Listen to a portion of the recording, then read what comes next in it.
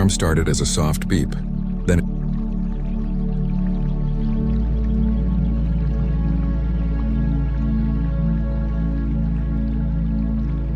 the interrogation chamber smelled like burnt copper and recycled fear. Captain Maya Cross sat strapped to a chair that hummed with suppression fields, her wrists bound by energy cuffs that pulsed every 3 seconds. Across from her, the Valkorian Inquisitor leaned forward, his 4 eyes blinking in sequence like a malfunctioning traffic light. "You will decode these transmissions," Zethric demanded, his translator chip rendering his clicks into flat, emotionless English. "Your species intercepted our fleet movements. Impossible without breaking our encryption." Maya laughed, the sound sharp and genuine. "You think we cracked your codes? That's adorable."Zethric's mandibles twitched, a gesture she'd learned meant irritation. The Valkorians had conquered 47 star systems in the past century, their military precision legendary across 3 spiral arms. They didn't appreciate being mocked by a species that had barely achieved faster-than-light travel 2 generations ago. "Your arrogance is noted," Zethric said, sliding a datapad across the metal table. "Explain this." The screen showed a series of transmission logs, each one stamped with Valkorian encryption protocols. Beneath them, decoded messages in perfect English detailed troop movements, supply routes, and tactical vulnerabilities. Maya studied them with practiced indifference, though her pulse quickened. Someone had been busy. "Looks like you've got a leak," she said, shoving the pad back. "Check your own house before blaming the neighbors." Zethric's claws scraped against the table's surface, leaving shallow grooves. "We executed 17 officers suspected of espionage. All proved loyal under neural examination. The breach came from external sources." He leaned closer, his breath smelling of sulfur and ammonia. "From Earth." "Then arrest Earth," Maya replied. "I'm just a freight hauler who got unlucky." That was technically true. Her ship, the Nightingale, transported medical supplies along neutral trade routes. Unfortunately, she'd been in the wrong sector when Valkorian patrol cruisers had decided humans needed questioning. 3 weeks in their custody had taught her that their idea of justice involved guilt until proven innocent, with extreme prejudice. Zethric activated a holographic display. Symbols materialized in the air between them, glowing amber against the dim lighting. They looked vaguely familiar, geometric patterns that reminded Maya of something she couldn't quite place. These markings appeared in the data corruption that preceded each security breach, Zethric explained. "Our linguists cannot identify the language. Our cryptographers cannot decode the pattern. You will tell us what they mean." Maya squinted at the symbols, her brain cataloging shapes and angles. Then recognition hit her like a plasma bolt to the chest. She fought to keep her expression neutral, but something must have flickered in her eyes because Zethric's mandibles spread wide in what passed for a smile among his kind. "You recognize them," he stated. "Maybe," Maya said carefully. "Hard to say. Could be ancient Sumerian. Could be parking instructions from a shopping mall." "Do not mock me, human." Zethric's voice dropped an octave, and the suppression field around her chair intensified until her teeth ached. 26 distinct symbols, repeating patterns, clear systematic structure. "This is a language and you know it." Maya did know it. The symbols were English letters rendered in a blocky, angular font she'd seen in old Earth archives, but they were backwards. Every single character had been flipped horizontally, creating mirror images that would confuse anyone unfamiliar with human writing systems. It was clever, devastatingly so. Whoever had sabotaged Valkorian communications hadn't used complex encryption or alien technology. They'd simply reversed the alphabet, banking on the assumption that an empire spanning dozens of worlds wouldn't recognize a trick so simple it belonged in a children's puzzle book. "I need water," Maya said, buying time to think. "Your atmosphere is killing my throat." Zethric gestured, and a guard brought a container filled with liquid that vaguely resembled water but tasted like aluminum and regret. Maya drank slowly, her mind racing. If the Valkorians learned how easily humans had infiltrated their networks, retaliation would be swift and brutal. Earth's colonies, barely established, would burn. But if she played this right, she might walk out of here. Might even turn this disaster into an advantage. "The symbols," Zethric prompted. "They're human," Maya admitted, watching his reaction carefully. "But not current human. This is an ancient writing system, dead for thousands of years. Archaeological stuff." Zethric's eyes narrowed in unison. A disturbing sight. You lie. Check the databases, Maya countered. Earth has hundreds of extinct languages. Your intel teams should know this. We're a messy species with a messy history. It wasn't entirely false. Earth did have numerous dead languages, though none of them looked quite like backwards English. But Valkorians prided themselves on thorough research. If she could plant doubt, make them second-guess their own conclusions, she might create enough confusion to escape. Zethric consulted his datapad, his claws tapping rapidly. Minutes passed in silence, broken only by the hum of environmental systems. Finally, he looked up, suspicion warring with uncertainty in his alien features. Our records show Earth contains extensive linguistic diversity, he conceded. However, these symbols match no known human alphabet in our files. Because it's dead, Maya pressed, extinct. Lost to time except for a few scholars who study ruins and old monuments.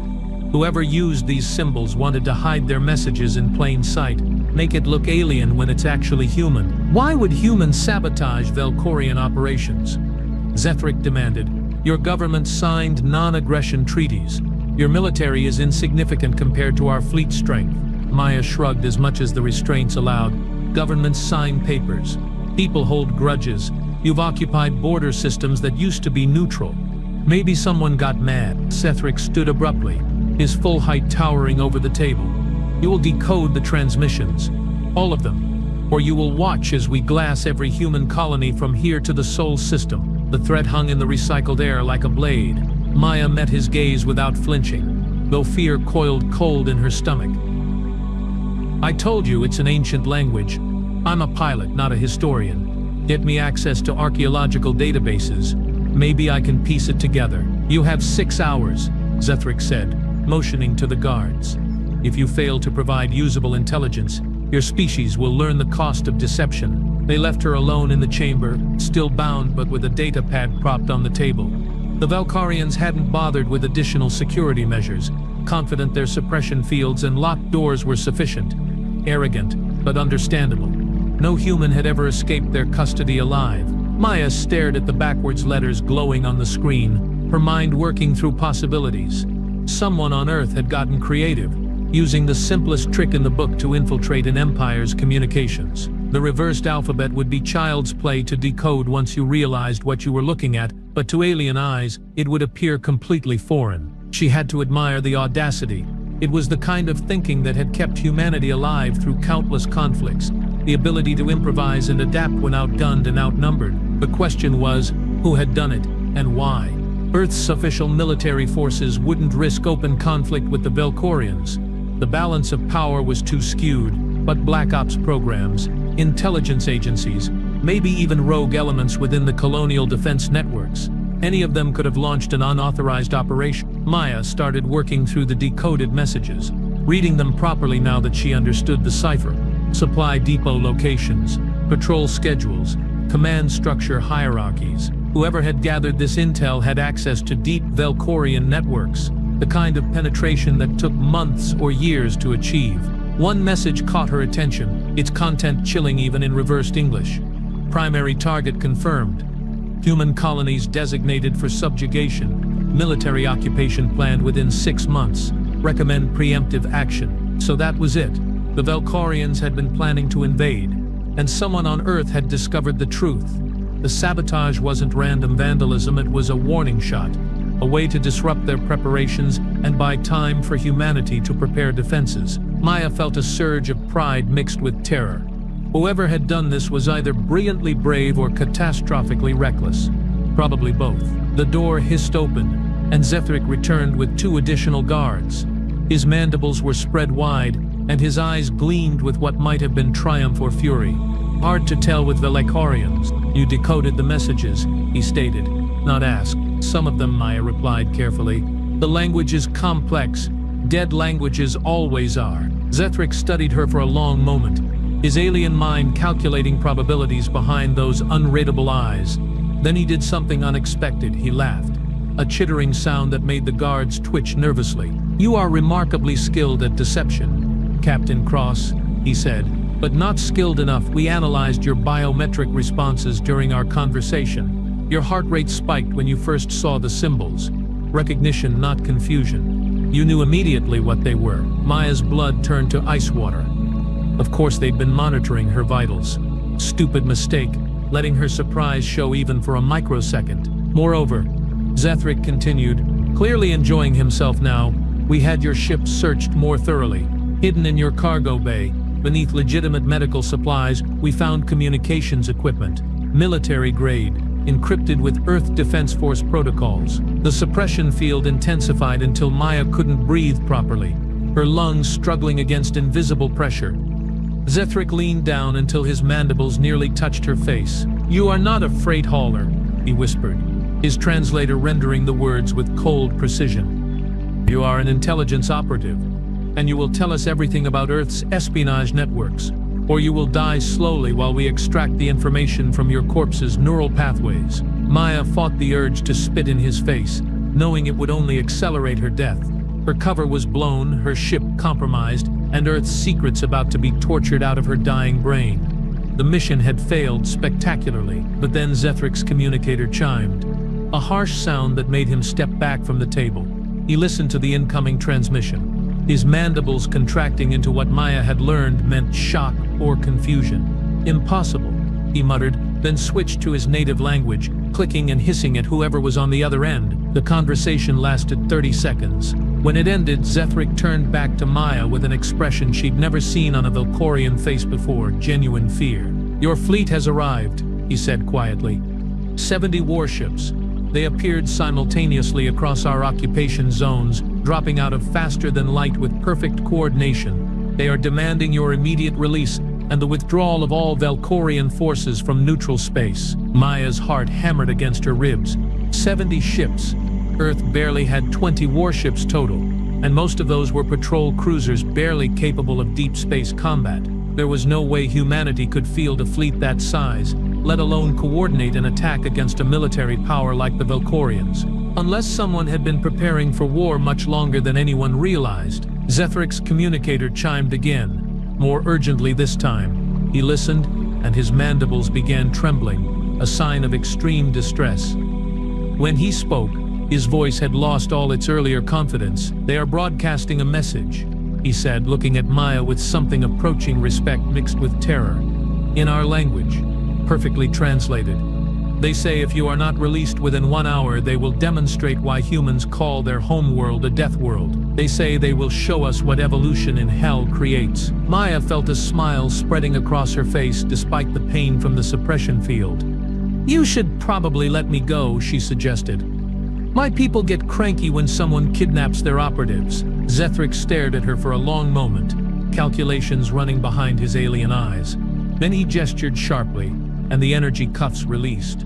The suppression field powered down with a whine that sounded almost disappointed. Go, he said flatly. Tell your fleet we will comply with their demands. But know this, human, you have started something that will not end peacefully. The Valkorian Empire does not forget insults. Maya stood on shaky legs, rubbing circulation back into her wrists. Neither do we, she replied. That's kind of our thing. As guards escorted her toward the docking bay, Maya's mind raced through implications. Someone had built a secret fleet. Someone had been planning for this confrontation for years, maybe decades. And someone had used the simplest possible code, backwards English, to hide their preparations in plain sight while simultaneously crippling Valkorian communications. The question that would haunt her during the flight back to the Nightingale, and for months afterward, was simple and terrifying. If Earth's government hadn't authorized this operation, then who the hell had? The debriefing room on the EDF carrier Valkyrie smelled like fresh paint and recycled coffee. Maya sat across from Admiral Chen, a woman whose gray hair and lined face suggested she'd seen enough wars to know when another one was starting. You look like hell, Chen observed, sliding a sexual ceramic mug across the table. Real coffee, not the synthetic garbage most military vessels served. I feel worse, Maya admitted, wrapping her hands around the mug's warmth. 3 weeks in Valkorian custody teaches you new definitions of uncomfortable. Chen's expression softened slightly. You did good work, Captain. The intel you gathered gave us exactly what we needed to justify the rescue operation. Admiral, with respect, I didn't gather much intel. I got captured, interrogated, and nearly executed. And since when does Earth have 70 warships? Maya leaned forward, exhaustion giving way to confusion and anger. I've been running supply routes for 5 years. I know our fleet strength. We can't field that kind of force. No, Chen agreed quietly. We can't. Not officially. The weight of those 2 words settled like lead in Maya's stomach. Explain. Chen stood and activated a holographic display. Star maps materialized, showing human colonies scattered across dozens of systems. Red markers indicated Valkorian occupation zones, slowly expanding toward Earth's territory like a malignant growth. 6 years ago, intelligence confirmed what we'd suspected for a decade. Chen began.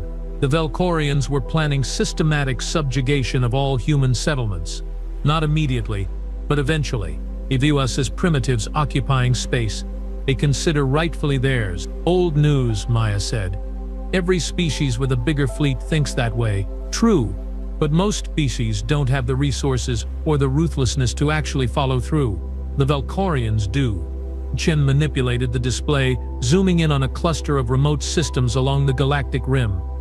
So a group of us decided that waiting for diplomatic solutions was suicide. We started building. Building what? Everything. Ships, weapons, training facilities. We called it Project Deathworld after what the Valkorians named Earth in their reports.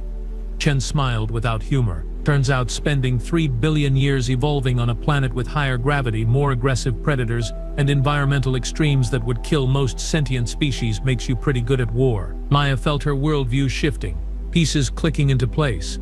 The backwards alphabet. That was you, not me personally. But yes, Project Deathworld developed the cipher. Simple, elegant, and completely invisible to species that don't have mirrors or understand human linguistic evolution. Chen's smile widened. Zethric's team spent weeks trying to decode what amounted to a children's game. Why not tell Earth's government? Maya demanded. Why operate in secret? Because governments talk. And talk means leaks. And leaks mean the Valkorians would have destroyed us before we finished building. Chen's expression hardened. We needed 10 years. We got 6. Your capture and the subsequent interrogation forced us to accelerate our timeline. Maya processed this, her exhaustion making thought difficult. So everything I did, every supply run, every transmission I carried, was part of the operation. Yes? You've been working for Project Deathworld since you joined the freight service. Most operatives don't know they're operatives. Compartmentalization keeps everyone safe. Betrayal tasted bitter mixed with coffee. You used me. We used everyone, Chen corrected, because the alternative was watching our species get enslaved or exterminated. I won't apologize for that. Maya wanted to argue, to rage against being manipulated, but another part of her understood the cold logic. Survival required sacrifice. It always had throughout human history. What happens now? She asked, finally. Now we negotiate from a position of strength. The Valkorians think we have 70 warships. Actually, we have 43, but theater and timing create illusions. Chen closed the holographic display. They're agreeing to peace talk, neutral territory, equal delegations. The whole diplomatic circus. They'll want verification of our fleet's strength eventually. Let them look. By the time they finish counting and analyzing, we'll have actually built 70 ships. Maybe more. Chen's eyes glinted with something approaching satisfaction. Humans are excellent at improvisation under pressure. It's our evolutionary advantage. A knock interrupted them, and a young lieutenant entered. Her uniform crisp despite the late hour. Admiral, sorry to intrude. Captain Cross has a visitor requesting immediate audience. Tell them to schedule through proper channels, Chen said dismissively. Ma'am, they say it's urgent. Personal matter regarding the captain's family. Maya's blood chilled.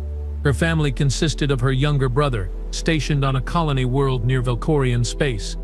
Send them in. The person who entered wasn't military, wore civilian clothes that looked expensive even by Earth standards, and carried himself with the confidence of someone accustomed to being obeyed.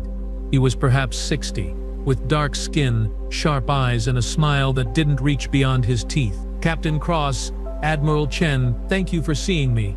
His voice was smooth, educated, dangerous. My name is Director Malik. I run a small organization dedicated to ensuring humanity's future, Project Deathworld, Maya guessed, among other initiatives. Malik sat without being invited, his posture relaxed but his gaze constantly assessing. I wanted to thank you personally, Captain. Your capture provided exactly the catalyst we needed to reveal our capabilities to the Valkyrians. Maya's hands tightened around the coffee mug. My capture was planned, not precisely, but when it occurred, we adapted quickly. Malik's smile never wavered. Your brother sends his regards, by the way. He's safe at the colony, continuing his work as a terraforming engineer. Brilliant young man. His innovations in atmospheric processing have been remarkable. The implied threat hung in the air like poison gas. Maya felt Chen stiffen beside her. Recognizing the message beneath the pleasantries, Malik was making it clear he knew everything about everyone, and that knowledge conferred power. What do you want? Maya asked bluntly. Continued cooperation. The Valkyrians will honor the peace talks, but other species are watching. The Krillian Collective, the Tharian hegemony, even the mysterious archivists in the deep core. They're all wondering if humans are actually as dangerous as we've implied, or if this was elaborate theater. It was elaborate theater, Chen interjected coldly. 43 ships, not 70. Malik's smile finally reached his eyes, transforming his face into something almost predatory. Yes. But the Valkyrians don't know that, and more importantly, they don't know about the other projects. The ones that make warships look primitive. Maya exchanged glances with Chen, seeing her own confusion reflected back. What other projects? Do you know why we called it Project Deathworld? Malik leaned forward, his enthusiasm genuine now. Not because Earth is dangerous, though it is, but because humans evolved specifically to survive danger. Our brains developed pattern recognition, so sophisticated we see threats that don't exist yet. Our social structures create cooperation under impossible stress. Our technology adapts and evolves faster than any other known species. He activated his own holographic display showing complex schematics that made Maya's head hurt. We didn't just build ships, we built AI systems that learn from combat faster than biological minds can process.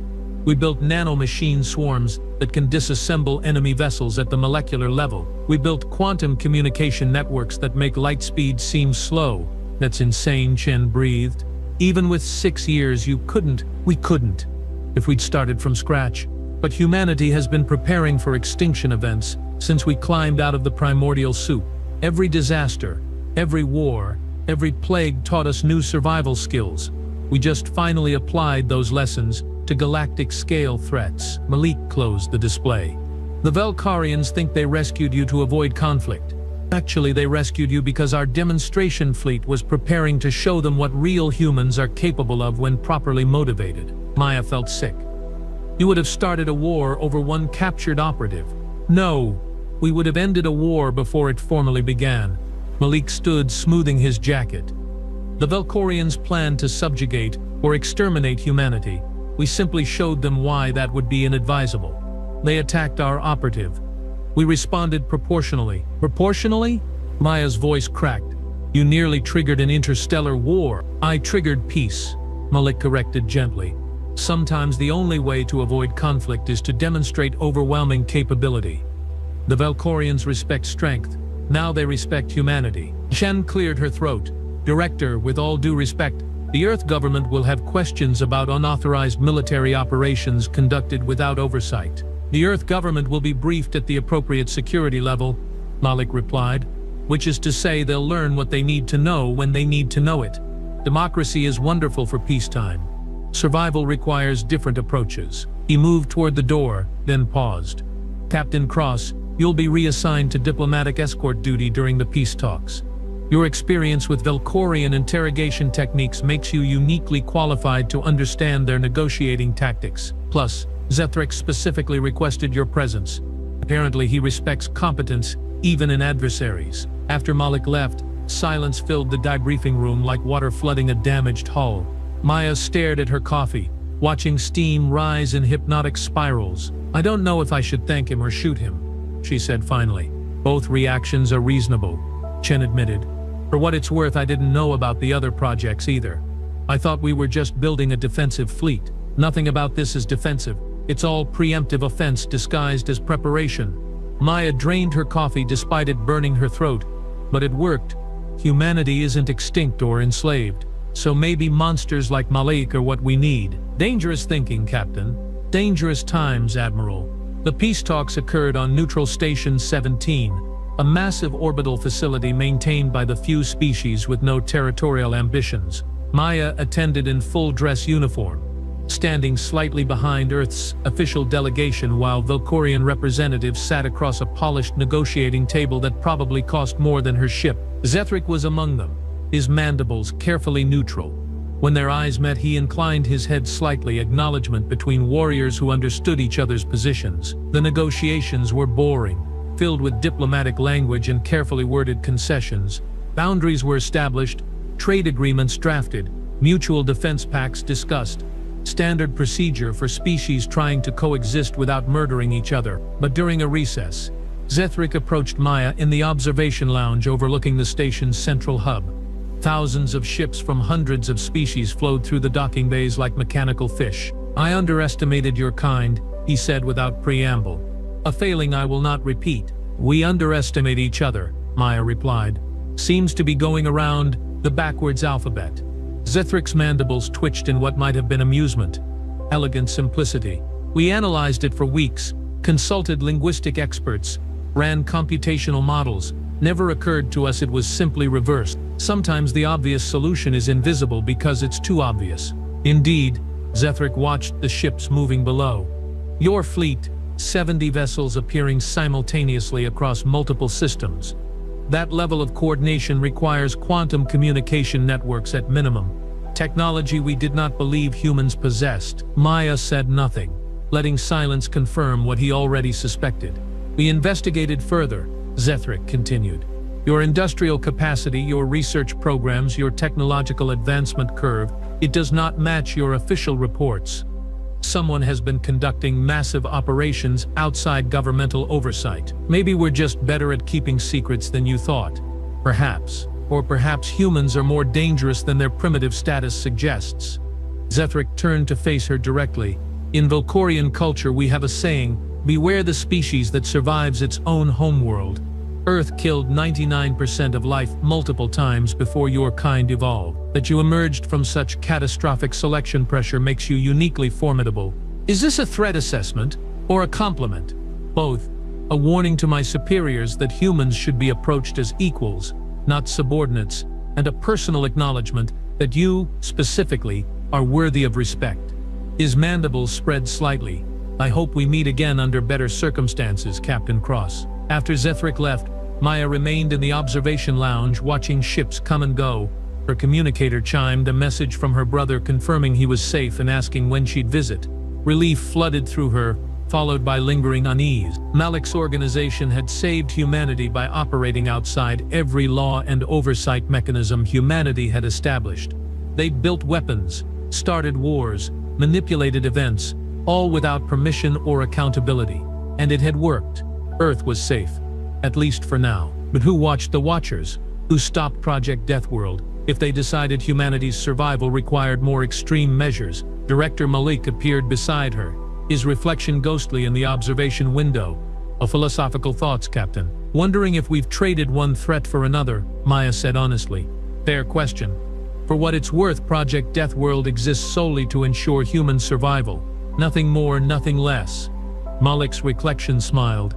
"Of course, defining survival gets complicated.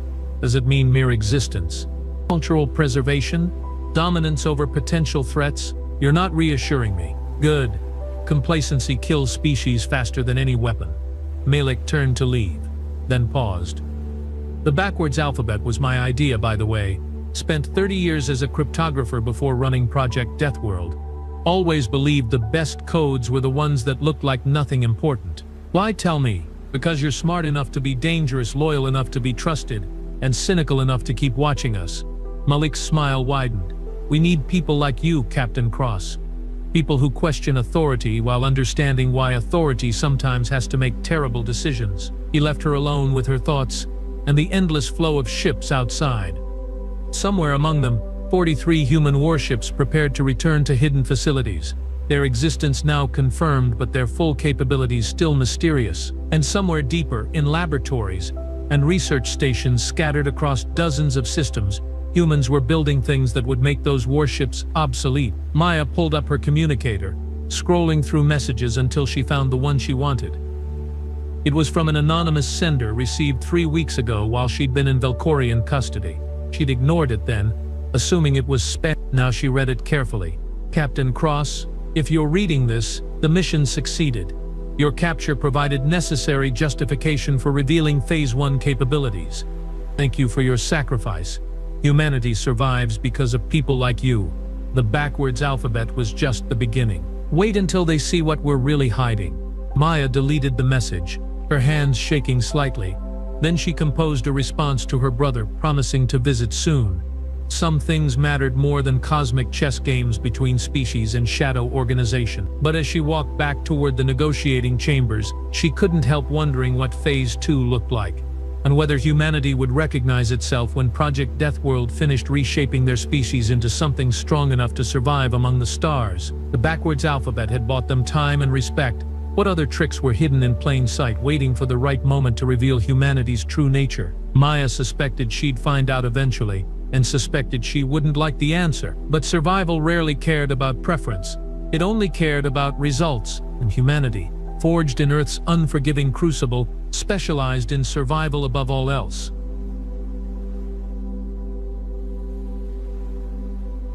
The morning sun of Velthara Prime filtered through the biodome's transparent ceiling, casting geometric patterns across the meditation chamber floor. Mara Ellison unrolled her worn yoga mat, one of the few personal items she'd brought from Earth, and settled into her usual spot, near the eastern window. She'd been the cultural liaison aboard the interspecies exchange station for 8 months now, and this daily ritual was the only thing keeping her sane among the chaos of 17 different alien species trying to coexist. She closed her eyes and began with a simple mountain pose, breathing deeply. The station hummed with its usual morning activity. The Krillians arguing about temporal paradoxes in the cafeteria. The Zephyrites singing their crystalline harmonies in the hydroponics bay. And somewhere close by, the pitter-patter of small feet that definitely shouldn't be in the human quarters. Mara opened one eye. 2 pairs of luminous golden eyes stared back at her from the doorway. Rexel and Nexa, the Felinar cubs who'd been orphaned during the recent trade dispute on their homeworld, watched her with an intensity that made her nervous. The Felinar were a proud warrior species, bipedal felines with retractable claws, enhanced reflexes, and a culture built entirely around combat prowess and honor. These 2 cubs, barely 6 standard years old, were the first of their kind to grow up in a peaceful environment. "Good morning," Mara said softly, not wanting to startle them. The Felinar had excellent hearing. Rexel, the larger of the 2 with distinctive tiger stripe markings, tilted his head. "What are you doing, human Mara?" "Yoga," she replied, moving into a downward dog position. "It's an ancient Earth practice for flexibility, strength, and mental clarity." Nexa, smaller and covered in sleek midnight black fur, crept closer. "It looks like pre-combat positioning." Mara laughed. "It's actually the opposite. It's about finding peace and balance within yourself." The cubs exchanged glances, their ears twitching in that peculiar way that meant they were communicating through subsonic frequencies. Mara had learned to recognize it. "May we observe?" Rexel asked formally, his accent giving the words a purring quality. "Of course," Mara said, settling into a warrior pose. She wouldn't have minded the company, and the cubs had been so withdrawn since arriving at the station. If this helped them feel more comfortable, she was happy to have an audience. For the next 30 minutes, Mara flowed through her usual sequence. Sun salutations, tree pose, triangle pose, and her personal favorite, the crane pose, which required significant balance and core strength. She could feel the cubs' eyes tracking every movement, hear their soft whispers, and occasional chittering sounds. When she finished with a final savasana, lying flat on her back in corpse pose, she heard the soft padding of feet retreating down the corridor. 3 days later, Mara was summoned to the station commander's office. Commander Vex Thora, a towering Krillian with iridescent scales and 4 arms, looked troubled, which was concerning. Given that Krillians experience time non-linearly and rarely worried about present problems, Mara Ellison, the commander began, her translator chip rendering her clicks and whistles into smooth English. "We have a situation regarding the Felinar cubs." Mara's stomach dropped. "Are Rexel and Nexa all right?" "They're perfectly fine." "Too fine, perhaps." Vex Thora pulled up a holographic display showing the station's training gymnasium. "They've been creating something." The video showed Rexel and Nexa moving through a series of poses that looked hauntingly familiar, yet completely alien. They would drop into a position that resembled her downward dog, but then explode upward into a spinning kick. Her warrior pose became a launching point for a devastating double strike. The crane pose, her peaceful, meditative crane pose, had been transformed into a one-legged stance that allowed for rapid directional changes and unpredictable attack angles. "Oh no," Mara whispered. "Oh yes," Vex Thora replied. "They've been teaching it to the other Felinar juveniles in the refugee section. They're calling it Mara's Flow, a new combat discipline. The Felinar combat masters are." Intrigued, Mara watched in horror as the video showed a dozen Felinar cubs moving in synchronized patterns, their small bodies flowing through bastardized versions of her yoga poses with lethal efficiency. What she'd meant as stretches, they'd interpreted as combat stances. Her transitions between poses had become their combination attacks. Even her breathing techniques, which she'd explained were for calming the mind, had been incorporated as a method for conserving energy during extended combat. "I need to talk to them," Mara said. She found Rexel and Nexa in the gymnasium, drilling a group of younger cubs through what appeared to be a modified sun salutation sequence, except each movement was accompanied by strikes, blocks, and footwork that would make any martial artist proud. "Rexel, Nexa," Mara called out. The cubs immediately stopped, their ears flattening slightly, and what she'd learned was embarrassment. The other young Felinar scattered, but not before bowing respectfully in her direction, a gesture that made her deeply uncomfortable. "Human Mara," Rexel said, approaching with Nexa close behind. "Have we displeased you?" Mara took a breath, trying to find the right words. "I want to understand. Why did you turn yoga into a fighting style?" I explained it was about peace. Nexa's golden eyes met hers. "You did, and we listened. But you're human, and we are Felinar. Our people have been warriors for 10,000 generations. After the war destroyed our colony, after we lost our families, the elders here told us we must abandon our warrior ways to fit into this peaceful station. But then we watched you," Rexel continued, his tail swishing behind him. "You showed us that strength and peace aren't opposites. Your movements, they require discipline, control, balance. You breathe through discomfort. You find stillness in motion. These are warrior principles, human Mara." "We don't want to fight anyone," Nexa added quickly. "But we need to remember who we are. Mara's flow helps us feel connected to our heritage while honoring the peace you've taught us. Every pose has a peaceful name and a warrior application. Every breath can be meditation or battle preparation." Mara sat down on the gymnasium floor, and after a moment, both cubs joined her. "Show me," she said softly. For the next hour, Rexel and Nexa demonstrated what they'd created. They were right, it was beautiful. They'd taken her simple stretches and created something that honored both peace and strength, stillness and motion, human wisdom and Felinar heritage. The tree pose had become the rooted sentinel, a grounding stance that could shift instantly to offense or defense. The child's pose was the humble recovery, teaching young warriors to rest and reset without shame.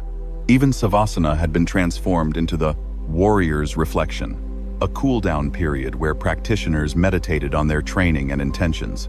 "This is incredible," Mara admitted. "You've created something entirely new. We learned it from you," Rexel said. "Humans adapt. Humans take what exists and make it serve their needs without destroying its essence. You're not warriors like us, but you survived your own violent history to reach the stars. We studied Earth's databases.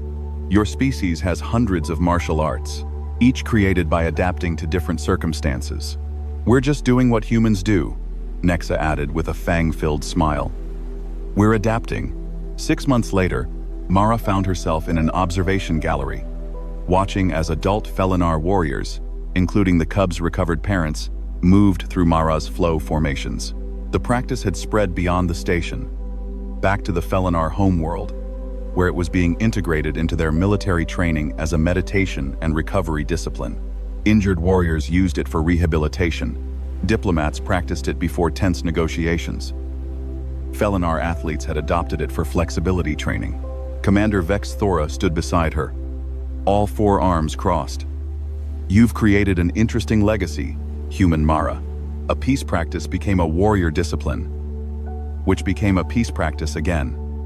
Very circular, very human. I didn't create anything, Mara protested. Rexel and Nexa did all of this.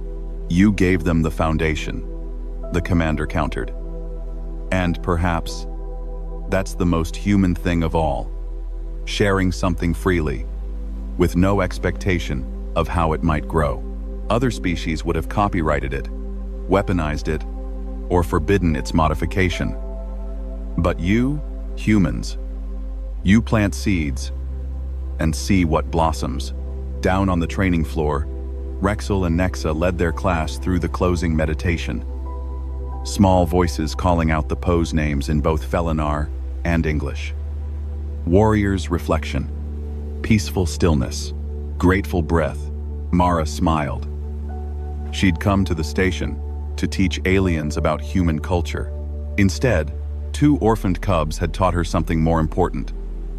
That meaning isn't fixed, that adaptation isn't corruption, and that sometimes the greatest gift you can give is something unfinished, something others can reshape into exactly what they need. Mara's flow, she murmured, watching the cubs bow to their students. I suppose that has a nice ring to it. Indeed, Vex Thora said, though I suspect in a few generations, they won't even remember it came from yoga.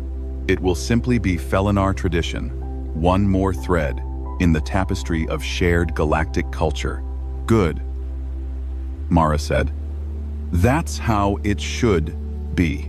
And somewhere in the quantum probabilities that Krillians could perceive, Commander Vex Thora saw a future where 1,000 species practiced their own versions of Mara's flow. Each one unique, each one adapted, each one a testament to what happened when humans shared their gifts freely with the universe. In every timeline, it was beautiful. Maya Chen pushed her food tray along the metal rails, watching the strange colors and shapes of alien meals pass by her eyes. The cafeteria of Zenith Collegiate stretched out like a vast metal forest, filled with tables and chairs of different sizes and shapes. Some tables were low to the ground for species that crawled. Others reached up high for those with long necks or floating abilities. The air smelled like a mixture of flowers, burning metal, and something that reminded Maya of old gym socks. She had been at this school for 3 weeks now. 3 long weeks of sitting alone at her table in the omnivore section. The section was nearly empty most days. Maya had learned that most species who could eat both plants and meat chose to eat plants anyway. They looked at her like she was some kind of monster when she ate her protein bars or the synthetic chicken the food machines made for her. Earth had only joined the galactic community 8 months ago. The government had been so proud to send students to this famous university. Maya had jumped at the chance to study alien biology. She wanted to learn about the thousands of species that lived among the stars, but nobody had told her how lonely it would be. Nobody had warned her that other species would avoid her like she carried some terrible disease. The herbivore section took up half the cafeteria. Dozens of species sat together there, eating plants and laughing in their various ways. Some chirped, some hummed, some made sounds Maya's brain could not even process without her translator implant. The predator section sat on the far side, separated by a wide walking space. Large, dangerous-looking creatures sat there, eating meat and eyeing everyone else with calculating stares. And then there was the omnivore section. nearly empty except for Maya and a few others who sat as far from each other as possible. Maya found her usual table and sat down. She opened her meal container and pulled out a sandwich she had made that morning. Real bread from Earth Ingredients. Real peanut butter that her mom had sent in her last care package. It was one of the few things that made her feel less alone. She was halfway through her sandwich when she heard the crash. Maya looked up to see a small creature tumbling across the floor near the predator section. His tray had shattered, sending chunks of raw meat sliding across the clean white tiles. The creature was small, maybe the size of an 8-year-old human child. He looked like a wolf, but he walked on 2 legs and wore clothes. His fur was gray and patchy, missing in several spots. A long scar ran down his muzzle. His arms were too thin and his ribs showed through his sides. Behind him, 3 larger members of his species laughed. They had pushed him. Maya could see it in the way they stood, in their proud postures and cruel eyes. The small wolf creature dropped to his knees and began gathering the spilled food with shaking paws. His claws scraped against the floor. Maya watched as students from other tables glanced over, then quickly looked away. Nobody helped. Nobody even seemed to care. Maya's translator implant buzzed in her ear. It was picking up whispers from nearby tables. Words like runt and worthless and omega filtered through. Whatever those words meant in this context, they were not kind. The small creature's shoulders shook. Maya realized he was trying not to cry. She looked down at her sandwich. She looked at her apple. She looked at the protein bar she had saved for later. Then she looked back at the small wolf creature gathering spoiled meat from a dirty floor. Her roommate, a bird-like creature named Pip, had warned her many times. Do not interact with predator species. Do not break the social rules. Do not draw attention to yourself. Humans were already viewed as dangerous deathworlders. They came from a planet with heavy gravity, dangerous weather, and countless things that could kill them.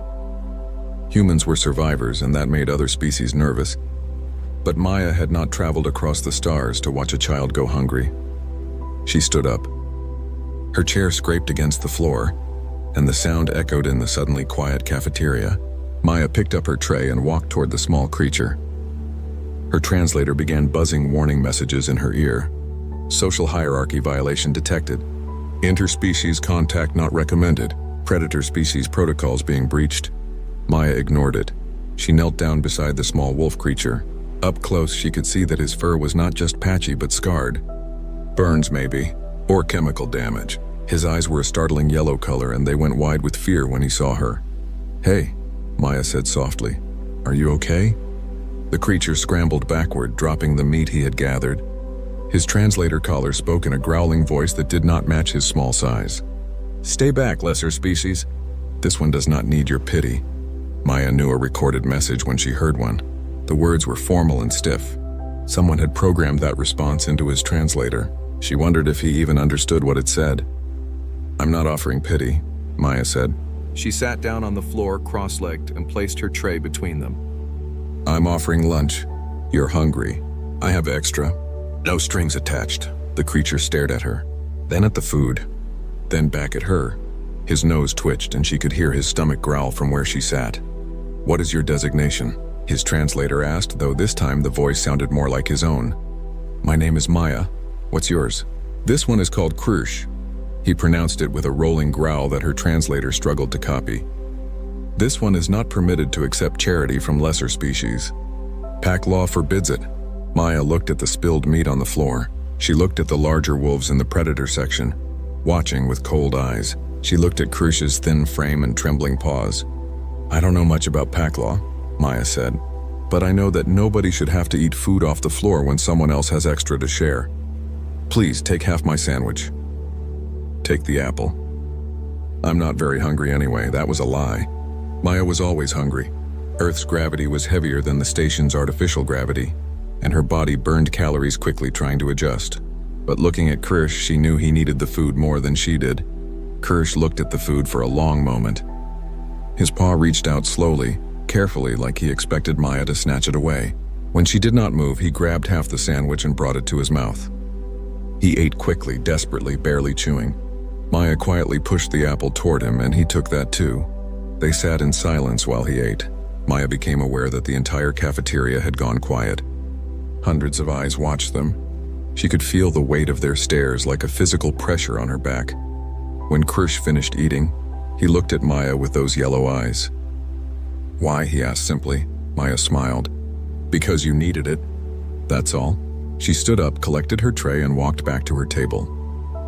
She did not look at the predator section. She did not look at any of the staring faces. She just sat down and finished her water like nothing strange had happened. But something strange had happened. Maya just did not know it yet.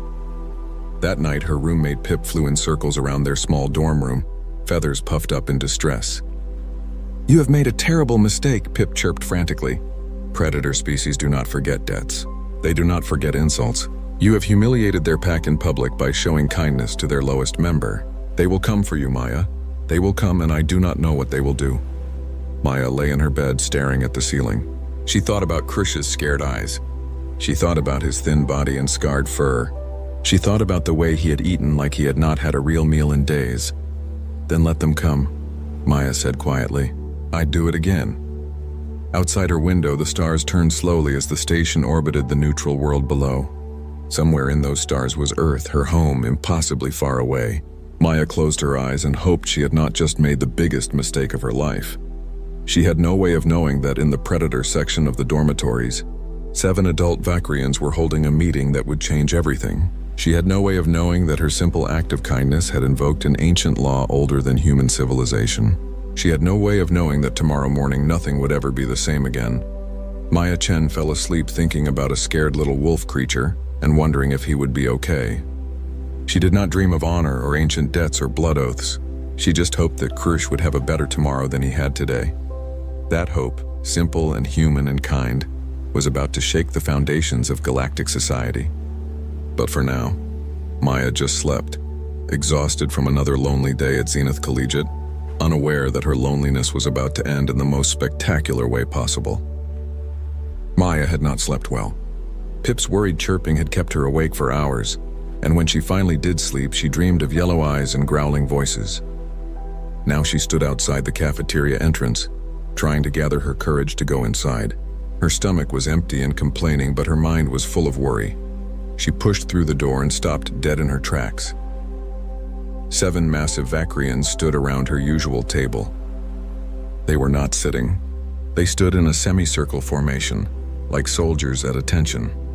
Each one was at least 2 meters tall, with thick fur and muscled bodies that spoke of strength and violence. Their fur was marked with scars, some old and faded, others more recent. These were not students. These were warriors. The entire cafeteria had gone silent. Not the usual quiet of students eating and studying. This was the silence of prey animals freezing when a predator appears. Maya could see students from the herbivore section pressed against the far walls. Even other predator species had moved their tables back, creating a wide, empty space around the Vakrians. Maya's translator began buzzing emergency protocols in her ear. Threat level critical. Predator pack formation detected. Recommend immediate evacuation. Security has been notified, but Maya could not move. Her legs felt frozen to the floor.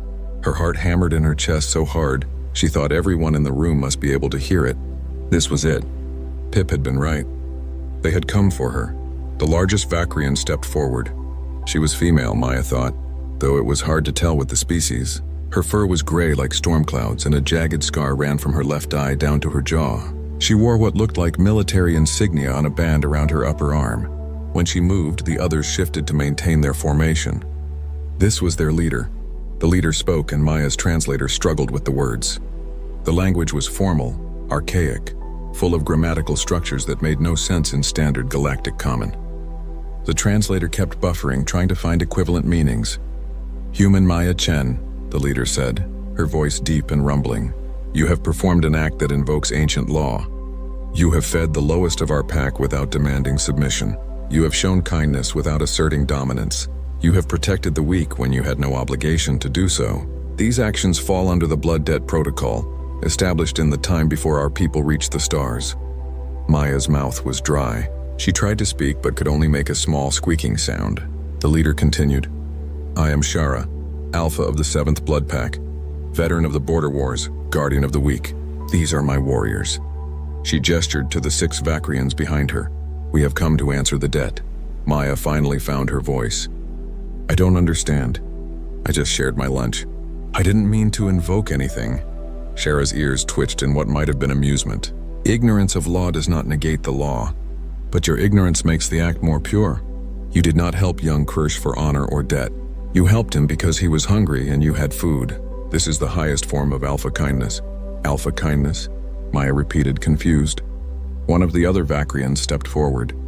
He was younger than Shara, with dark brown fur and intelligent eyes. His translator spoke in a smoother tone. Allow me to explain in terms your species might understand. In Vakrian society, we have strict pack hierarchy. The strong eat first. The weak eat last. The Omega, the lowest rank, often does not eat at all. This creates strength through competition. That's cruel, Maya said before she could stop herself. The young Vakrian's ears perked up. Yes, it is. But it is our way. It has been our way for thousands of years. An alpha, a pack leader, has the power to override this system. An alpha can choose to feed the Omega, protecting them from the pack's cruelty. But this comes at a cost. The alpha must be strong enough to defend that choice. Do you understand? Maya nodded slowly. You're saying that by feeding Kirsch I acted like an alpha, and now your pack thinks I'm claiming leadership or something? Shara made a sound that might have been a laugh. No, human. We are saying you acted like an alpha while being physically weak. You showed the greatest form of courage. You protected one of ours when you had no strength to back up that protection. You risked retaliation to feed a hungry child. This invokes the blood debt protocol. What does that mean? Maya asked, though part of her was afraid to know. Shara turned to the 6 warriors behind her. As one, they all dropped to one knee. The movement was synchronized, military precise. Shara remained standing but placed her right paw over her heart. It means we acknowledge the debt, Shara said formally. Maya Chen of Earth, you have shown alpha kindness to Kirsch of the 7th Blood Pack. By ancient law, we are obligated to guard your territory and ensure your safety. We will protect your eating space from all threats. We will ensure you never eat in fear or danger. This oath we swear in blood and honor, until the debt is repaid or our lives are ended. Maya stared at them. Her brain struggled to process what was happening. You're going to guard my table? In the cafeteria? Yes, Shara said simply.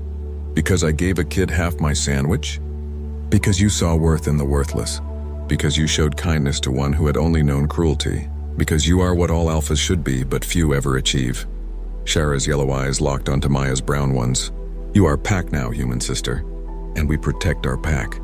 A small figure emerged from behind Shara's legs. Kirsch looked different than he had yesterday. Someone had cleaned his fur and treated his wounds. He wore new clothes, simple but well made. He looked healthier, less afraid. When he saw Maya, his tail began to wag before he caught himself and stopped it. Kirsch walked forward and dropped to both knees in front of Maya. He spoke in halting, careful English rather than using his translator. The words were practiced, memorized with great effort. You are packed now, human sister. Thank you for seeing me. Thank you for feeding me. Thank you for being kind when others were cruel. I am yours to command. Maya felt tears burning in her eyes. She knelt down so she was at Kirsch's level and put a hand on his shoulder. You don't have to command anything. You don't owe me anything. I just wanted to help. I know, Kirsch said, switching back to his translator. That is why the debt is real. That is why we honor you. The cafeteria erupted. Students began talking all at once in dozens of languages. Maya's translator could not keep up with all the voices. She caught fragments of conversation. The human commands predators. Did you see them kneel? What kind of death world or magic is this? I heard humans can control minds. Maybe we should avoid her. Maya looked around at all the staring faces and felt overwhelmed. She had just wanted to help a hungry kid. She had not wanted this. She had not wanted to be some kind of symbol or leader or whatever they thought she was now. Shara seemed to sense her distress. Come, human sister. Sit and eat. We will guard you as we have sworn. Ignore the others. They will learn. Maya nodded numbly and walked to her table. She sat down in her usual chair. The 7 Vakrians took up positions around her, creating a protective circle. They did not sit. They stood watch, eyes scanning the cafeteria for threats that did not exist. Maya pulled out her lunch with shaking hands. She had packed extra today, worried she would be too nervous to eat breakfast. Now she was glad she had. She pulled out a second sandwich and held it up to Kirsch. Hungry? She asked. Krish's tail wagged again, and this time he did not try to stop it. He sat down across from Maya and took the sandwich carefully. Yes, always hungry. They ate together while the rest of the cafeteria whispered and stared. Maya tried to ignore it. She tried to pretend this was normal. But how could anything be normal when she had 7 warrior aliens guarding her like she was royalty?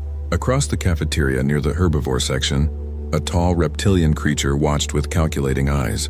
His scales were bright blue and green, and he wore ornate markings that indicated high status among his people. His name was Veskith, and he was not pleased with what he was seeing. Not pleased at all, this cannot stand, he hissed to his companions. A human barely here a month commanding the respect of predator warriors? This disrupts the natural order. This threatens everything we have built. His companion, a smaller reptile with nervous eyes, shifted uncomfortably. What can we do? The blood debt protocol is ancient law. Even our people recognize it. Veskith's eyes narrowed. Then we will force the human to prove she deserves such honor. We will challenge her in the trials of merit. We will show everyone that humans are nothing special. We will expose her as weak and unworthy, and the blood debt will be broken. Back at Maya's table, she was unaware of the plotting happening across the room. She was too busy listening to Krish talk about his studies, his attempts to learn Earth languages, his dreams of becoming a xenobiologist like Maya wanted to be. They talked about their favorite foods and the strange differences between their species.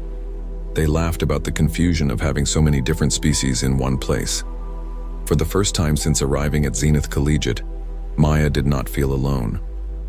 She had a friend. She had protectors. She had somehow stumbled into becoming part of something bigger than herself. She looked up at Shara, who stood watch with patient vigilance. "Thank you," Maya said quietly. Shara's ears twitched. "Do not thank us yet, human sister. The debt has been acknowledged, but the consequences are just beginning. You have made powerful. 1 week had passed since the Vakrian pack had sworn their oath. 1 week of eating lunch with 7 massive warriors standing guard around her table. 1 week of whispers and stares and nervous students giving her a wide space in the hallways. Maya was exhausted by all the attention, but at least she was not lonely anymore. Krish had become her constant companion. He walked with her between classes, carrying extra books when her human arms got tired in the station's lower gravity. He introduced her to other students, though most were too nervous to talk to the human who commanded predator warriors. He taught her Vakrian words and customs, and she taught him about Earth and human culture. They became friends in the truest sense of the word, but the attention was getting worse, not better. Students from peaceful species now avoided the cafeteria entirely during lunch hours. Some had filed formal complaints with the university administration about feeling unsafe. Others had started eating in their dorm rooms rather than risk being near Maya and her guards. The predator species students had a different reaction. They had begun showing Maya subtle signs of respect. A nod when passing in the hallway, a step aside to let her through doorways first, small gestures that her translator identified as markers of status recognition. Maya did not want status. She just wanted to study xenobiology and maybe make some friends. Instead, she had become some kind of celebrity or symbol or whatever they thought she was. Today, everything changed. Maya was walking to her afternoon physics class with Krish bouncing along beside her when 3 large figures stepped into her path. They were Zelkathi, the reptilian species she had seen watching her in the cafeteria. Their scales gleamed blue and green under the station's artificial lights. They wore elaborate sashes marked with symbols that her translator identified as academic and family honors. The leader was the tallest, with scales so bright they almost hurt to look at. His translator spoke in a hissing accent that gave his words an edge of menace. "Maya Chen of Earth, we require words with you." Maya stopped walking. Krish immediately moved closer to her side, his ears flattened against his head in a clear warning posture. "What do you want?" Maya asked, trying to keep her voice steady. "You have disrupted the natural order of this institution," the Zelkathi leader said. His name tag identified him as Veskith. "You arrive here claiming to be a student, yet you command warriors like some kind of warlord. You manipulate proud species with your Death Worlder tricks. This cannot continue." "I haven't manipulated anyone," Maya protested. "I just shared my lunch with someone who was hungry. I didn't ask for any of this." "Lies come easily to humans, I hear," Veskith said, moving closer. "Your species is known for deception and treachery. You pretend weakness while hiding strength. You act kind while planning conquest. We Zelkathi are not fooled by your games.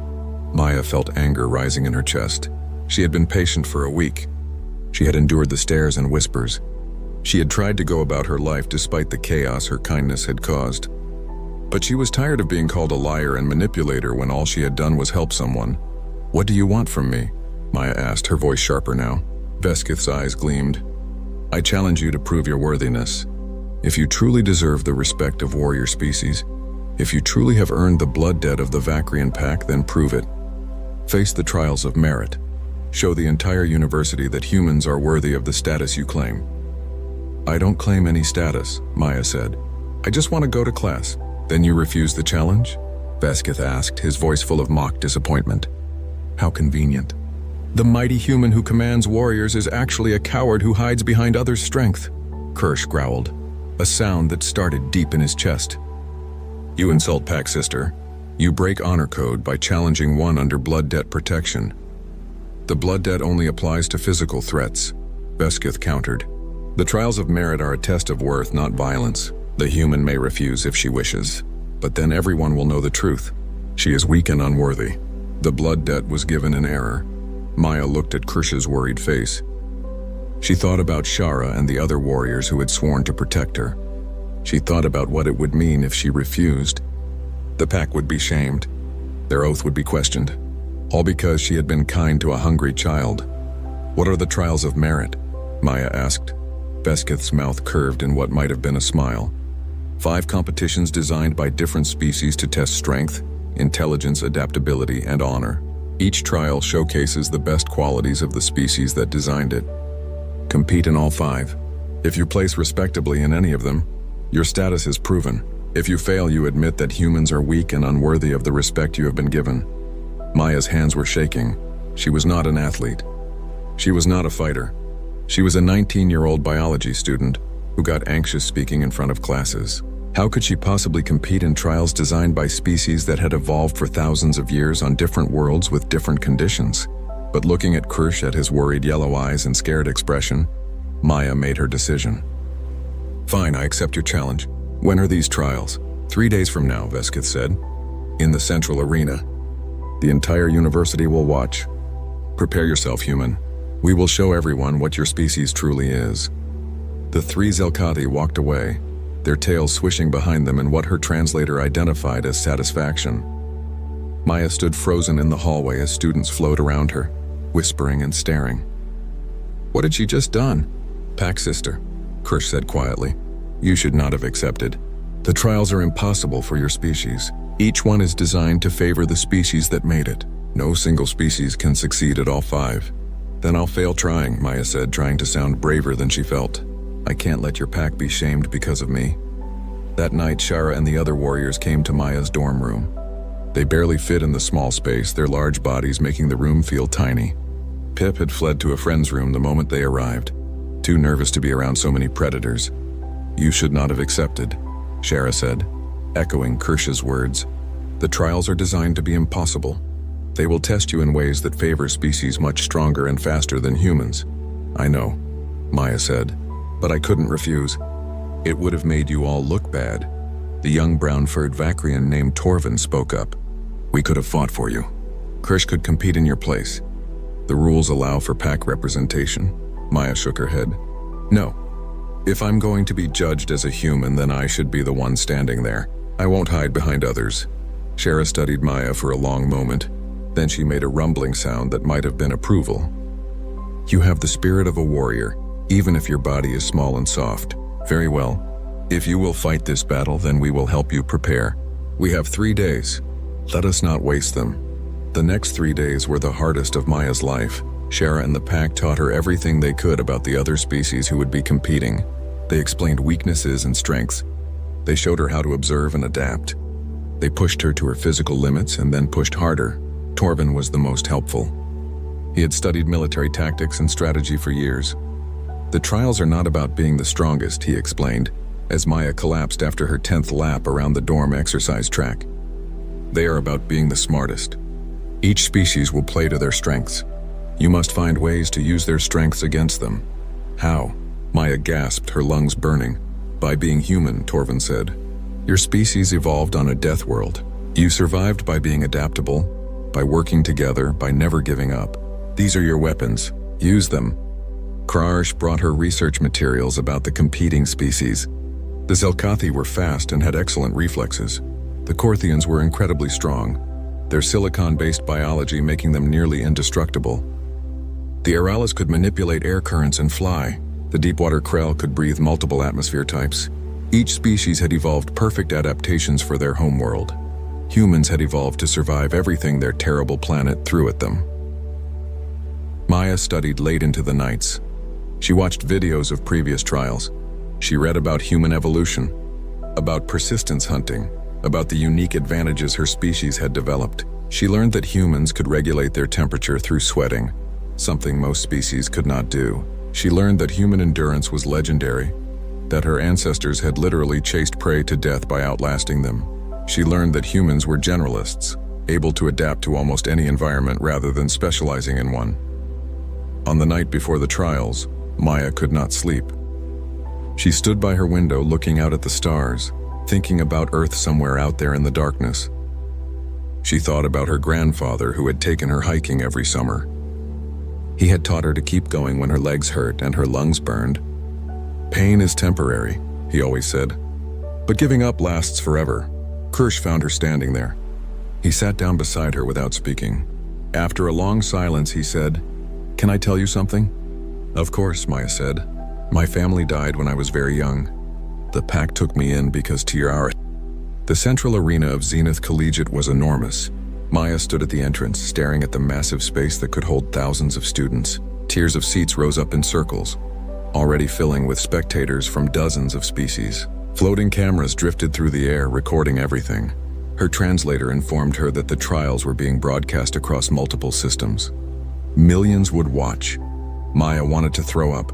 She wore simple human athletic clothes, stretchy pants, and a light shirt that let her move freely. Compared to the other champions, she looked tiny and underprepared. The Zelkathi wore scaled armor. The Korthian was a walking mountain of silicon-based muscle. The Aralis had wings that spanned 3 meters. The deepwater Krell wore a moisture suit that kept their skin wet. And then there was Maya. Small, soft, scared Maya Chen from Earth. Shara and the pack stood behind her in the preparation area. Krish bounced nervously at her side. "You can still withdraw," Shara said quietly. "No one would fault you." "Yes, they would," Maya said. "And I'd fault myself. Let's get this over with." A voice boomed across the arena in multiple languages. The announcer explained the rules. 5 trials, each designed by a different species. Points awarded based on placement. The champion with the most total points would win overall. But respect would be given to anyone who placed well in any trial. It was possible to lose while still proving your worth. Maya hoped she could at least do that much. The first trial was the Zelkathi maze. A 3-dimensional structure materialized in the center of the arena, all shifting walls and moving platforms and obstacles that changed position. The goal was simple: reach the center and ring the bell. The fastest time won. Veskith stepped up to the starting line with Maya and 3 other champions. His scales gleamed in the arena lights. He looked at Maya with cold eyes and said nothing. He did not need to. His presence said enough. The starting signal sounded. Veskith launched forward like a bolt of lightning. The other champions followed, each using their species' natural advantages. Maya ran after them, her human legs pumping as fast as they could. Within seconds, she had lost sight of all of them. The maze was designed for speed and reflexes. Walls shifted just as you reached them. Platforms dropped away under your feet. Obstacles swung out from hidden panels. It was chaos and confusion, and Maya was completely lost within the first minute. But Maya had spent 3 days studying recordings of this trial. She had learned something important. The maze had patterns. The walls shifted in sequences. The obstacles followed timing mechanisms. If you were fast enough, you did not need to learn the patterns. But if you were slower, you could use them. Maya stopped running blindly. She pulled out a marker from her pocket and made a quick symbol on the wall. Then she moved carefully, watching the walls, counting the seconds between shifts. When a wall moved, she marked the new position. When a platform dropped, she noted how long before it returned. The other champions were already finishing. She could hear bells ringing in the distance. But Maya kept working, mapping the maze as she went. It was slow and frustrating, but it was what humans did. They observed. They learned. They adapted. When Maya finally reached the center and rang the bell, she finished third out of 5 champions. Veskith had won with a blistering time, but Maya had not come in last, and more importantly, she had shown human problem-solving in action. The crowd murmured with surprise. The small human had not collapsed in failure. She had found her own way through. The second trial was the Korthian strength test. Massive weighted blocks sat on one side of the arena. Champions had to move them to the other side. The Korthian champion picked up his block like it weighed nothing and walked it across. Other champions struggled and strained. Maya looked at her assigned block. It was as tall as she was and probably weighed more than a small car. She tried to lift it. It did not move even slightly. She tried to push it, nothing. She tried to pull it. Still nothing. The crowd began to laugh. Not cruel laughter, but the kind of laughter that comes when something is absurd. A tiny human trying to move a block that even strong species struggled with. It was comical. Maya sat down and thought. The rules said the blocks had to be moved to the other side. They did not say how. They did not say you had to carry them. They just had to be moved. She stood up and examined the arena floor. It was smooth and slightly slanted. She examined the block's shape. It was rectangular with rounded edges. And then Maya smiled. She went to the equipment storage at the edge of the arena and found what she was looking for. Maintenance tools, including a long metal bar. She brought the bar back to her block and wedged it underneath one edge. Then she used the principle of leverage that her grandfather had taught her during their hikes when they needed to move fallen logs. The block tilted up onto one edge. Maya pushed and it began to roll. Not quickly, not easily, but it moved. She rolled it across the arena floor, using physics and simple machines instead of raw strength. It took her 3 times as long as anyone else, but she got her block to the other side. She finished 4th out of 5. But the crowd was not laughing anymore. They were talking excitedly. The human had used her brain to overcome her weakness. She had turned a strength test into a puzzle and solved it. Death Worlder ingenuity, they called it. The ability to look at a problem and find solutions that others missed. The third trial was the atmospheric challenge. Competitors had to complete tasks in chambers with different atmospheres, temperatures, and pressures. Each champion would face the environment most opposite to their home world. For the Aurelus, a high-pressure water chamber. For the Krell, a dry heat environment. For Maya, they chose a chamber with thin air, high heat, and low humidity. Most species were adapted for specific environments. Their bodies worked best in conditions similar to their homeworld. Too much deviation and they became weak and sluggish. But humans had evolved as persistence hunters who chased prey across deserts and mountains, and every environment their terrible planet offered. Human bodies could adapt. Maya stepped into the chamber. The heat hit her like a physical blow.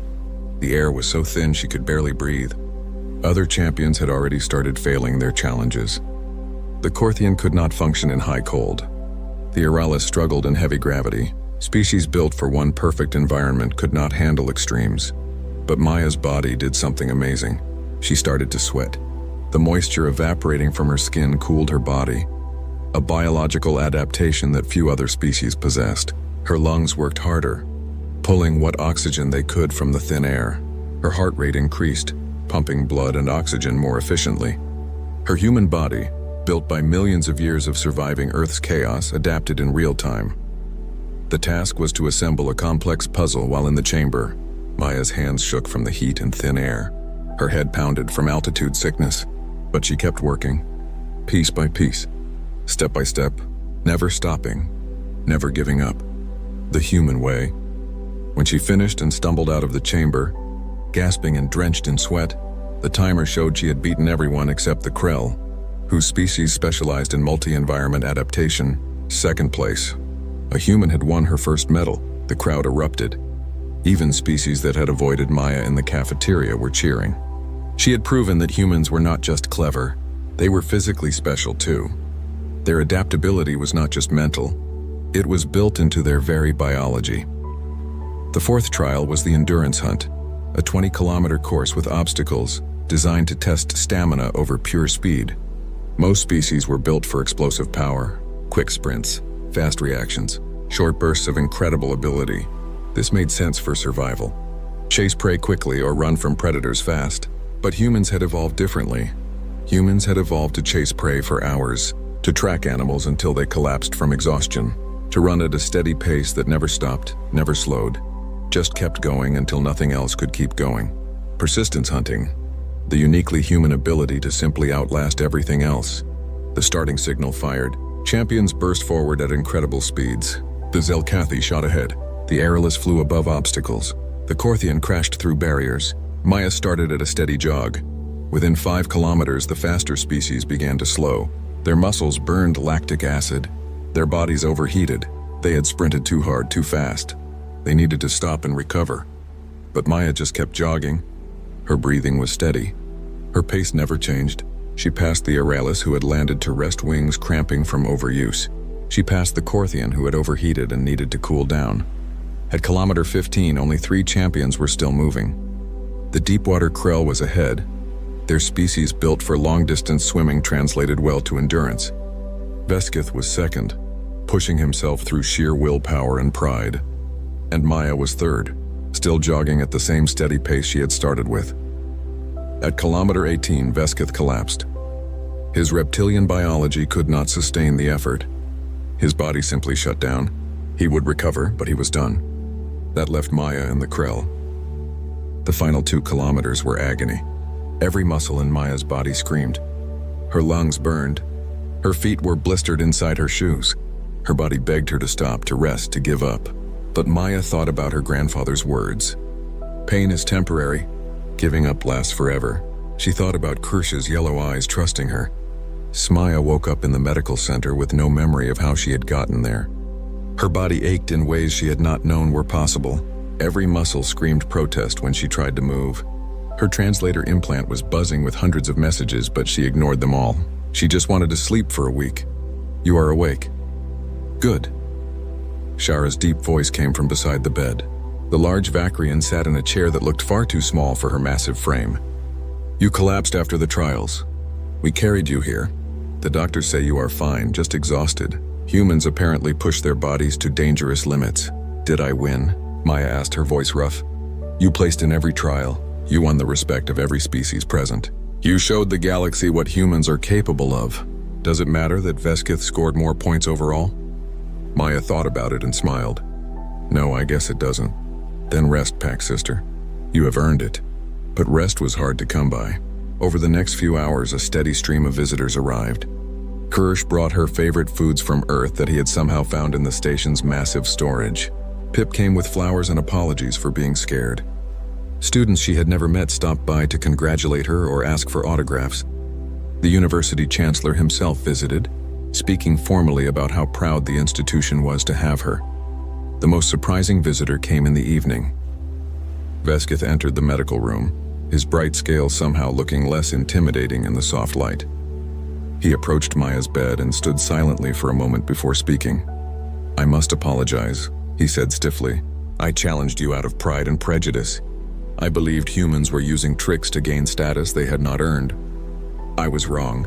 Your species may be young in the stars, but you possess qualities that many older species have lost. You have my respect, Maya-Chen, and my friendship if you will accept it.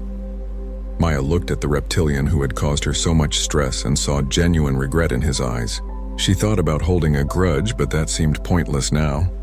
Friends don't usually try to humiliate each other in public trials, but I guess we can start fresh. Apology accepted. Veskith's posture relaxed visibly. Thank you. And I must tell you something else. Earth's ambassadors are very pleased with you. Your trials were broadcast across multiple systems.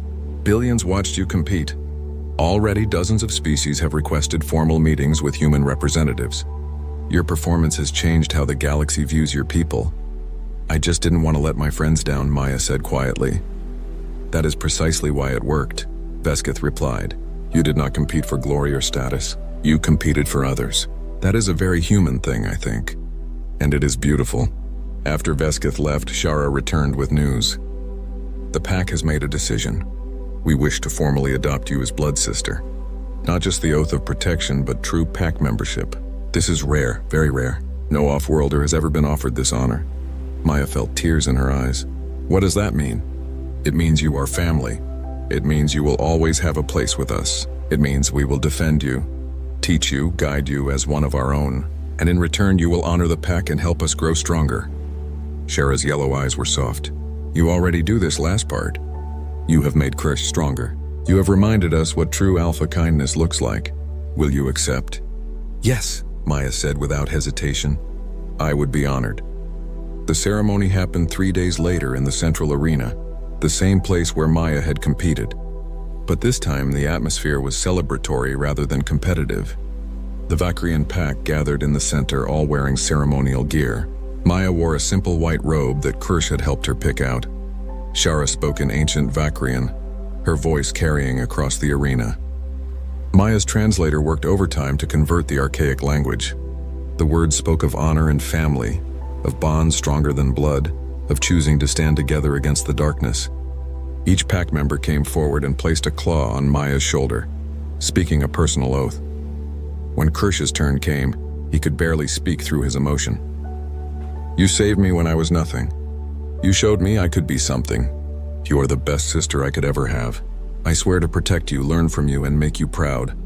Maya hugged him tight, not caring about ceremony or tradition. "You already make me proud, little brother." The ceremony ended with Shara presenting Maya with a pack token, a small carved piece of stone worn on a cord. "You are Kesh Maya now, kindness bringer. May you always carry that name with honor." The changes came quickly after that. Maya's experience at Zenith Collegiate transformed completely. The cafeteria, once divided into rigid sections, began to blur. Students who had never spoken to each other started sitting together, curious about different species and cultures. Maya's table became a neutral meeting ground where anyone could sit.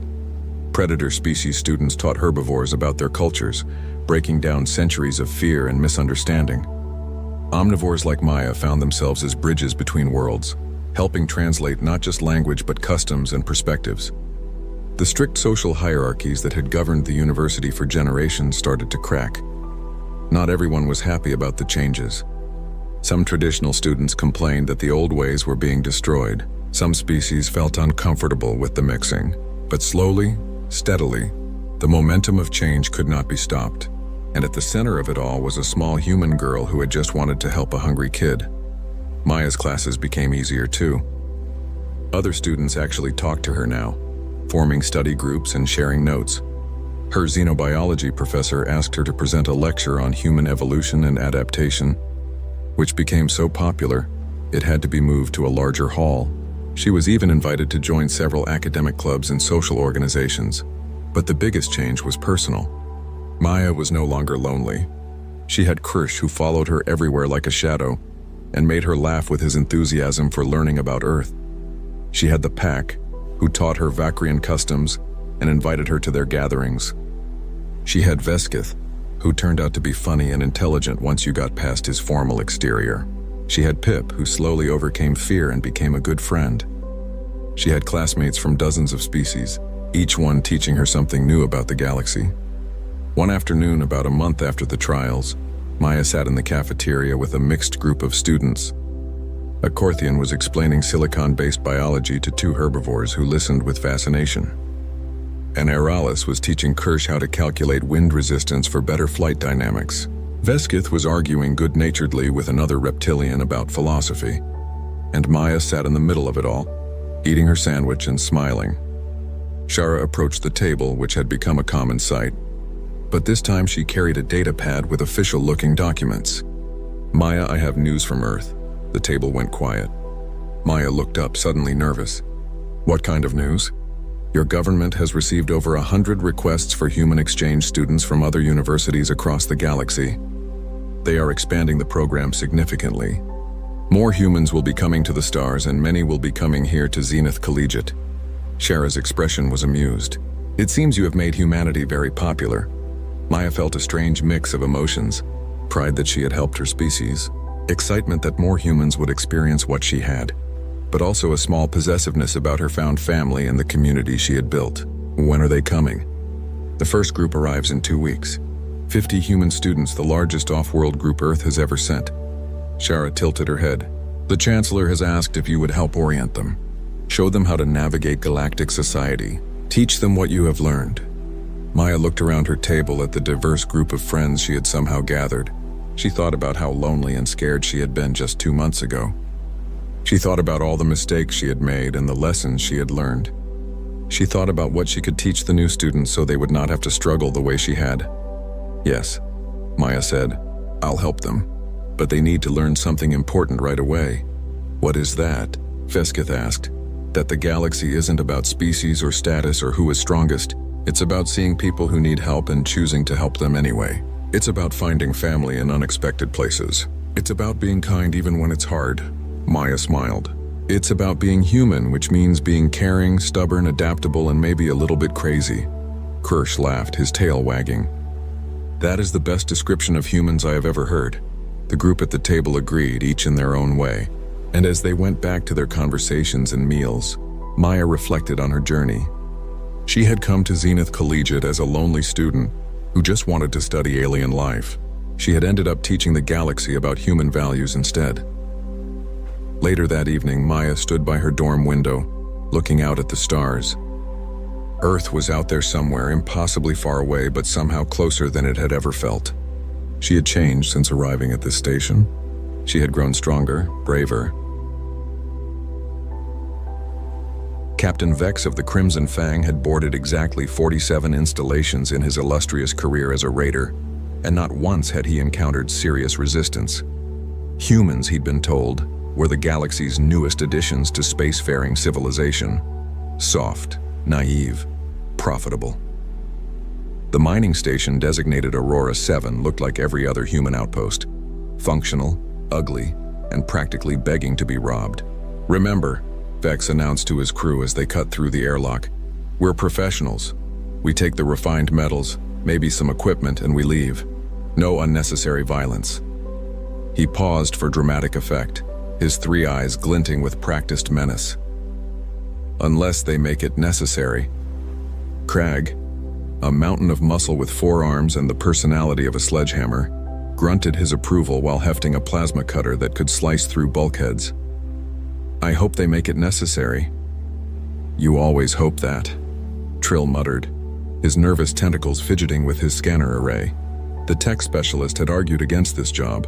Human space was too unpredictable, too new. Nobody knew what defensive measures they might have developed. But Vex never listened to Trill's concerns, and here they were. The station's interior was dimly lit, bathed in emergency orange. Standard evacuation protocols, Vex assumed. The skeleton crew had probably sealed themselves in the panic room, which suited him fine. Less hassle, same profit. Then they rounded the corner into the main cargo bay and found Commander Jake Martinez waiting for them. He stood in the center of the room, arms crossed, wearing what could only be described as the most aggressively outdated piece of combat gear Vex had ever seen. The armor was bulky, gray, and looked like someone had welded plates onto a deep-sea diving suit from a pre-spaceflight era. No elegant energy fields, no sleek combat chassis, just thick, heavy plating with visible bolts and what appeared to be actual hydraulic joints. Vex couldn't help it. He laughed.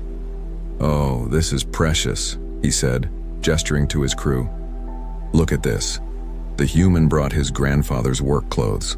Crag joined in with a rumbling chuckle. Even Trill managed a nervous titter, though his scanner was showing some unusual readings from the armor's energy signature. Jake's voice came through the helmet's external speakers, dry as dust. "You know, I was really hoping you'd just turn around and leave. I've got 3 more hours on my shift and the paperwork for shooting pirates is ridiculous." "Shooting?" Vex's laughter intensified. "Friend, you're outnumbered, outgunned, and dressed like a mining accident. I'm going to do you a favor and offer you a choice. The easy way. You step aside, we take what we came for, everyone lives. The hard way." He powered up his plasma rifle, the weapon humming with barely contained energy. "Well, let's not do the hard way." "See, here's the thing about the hard way," Jake replied, still not moving. "I'm contractually obligated to protect this station's cargo. It's in my employment agreement. Paragraph 7, subsection C. Really specific about it." "Is he serious?" Crag asked, genuinely confused. "I think he's serious," Trill whispered. "Last chance, human." Vex aimed his rifle at center mass. "Move, or I demonstrate why Xerian plasma weapons are the premier choice for discerning raiders across 3 sectors. Jake sighed, the sound distorted through his speakers. You're gonna do it anyway, aren't you? Probably. Yeah, thought so. Vex fired. The plasma bolt struck Jake square in the chest with enough force to melt through standard combat plating. Should have dropped him instantly. Should have left a smoking hole where his torso used to be. Instead, the armor absorbed the impact, its surface glowing briefly where the energy dispersed across some kind of reactive matrix. Jake took exactly 1 step backward from the momentum, then straightened up. Huh, Jake said conversationally. That tingled. The cargo bay went very quiet. Well, Jake continued, this has been fun, but I'm going to have to ask you gentlemen to leave, or I'm going to make you leave. Your choice really, but I'm hoping you pick option 1 because again, the paperwork is just excessive. He started walking toward them with measured, heavy steps that echoed in the bay like a countdown. Vex's confidence evaporated faster than his plasma bolt. Fire! All of you, fire! The crew opened up with everything they had. Energy weapons lit up the cargo bay like a rave. When the light show ended and the smoke cleared, Jake was still coming, his armor scorched but intact, and he'd closed half the distance between them.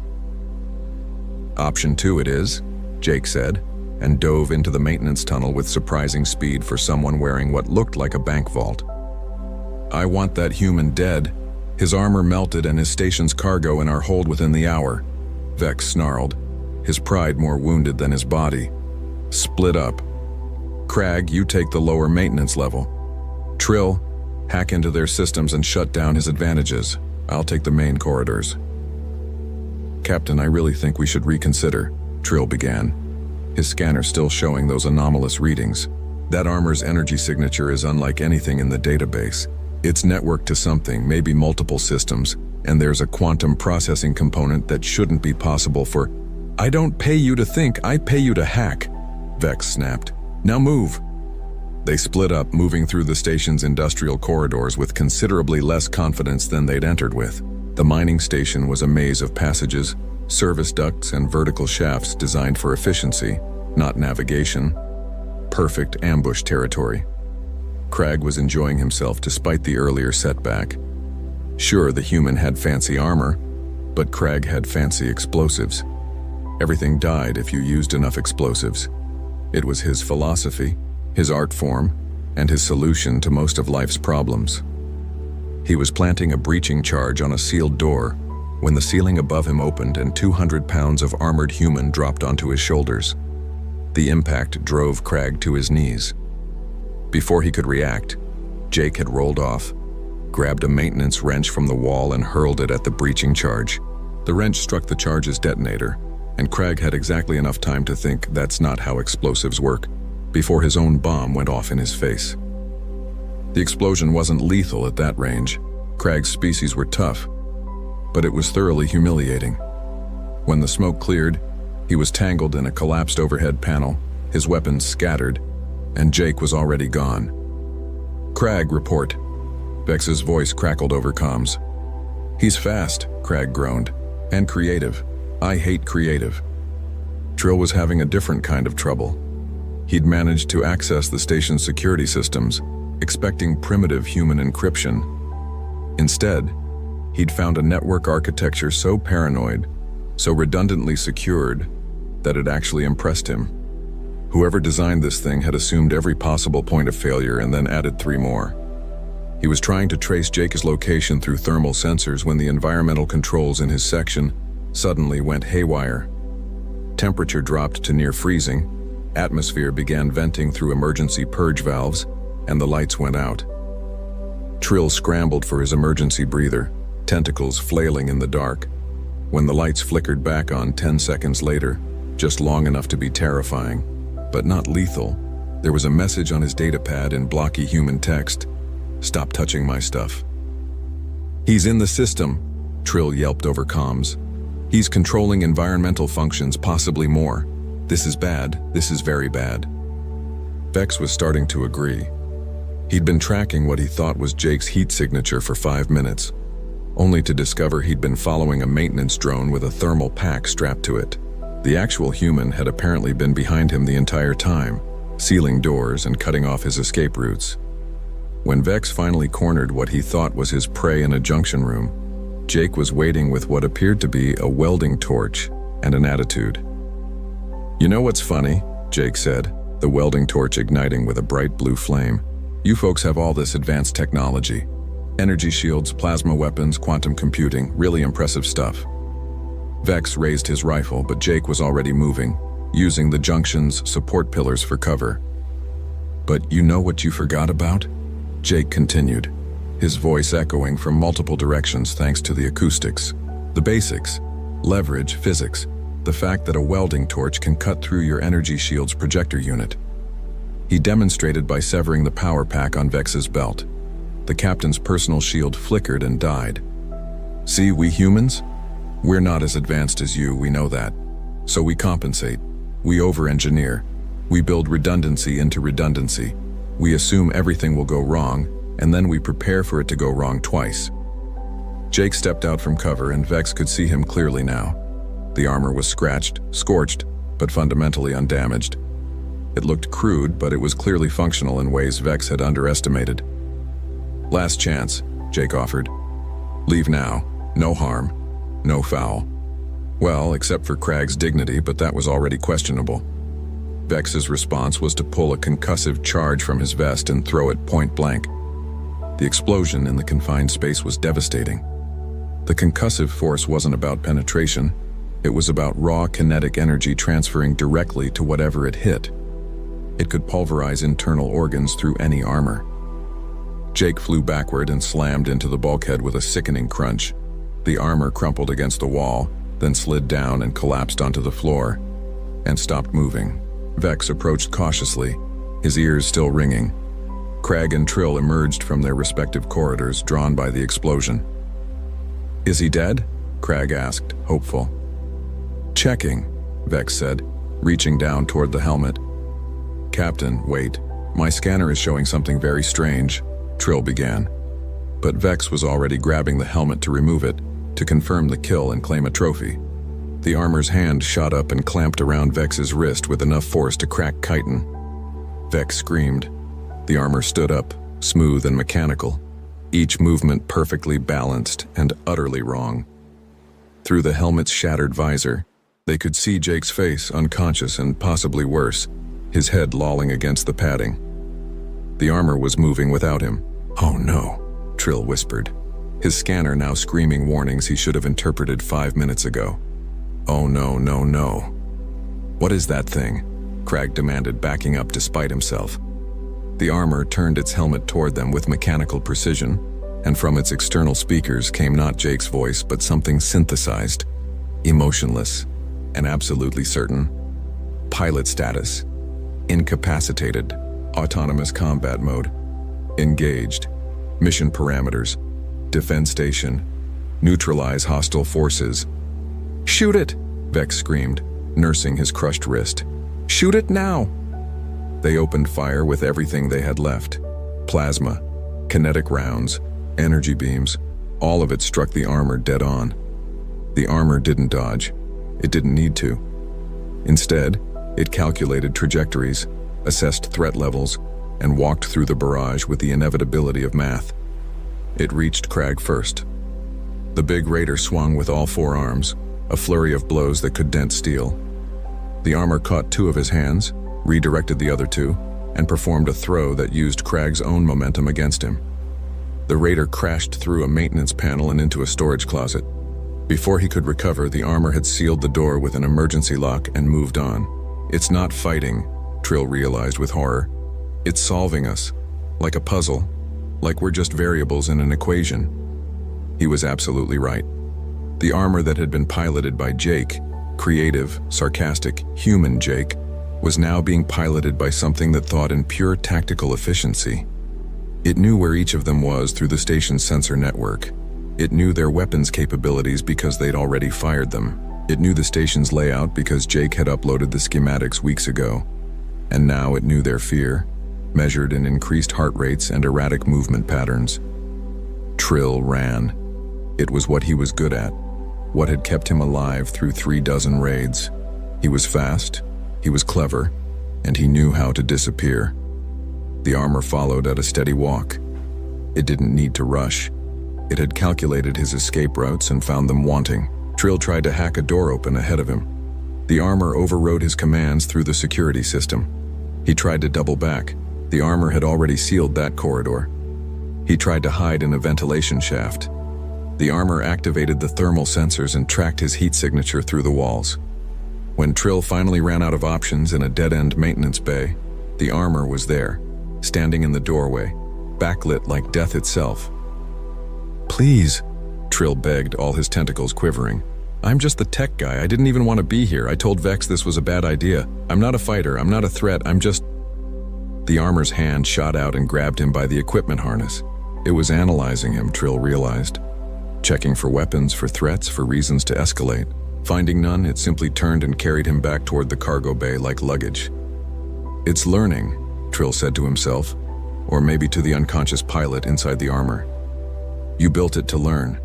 Every shot we took, every tactic we tried, it absorbed it all. We taught it how to beat us."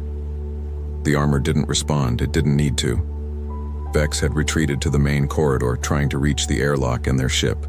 If he could just get outside, get to the weapon systems on the Crimson Fang, he could blast this station and this cursed armor into particles. The armor appeared at the end of the corridor, still carrying Trill in one hand like a shopping bag.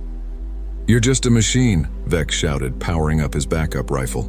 "You're just following programming. You can't think, you can't adapt, you can't..." The armor set Trill down carefully against the wall, ensuring he wouldn't be in the crossfire. Then it reached up and removed a hydraulic strut from its own leg assembly, demonstrating a profound understanding of improvised weapons. Vex fired. The armor threw the strut with mechanical precision. The metal rod struck the rifle's power cell, and the resulting explosion blew the weapon from Vex's hands. "Okay," Vex said to the empty air. "Okay, I understand. You can adapt. You're very clever. But here's the thing about being clever." He pulled his last weapon, a high-frequency blade designed for close combat. It hummed with power, capable of cutting through reinforced plating. Eventually, someone figures out the loophole. He lunged, not at the armor's body, but at the helmet, at the vulnerable pilot inside. If Jake died, maybe the automation shut down. Maybe the armor became just an empty suit. The blade struck true, punching through the damaged visor and into the helmet's interior. Sparks flew. The armor's head snapped back. Its legs buckled, and for one glorious moment, Vex thought he'd won. Then the armor straightened up, its helmet now trailing smoke and severed wires, the visor completely dark. And kept coming. "No," Vex whispered. "No, that's not possible." The armor no longer needed its external cameras. It was navigating through the station's sensors, through spatial awareness algorithms, through pure calculation. The pilot's condition was irrelevant to its function. The mission was all that mattered. Vex ran. The armor pursued Vex through the station with the relentless patience of gravity. It didn't rush. It didn't need to. It had already calculated every possible escape route and found them all insufficient. Vex scrambled into the cargo bay where this nightmare had started, looking for anything he could use. Heavy equipment, emergency protocols, divine intervention. Crag burst out of the storage closet he'd been locked in, having finally broken through the door using nothing but determination and property damage. "Captain, I'm free. I can fight. I can..."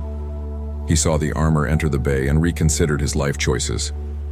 "New plan," Crag said. "I'm going to make a tactical retreat toward not being here." "No," Vex grabbed him. "We fight together. 3 of us. 1 of it. We can overwhelm it." "Captain," Trill said quietly from where he'd followed at a safe distance, "I don't think we can overwhelm mathematics." But Crag was already moving, because Crag's solution to every problem was applied violence. He activated his last explosive charges, turning the cargo bay into a minefield. Then he grabbed a cargo loader, 5 tons of industrial lifting equipment, and charged. The armor assessed the situation in microseconds. Explosive charges at the following coordinates. Cargo loader approaching at this velocity. Structural weaknesses in the bay's support columns. Cargo containers containing the following materials. It made a decision that would have made Jake proud for its sheer audacity. The armor didn't dodge. It ran toward Crag, timing its approach to meet the cargo loader at exactly the moment Crag would be between it and the explosive charges. At the last second, it grabbed the loader's frame and redirected its momentum, spinning both itself and Crag around. Crag's own forward motion carried him back toward his own explosives. He had just enough time to realize what was happening before his charges detonated beneath him.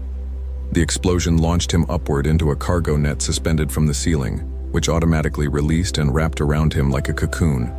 He hung there, trapped in his own trap, making small sounds of defeat. "That's two," the armor's synthesized voice announced to no one in particular. Trill watched all this through his fingers, his tentacles forming a cage around his head. "I've changed my mind about human technology," he said. "It's terrifying. It's beautiful. It's terrifyingly beautiful." The armor turned toward Vex, who'd been backing toward the cargo bay's main terminal during the chaos. "You think you're so smart," Vex said, his hands flying over the controls. "You think you've won. But I've just locked out all station systems under emergency captain's override. You can't access the network anymore. No sensors, no environmental controls, no spatial awareness." The armor stood perfectly still. "How are you going to hunt me now?" Vex asked, genuine curiosity mixing with his desperation. "You're just a suit with a dead pilot. You're blind. You're isolated. The armor turned its destroyed helmet directly toward him. Trill checked his scanner and went very pale. "Captain, it's not using the station's sensors anymore." "What?" "It's using its own. I'm reading active LiDAR, thermal imaging, electromagnetic field detection, and something that might be ground-penetrating radar. That armor has more sensory equipment built into it than our entire ship." "Of course it does," Vex said faintly, "because humans over-engineer everything." The armor took a step forward. Vex pulled his last gambit, the high-frequency blade from before. "Fine. You want to do this the hard way? I'll kill your pilot. I'll cut through that helmet and end him, and then you'll just be an empty suit." He charged, blade raised, aiming for the helmet's weakest point. The armor caught his wrist mid-strike with one hand. With the other, it reached up and tapped the side of its own helmet where the blade had struck before. "Pilot status, critical," the armor announced. "Survival probability, 47%. Mission priority, override. New primary objective, pilot survival. Threat escalation, authorized." Something changed in the armor's stance. Its movements became sharper, faster, more aggressive. Until now it had been controlling the situation with minimal force, but threatening the pilot directly had moved it into a different operational mode. Vex realized his mistake exactly 1 second too late. The armor disarmed him with a strike so fast Vex didn't see it happen, the blade clattering across the floor. Then it grabbed him, lifted him, and carried him toward the cargo bay's emergency airlocks.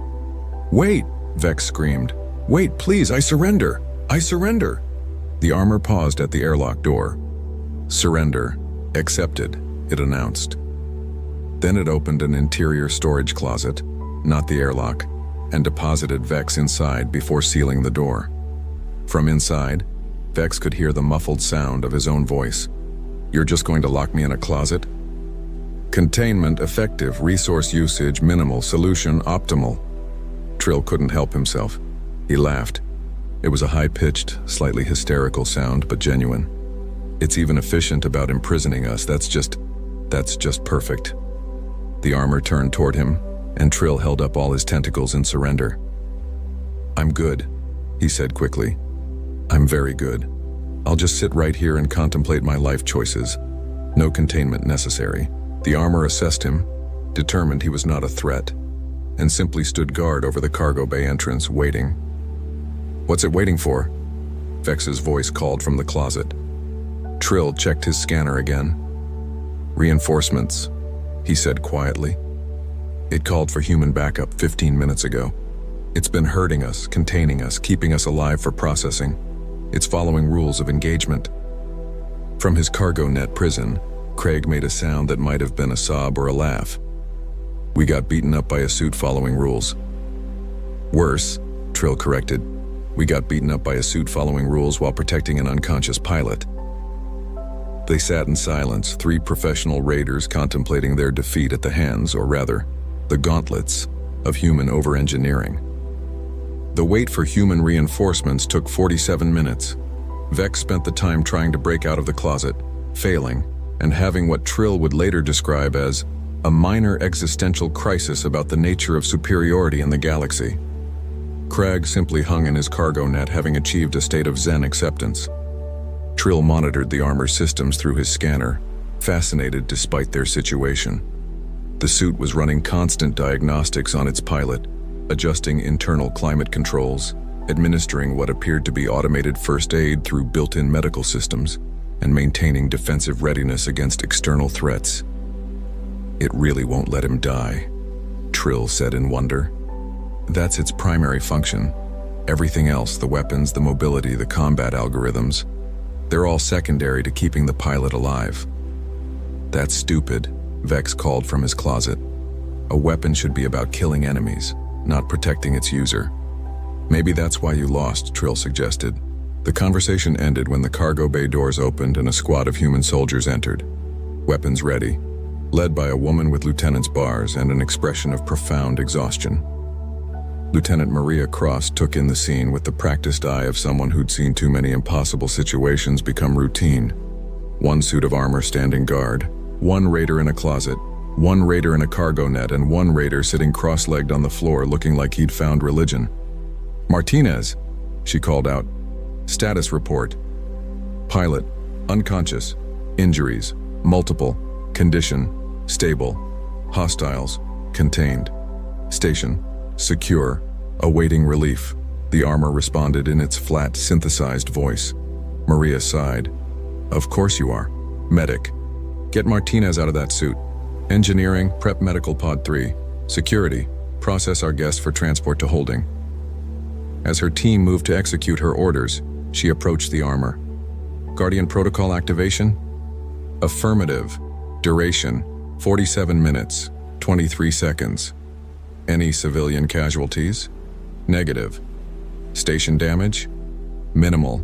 1 closet door, 2 maintenance panels. 3 explosive charges, not ours." Maria actually smiled at that. "Good work. Now let's get your pilot some real medical attention." The medical team carefully opened the armor's seals and extracted Jake with practiced efficiency. He was alive, breathing, and according to the medic's scanner had a concussion, 3 cracked ribs, and the kind of bruising that would make sitting down uncomfortable for a week. "He'll be fine," the medic announced. Tough bastard. The armor's internal systems kept him stable. As they carried Jake toward the medical bay, the now empty armor remained standing at attention until Maria manually activated its stand-down sequence. Only then did it power down, becoming just an inert piece of equipment. Trill watched all this with scientific fascination. "Lieutenant," he called out as security was zip-tying his tentacles, "I have to know, how many of you have that armor?" Maria considered the question. "That's classified. But it's not just him. Let's just say that Guardian Protocol is standard issue for combat-rated personnel in potentially hostile environments." She smiled. "Welcome to human space, where we assume everything will try to kill us, so we build accordingly." Vex was extracted from his closet, looking significantly less cocky than when he'd entered the station. His wrist was bandaged, his pride was shattered, and his reputation as a raider was effectively over. "I want to file a complaint," he announced to Maria. "About what specifically?" "About being assaulted by automated combat systems, about excessive force, about attacking a human station, threatening a human life, and getting your ass handed to you by our safety equipment," Maria interrupted. "Sure, we can file that. Right next to your arrest report for piracy, attempted murder, and trespassing in secured colonial space." She leaned in close. "Here's what's going to happen. You're going to trial. You're going to tell everyone you meet exactly what happened here, and word is going to spread through every raider clan, every pirate outfit, and every 2-bit criminal operation in the sector." "What word?" Vex asked. "That humans don't quit, even when you knock us unconscious, even when you think you've won. Our equipment keeps fighting for us, our protocols keep protecting us. We don't know when to give up, because we've engineered giving up out of the equation. She straightened up. Take them to the brig. Make sure they're comfortable, we're not monsters. As security led the raiders away, Craig looked back at the powered-down armor one last time. I think I respect it, he said quietly. Is that weird? Little bit, Trill admitted. It beat us with honor. Following rules, protecting its pilot. That's warrior spirit. Just automated. I'm pretty sure it was following programming, not honor. Is there a difference? Trill considered that as they were led away. He wasn't sure anymore. Jake woke up in Medical Bay 3 with the kind of headache that suggested his brain had been using his skull as a drum kit. Everything hurt in that special way that meant he'd taken damage even through the armor's protective systems. Lieutenant Maria Cross was sitting beside his bed reading through a report on her datapad. Hey, Jake croaked. Hey yourself, Maria replied without looking up. How's the hero feeling? Like I got hit by a cargo hauler. What happened? Last thing I remember was Vex throwing that concussive charge and then nothing. Nothing is right. You got knocked unconscious, your armor activated Guardian protocol, and then proceeded to single-handedly defeat 3 raiders, secure the station, and wait for backup like a good little robot. Jake processed that. My armor won the fight without me? Yep. The raiders are captured? Yep. The station's secure? Yep. So you're telling me I saved the day while completely unconscious? That's what I'm telling you. Maria finally looked up with a grin. I'm putting you in for a commendation, though I'll admit, writing defended station while unconscious in an official report is a new one. Jake started to laugh, then immediately regretted it as his ribs protested. Ow, don't make me laugh. Everything hurts. That's what you get for being a hero. Maria stood up. The armor's in Maintenance Bay 2. They're repairing the damage to the helmet and running full diagnostics. Thought you might want to know your partner's doing fine. Partner? You and that suit have been through a lot together, seems appropriate. After Maria left, Jake spent a few hours in medical recovery, reading the incident report and watching the security footage with increasing amazement. Seeing himself, or rather his armor, moving with mechanical precision, systematically defeating raiders and protecting the station was surreal. The armor had fought better without him. That was both impressive and slightly insulting. When the doctors finally cleared him for light duty, his first stop was the maintenance bay. The armor stood in its charging cradle, helmet removed for repairs, looking like a warrior between battles. The lead tech, a grizzled engineer named Davis, looked up from his diagnostic screen. Commander, your armor's going to be fully operational in 2 hours. Want the rundown? Give it to me. Guardian protocol performed flawlessly. 0 system failures. 47 minutes of autonomous operation with optimal efficiency. It adapted to new threats, learned from enemy tactics, and protected you the entire time. Davis patted the armor's shoulder plate. This is good work. Whoever designed this system knew what they were doing. Yeah, Jake said, approaching the armor. He reached out and touched the chest plate still scorched from plasma fire. They really did. Funny thing, Davis continued. The armor's AI logged something after you were extracted. Personal note, not required by any protocol. What did it say? Davis pulled up the log on his screen. Pilot survival confirmed, mission successful. Preference, pilot conscious for future engagements. Jake laughed despite his sore ribs. Even my armor thinks I should stay awake. Can you blame it? Makes its job easier. Jake spent a few more minutes with the armor, talking to it like Davis wasn't there. He thanked it for keeping him alive, promised to try staying conscious next time, and generally felt ridiculous having a one-sided conversation with military equipment, but Davis just nodded approvingly. Soldiers who respect their gear live longer. That's not superstition, that's statistics. Later, Jake visited the brig where the raiders were being held. They'd be transported to a proper facility for trial, but for now, they were Aurora 7's problem. Vex looked up when Jake approached, his expression unreadable. "Came to gloat?" the raider asked. "Actually, no. Came to apologize." That got Vex's attention. Apologize? For what? For not warning you about the armor, about what happens when you knock one of us out. Jake shrugged. In our defense, most people don't stick around long enough for Guardian Protocol to activate. They usually leave when asked. "That thing is a nightmare," Vex said, but without the usual venom. "It's too smart, too adaptable, too... everything."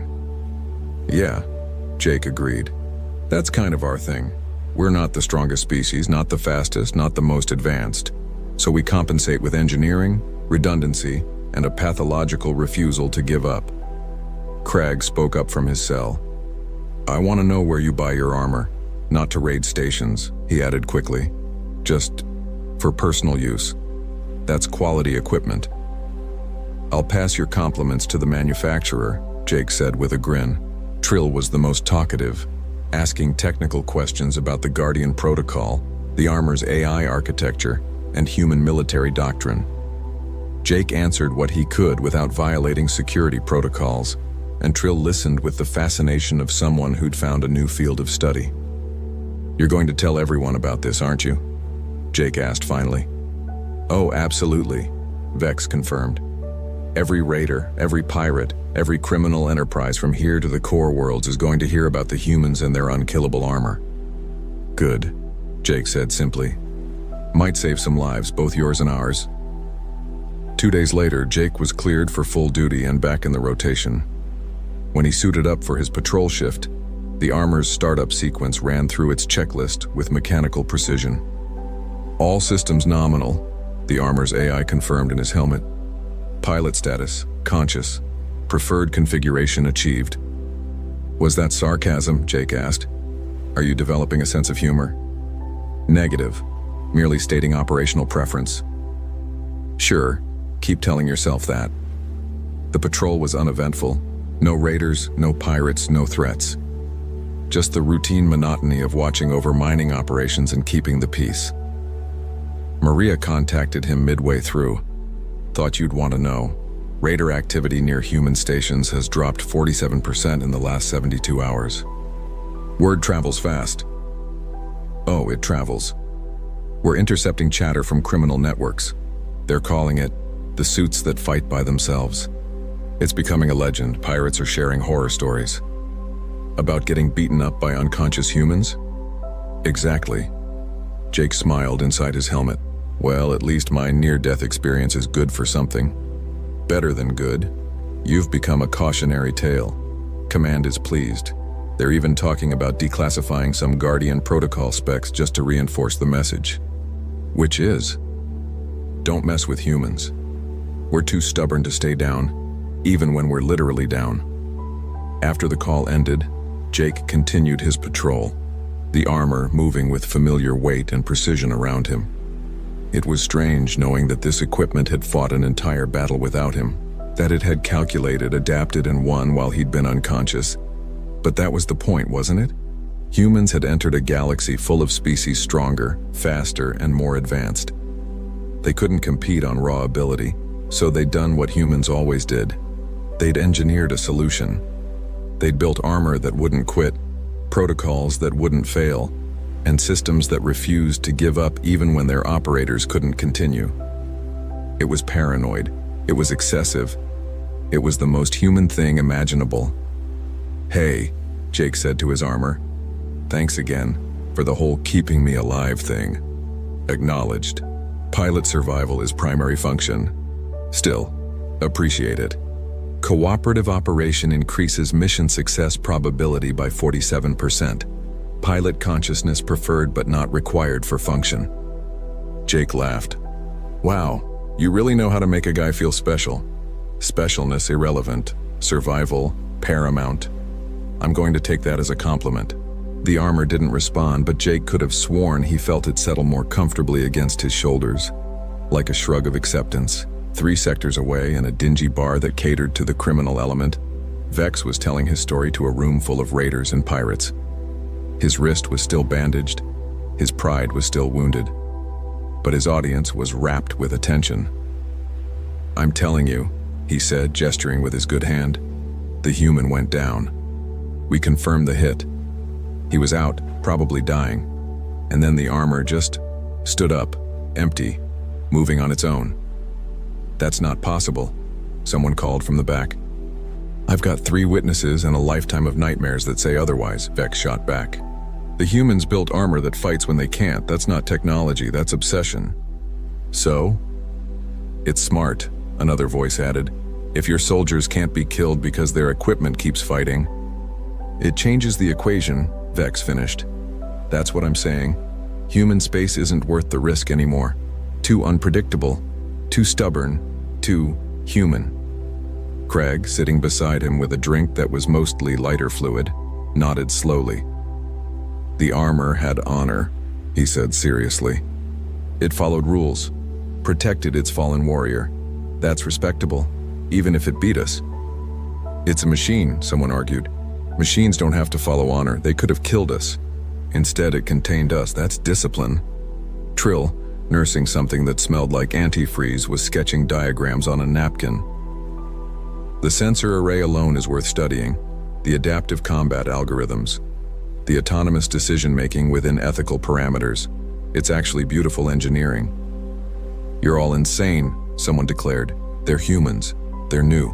They're primitive. They're survivors," Vex corrected quietly. "And that makes them dangerous in ways we didn't predict."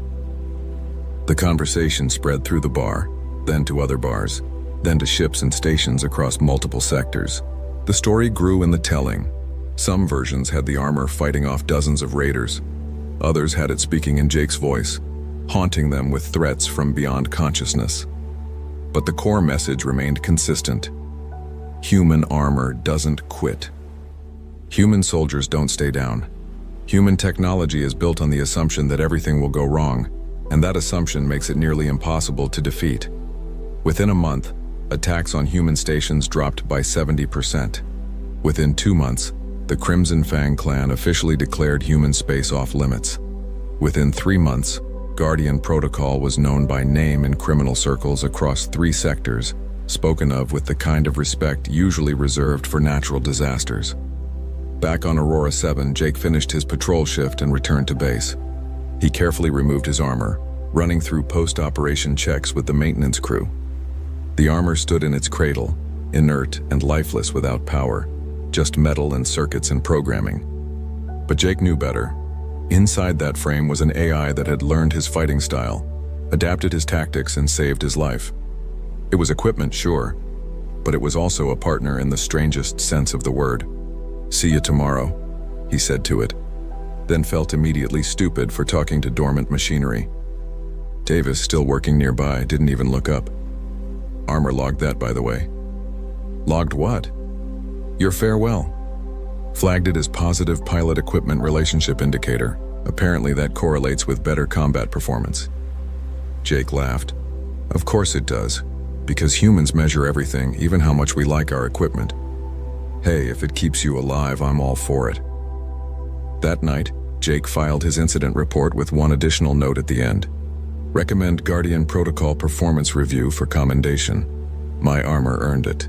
The request was denied on the grounds that you couldn't give medals to machines, but it was noted in his file with approval."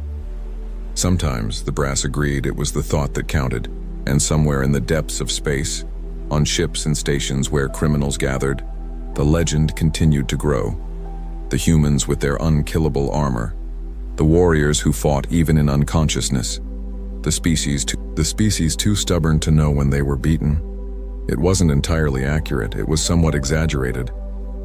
But like all good legends, it carried a truth that transcended facts. Humanity had arrived in the galaxy, and they'd brought their over-engineered, redundantly protected, absolutely refusing to quit attitude with them. The aliens had laughed at human armor. Now they made sure to avoid it entirely. And in Maintenance Bay 2 on Aurora 7, a suit of combat armor stood in its charging cradle running self-diagnostics and preparing for the next shift, because its pilot would be back tomorrow, and keeping him alive was what it did best. Mission parameters: unchanged.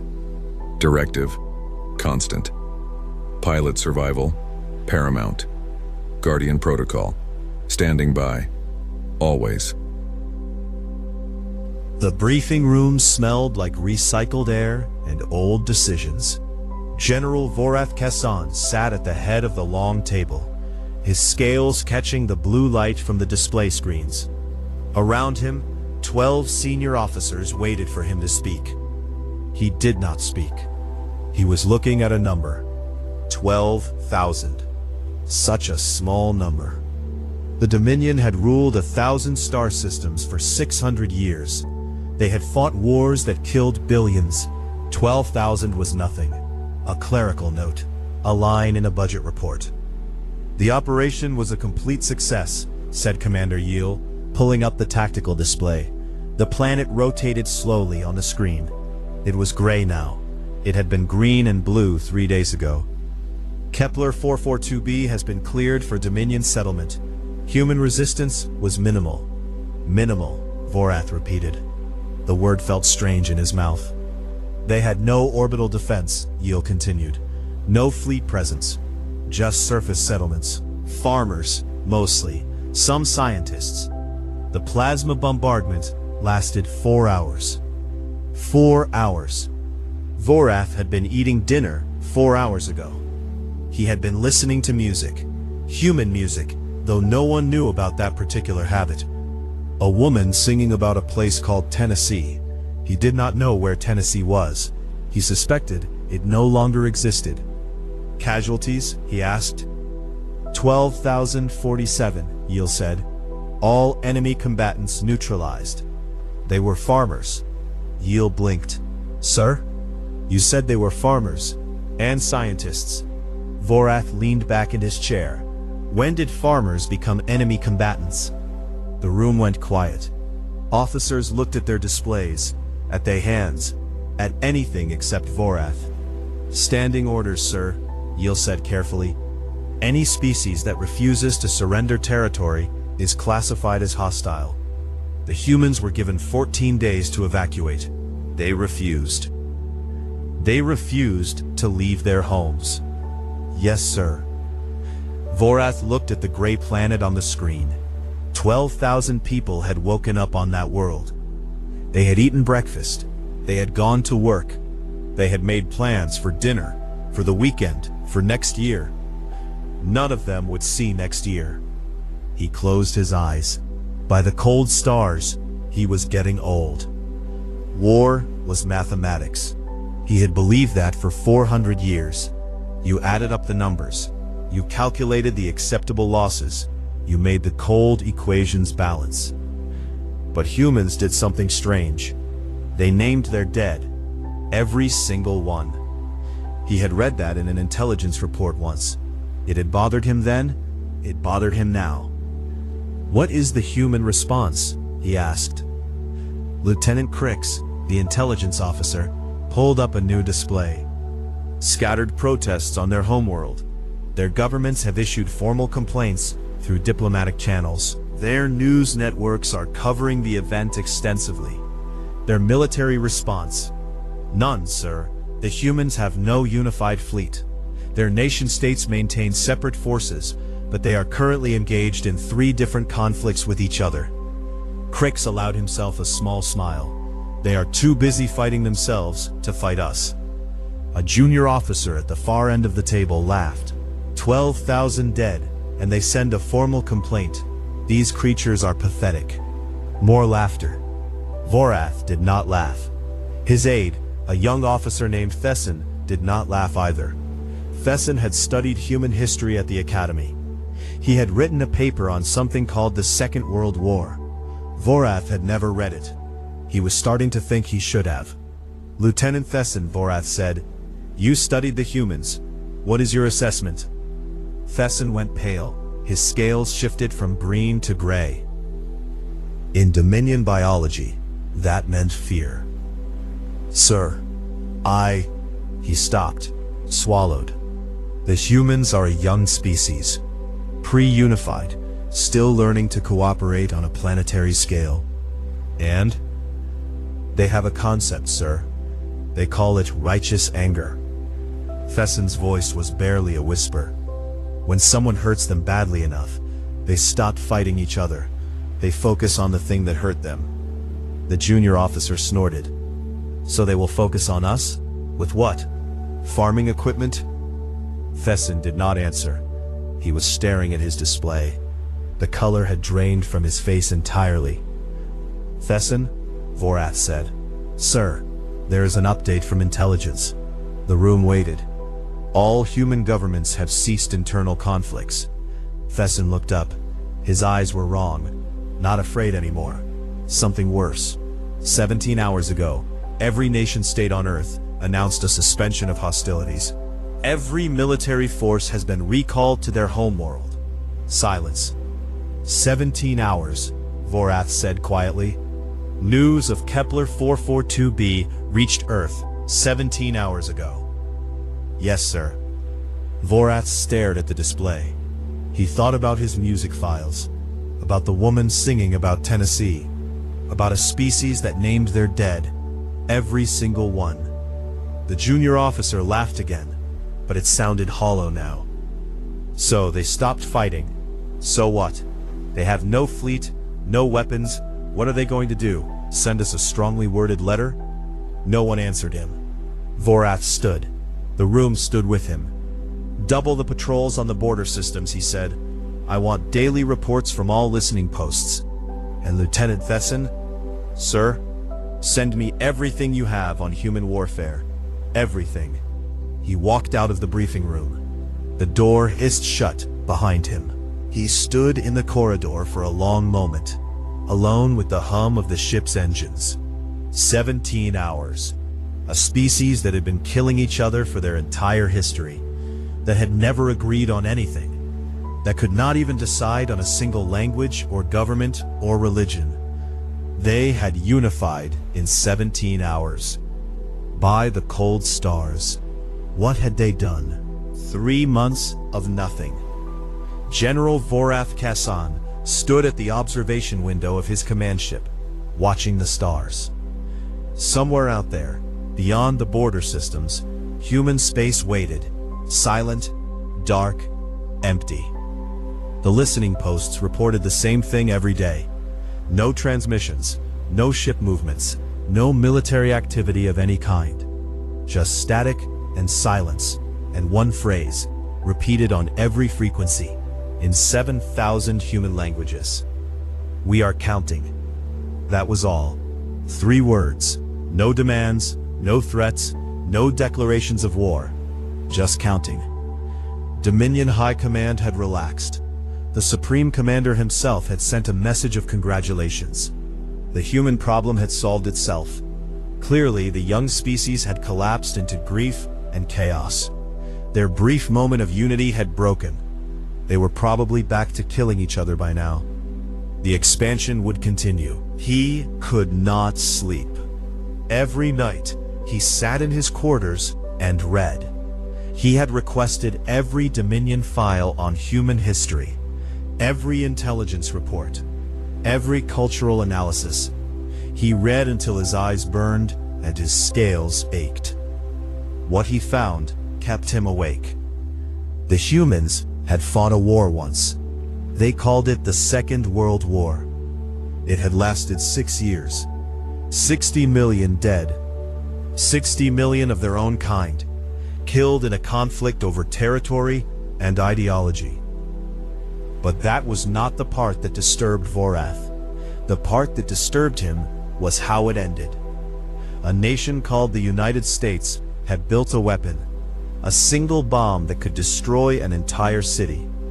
They had dropped it on a place called Hiroshima. 80,000 people gone in a flash of light. 3 days later, they dropped another one. And the war ended. Vorath read about the firebombing of Tokyo. 100,000 civilians burned alive in a single night. He read about a strategy called total war. He read about a concept called unconditional surrender. The humans had burned their own cities to ash. They had killed millions of their own people. And when it was over, they had rebuilt everything in 20 years. They were not a species that gave up. They were a species that got ready. General, Vorath turned. Thesson stood in the doorway, looking tired. Neither of them had slept well in 3 months. What is it? The Supreme Commander is demanding an update on the human situation. He wants to know why you are still requesting additional patrols. Vorath turned back to the window. Tell him the humans are preparing. Preparing for what, sir? Our intelligence shows no military buildup, no fleet construction, no weapons development. Our intelligence is wrong. Thesson hesitated. Sir, with respect, we have sensors throughout their space. We would detect any significant activity. Would we? Vorath picked up a datapad from his desk. The humans built nuclear weapons in less than 4 years. They did it in secret. Their own people did not know until the bombs fell. He set the pad down. They called the Project Manhattan. 200,000 workers, 3 years, complete secrecy. That was primitive technology, sir. We would detect. We detected nothing on Kepler 442b. 12,000 people lived there. Farms, children, schools. Vorath's voice was quiet. We knew nothing about them until we killed them. Thesson said nothing. The humans are quiet, Vorath continued. They are not broken. They are not grieving. They are working. He turned to face his aide. Do you know what humans call the period before a counterattack? Thesson shook his head. They call it getting their house in order. Somewhere in the ship, an engine hummed. Normal, routine, the sound of everything being fine. Thesson's communicator chirped. He looked at it. His scales went gray. Sir, perimeter station Theta has stopped transmitting. Vorath felt something cold move through his chest. When? 4 minutes ago. No distress signal, no weapons fire detected. The station just went silent. Get me a visual. They walked to the command center. Officers scrambled to their stations. Screens flickered with data. Somewhere, an alarm was beeping. Bringing up the Theta sector now, someone said. The main display showed empty space, stars, darkness. The station should have been there. A bright point of light, transmitting status reports every 30 seconds like it had for the past 50 years. Nothing. Scanning for debris, another officer called out. No wreckage detected, no energy signatures. It is like the station was never there. Vorath stared at the empty space where 300 Dominion soldiers had lived 12 minutes ago. Sir, contact. A ship emerged from the darkness. Small, outdated, human. It is broadcasting, sir. On screen. The audio filled the command center. A human voice, female, calm, speaking in the Dominion language, accented but clear. Sarah Chen, age 34, botanist, Kepler 442b. A pause. Marcus Williams, age 7, student, Kepler 442b. Another pause. Yuki Tanaka, age 61, retired teacher, Kepler 442b. On and on, name after name, 12,000 names. The ship was broadcasting them on loop, every frequency, every language. The humans were still counting, and now they had started collecting. Sir, Thesson whispered, what do we do? Vorath watched the small human ship drift through space, where a Dominion station had stood for 50 years. One ship, alone, broadcasting the names of the dead like a prayer. We prepare, he said, because they are finished getting their house in order. He turned to his officers. Their faces were pale, their scales were gray, and they are coming. 200 Dominion warships dropped out of faster-than-light travel in perfect formation. General Vorath Kession watched from the command deck of the flagship, his claws gripping the railing. The human fleet waited for them.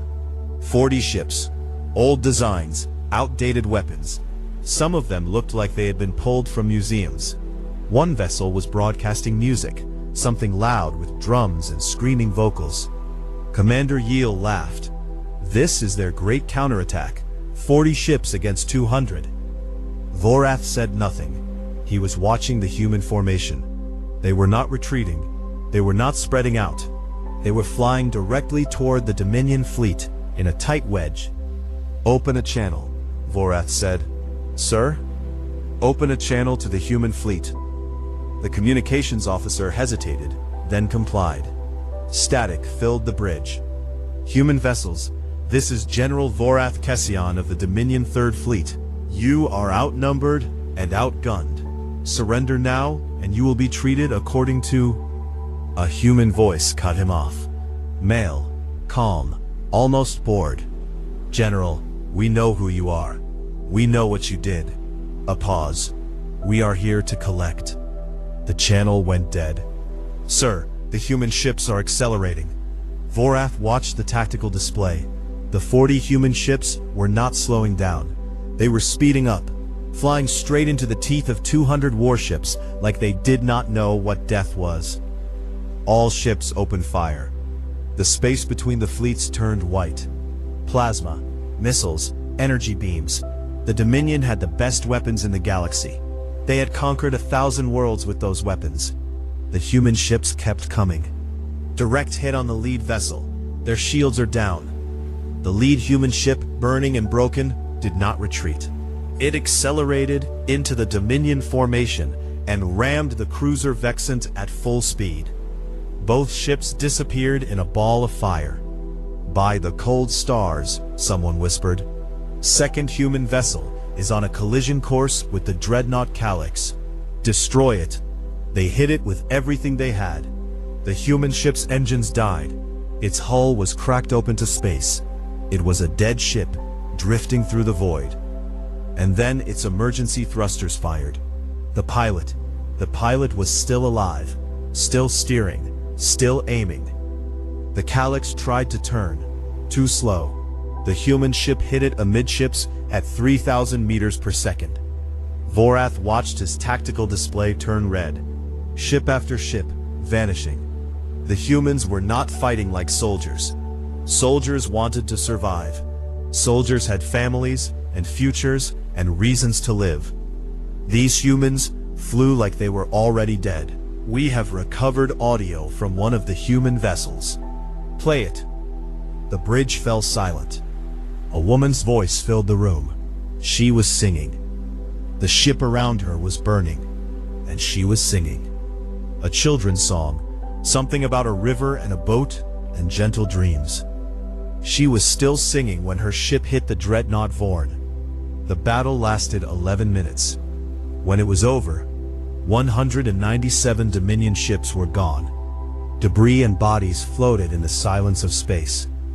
3 human ships limped away into the darkness, still broadcasting the names of the dead.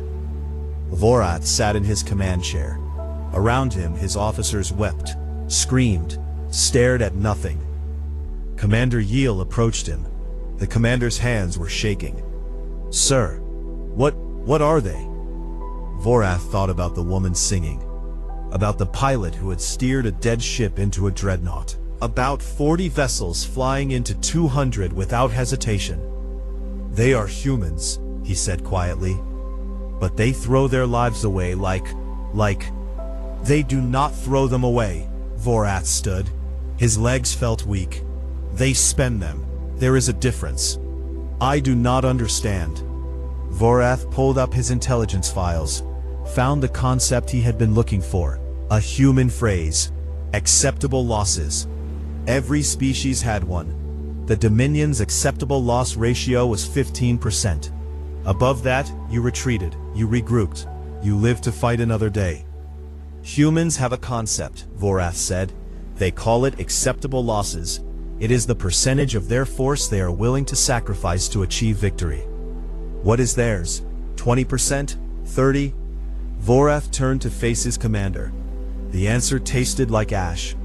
"All of them." The bridge was silent. "They will spend every life they have, and they will keep counting what they are owed." Vorath walked to the observation window. Debris floated past. Human, Dominion, impossible to tell the difference now. "We did not start a war, Commander. We started a blood debt. And humans always collect." His communicator chirped. An intelligence update. He read it twice, 3 times. "Sir?" Yiel asked. "What is it?" "The human fleet." Vorath's voice was hollow. "It is no longer 40 ships." "How many?" 4,000. Yiel made a sound like something breaking. "They built them in 3 months. Every factory on their planet, every shipyard in their system. Workers sleeping in shifts. Some of them worked themselves to death and were replaced within the hour." Vorath set down the communicator. "They have a phrase for this. They call it the arsenal of democracy." He looked out at the stars. Somewhere out there, 4,000 human ships were moving toward Dominion space. 4,000 ships, filled with people who were not afraid to die. "General," Yiel whispered, "what do we do?" Vorath thought about the woman singing as her ship burned. "We start counting our own dead," he said, "because they are just getting started." The Dominion homeworld had not seen a full military conclave in 1,200 years. The last one had been during the HARASSED rebellion, when a slave species had tried to overthrow their masters. The HARASSED no longer existed. General Vorath Kesson sat in the Great Chamber and watched the Supreme Commander pace. Around them, every admiral and general in the Dominion waited in silence. The walls were covered with battle honors, flags from conquered worlds, weapons from defeated enemies. None of them meant anything now. "We will offer territory," the Supreme Commander said. "The humans can have the outer systems, 12 planets, enough to rebuild their lost colony 10 times over." No one spoke. "We will offer reparations, minerals, technology, whatever they want." The Supreme Commander stopped pacing. "We will even offer an apology, a formal acknowledgement of regret." Still silence. "Well," the Supreme Commander's voice cracked, "does anyone have a better suggestion?" Vorath looked at the tactical display on the far wall. Red dots, thousands of them. Human ships moving through Dominion space like a slow tide of blood. They had lost 6 more fleets. 87 colony worlds had gone dark. The humans did not occupy them, did not loot them. They simply arrived, destroyed every military installation, and left. And they kept broadcasting names. "The human diplomatic vessel has arrived," an aide announced. "They are requesting permission to land." "One ship?" the Supreme Commander asked. "One ship, 1 passenger." The Supreme Commander looked at Vorath. "General, you know more about these creatures than anyone. What do they want?" Vorath thought about the woman singing, about the pilots who steered dead ships into living targets, about a species that unified in 17 hours. "I do not know," he said honestly, "but I do not think it is territory." The human ambassador walked into the Great Chamber 20 minutes later. She was small, gray hair, calm hands. She wore a simple black suit with no decorations except a single pin on her collar. A small circle, 12,000 tiny names etched around its edge. She was carrying a document. "I am Ambassador Elena Vasquez," she said. Her voice was soft, clear. "I represent the United Earth Government." The Supreme Commander straightened to his full height. He was 3 times her size. His scales were the deep purple of royalty. His claws could crush her skull with a single squeeze. She did not look impressed. "Ambassador, we are prepared to discuss terms." The Supreme Commander gestured to the document in her hands. "Is that your proposal?" "No." She walked to the central table and set the document down. "This is not a proposal. This is not a negotiation." She looked up at the Supreme Commander. "This is an invoice." The Supreme Commander picked up the document. Vorath watched his face as he read it. The color drained from his scales, purple to gray to white. "This is..." The Supreme Commander's voice was barely a whisper. "This is a list of names." 2,347 names, the ambassador said. "Every officer who authorized the Kepler 442b strike. Every ship captain who fired. Every bureaucrat who approved the order." The chamber erupted, officers shouting, generals rising from their seats, voices overlapping in outrage. You want us to hand over our own people? This is insane. We will never. Quiet. The ambassador did not raise her voice. She did not need to. The room fell silent. We do not want your territory. We do not want your resources. We do not want your apology. She looked at the Supreme Commander. We want justice. The Supreme Commander set down the document. His claws were trembling. And if we refuse? The ambassador smiled. It was a small smile. Polite. It did not reach her eyes. Then we keep counting. She reached into her jacket and placed a second document on the table. This is a list of every Dominion colony within striking range of our current fleet positions. She tapped the paper with one finger. Population totals included. We have gotten very good at math, Supreme Commander. Vorath looked at the list. 37 colony worlds, 400 million Dominion citizens. You would kill 400 million people? The Supreme Commander asked. For 12,000? You killed 12,000 for farmland. The ambassador's voice was ice. We will kill 400 million for justice. And then we will keep going, name by name, until the debt is paid or until there is nothing left to collect from. She leaned forward. We do not want your empire. We do not want your submission. We want 2,347 people standing in a human courtroom answering for what they did. She paused. Give them to us, and this ends. Refuse, and we will burn everything you have built until there is nothing left but ashes and memory. The room was silent. Vorath watched the Supreme Commander, the ruler of 1,000 star systems, the inheritor of 600 years of conquest, the most powerful being in the known galaxy. He was looking at a human female half his size. She was still smiling, still calm, still waiting. 11 seconds passed. The Supreme Commander looked away first. Leave us, he said quietly. We will consider your terms. The ambassador nodded. She picked up her documents and walked toward the door.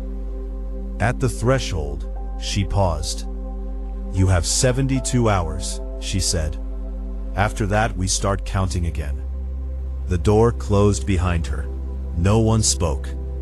Vorath looked at the battle honors on the walls, the flags from conquered worlds, the weapons from defeated enemies. None of them had ever asked for justice. None of them had ever made the Dominion afraid. The Supreme Commander sat down heavily. He looked old, tired, beaten. General Vorath, he said, begin preparing the transfer documents. Sir, we are going to give them what they want. The Supreme Commander stared at the table where the ambassador's documents had been. All 2,347 of them. Vorath nodded slowly. And if our people resist? The Supreme Commander laughed. It was not a happy sound. Then they can explain to the humans why they deserve special treatment. We are done fighting this war, General. We lost it the moment we touched that colony. Vorath thought about the woman singing as her ship burned. The Supreme Commander was right. They had lost this war 12,000 deaths ago. The trials lasted 3 years. General Vorath Kessan watched every single one. He sat in his quarters on a quiet moon, far from Dominion space, and he watched humans put his people on trial for crimes against their species. 2,347 defendants. Each one received their own hearing. Each one faced their accusers. The families of the dead sat in the courtroom galleries, holding photographs of people who would never come home. The humans broadcast everything. Every testimony, every verdict, every sentencing. They translated the proceedings into 100 Dominion dialects so that everyone could understand. Most of the defendants received prison sentences, life imprisonment on human worlds where they would work, eat, and sleep among the species they had tried to destroy. 17 were executed. The humans did that publicly too. No torture, no spectacle. Just a quiet room, a medical injection, and a name read aloud before the end. The same name that had been on the ambassador's list. The same name that would be carved into a memorial on Kepler 442b. When it was over, the humans went home. They did not occupy Dominion territory. They did not demand tribute or submission. They did not install puppet governments or strip resources from conquered worlds. They simply left. The galaxy watched in confusion. The Dominion had lost. They had surrendered their own people to alien courts. They had bent their knee to a species that had been farming dirt 50 years ago. And the humans wanted nothing but to go home. Vorath understood. It took him years, but he understood. The humans had not fought for territory. They had not fought for power or resources or revenge. They had fought for balance. 12,000 dead. 2,347 held accountable. The scales were even. The debt was paid. That was all they had ever wanted. Vorath retired from the Dominion military 6 months after the trials ended. He moved to a small world on the edge of known space and began to write. His paper was called The Nature of Humanity, a Study in Applied Justice. It took him 4 years to complete. When he published it, the Dominion Academy rejected it immediately. Too sympathetic to the enemy, they said. Too dangerous. But copies spread anyway. Officers passed them in secret. Cadets downloaded them on private channels. Within a decade, it was required reading at every military academy in the galaxy. Not because the Dominion wanted it taught, because everyone needed to understand. The paper's thesis was simple. Vorath had spent his entire life believing that war was mathematics. Numbers and resources and acceptable losses. The side with the bigger fleet won. The side with more soldiers survived. Humans did not fight that way. Humans had a concept that no other species possessed. They called it justice. Not revenge, not conquest, not survival. Justice. They believed that wrong actions required consequences. That the dead deserved answers. That pain had to be balanced with accountability. And they would burn the galaxy to ash to make the scales even. Not for territory, not for power, not for themselves, for the principle of the thing. Vorath died on a quiet evening, 80 years after the war ended. His aide found his final journal entry the next morning. We made a mistake.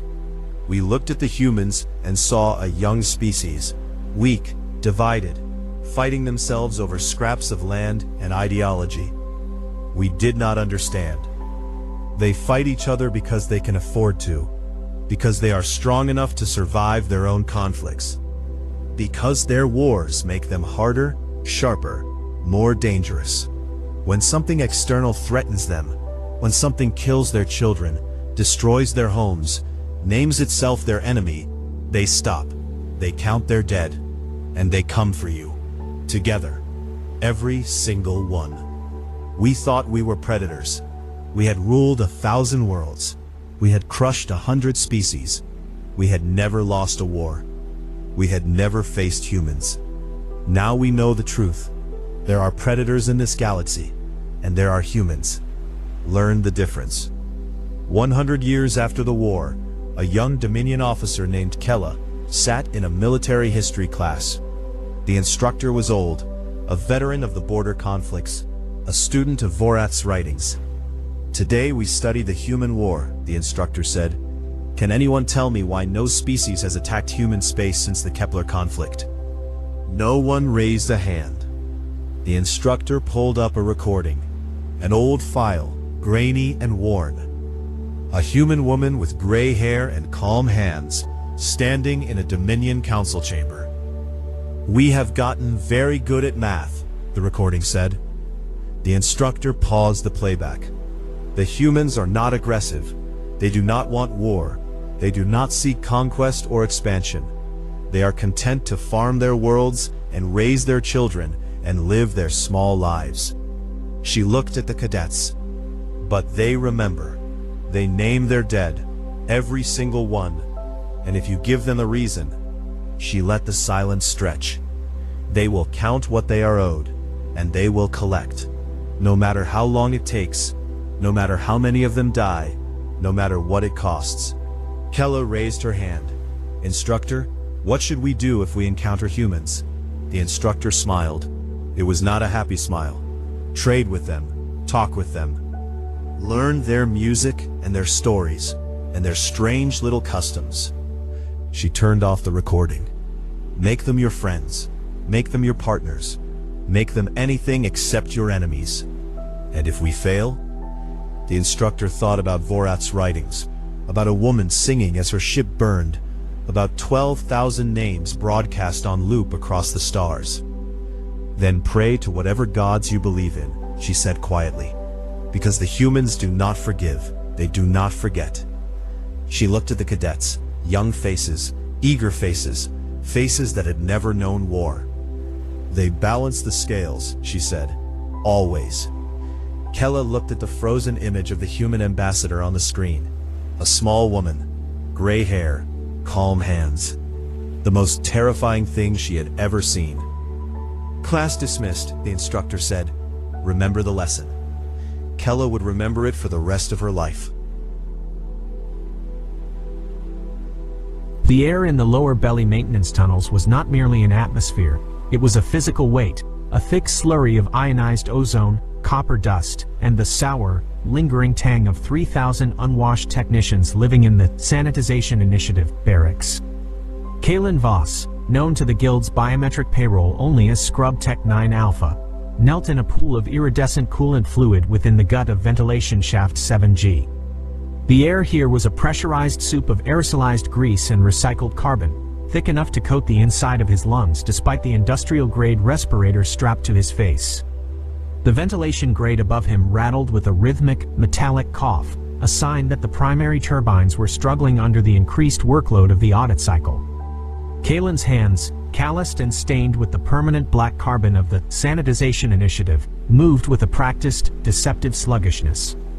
He felt the vibration of the machinery through his knees, a low-frequency hum that signaled the approach of a heavy-duty cleaning drone. To the overhead security cams, he was just another, Dusty, a low-level cleaner performing the mandated digital bleach of the archive sub-levels. In reality, he was counting the seconds between the sweep of the thermal sensors, a 3-second window where the infrared eye reset its focal point. He reached into the primary junction of a ventilation spider, his fingers brushing against the cold, jagged edge of a contraband onyx link. This wasn't standard Guild tech.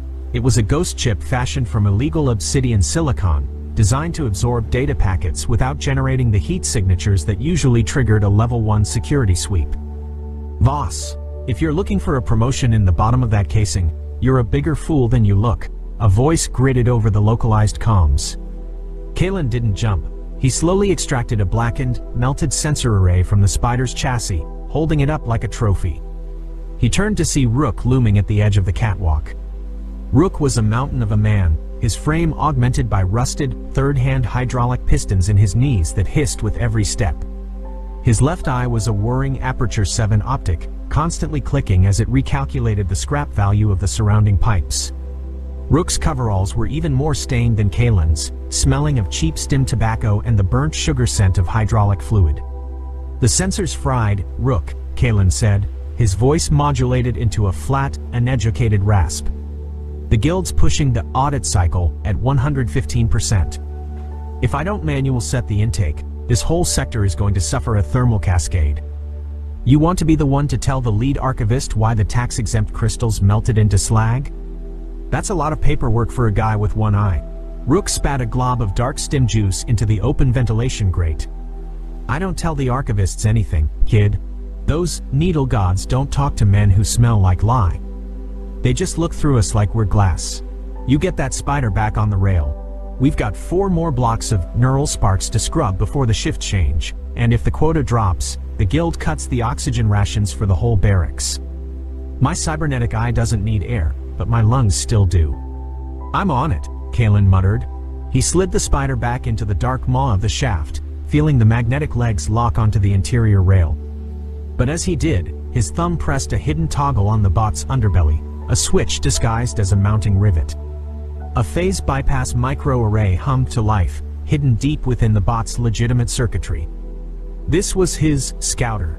While the spider supposedly cleaned the dust from the vents, it was actually mapping the magnetic logic gates of the high archive 2 miles above them. Kalen watched the bot vanish into the darkness, knowing it was the only thing that could bridge the gap between his lowly scrub terminal and the high-security Judgment archives.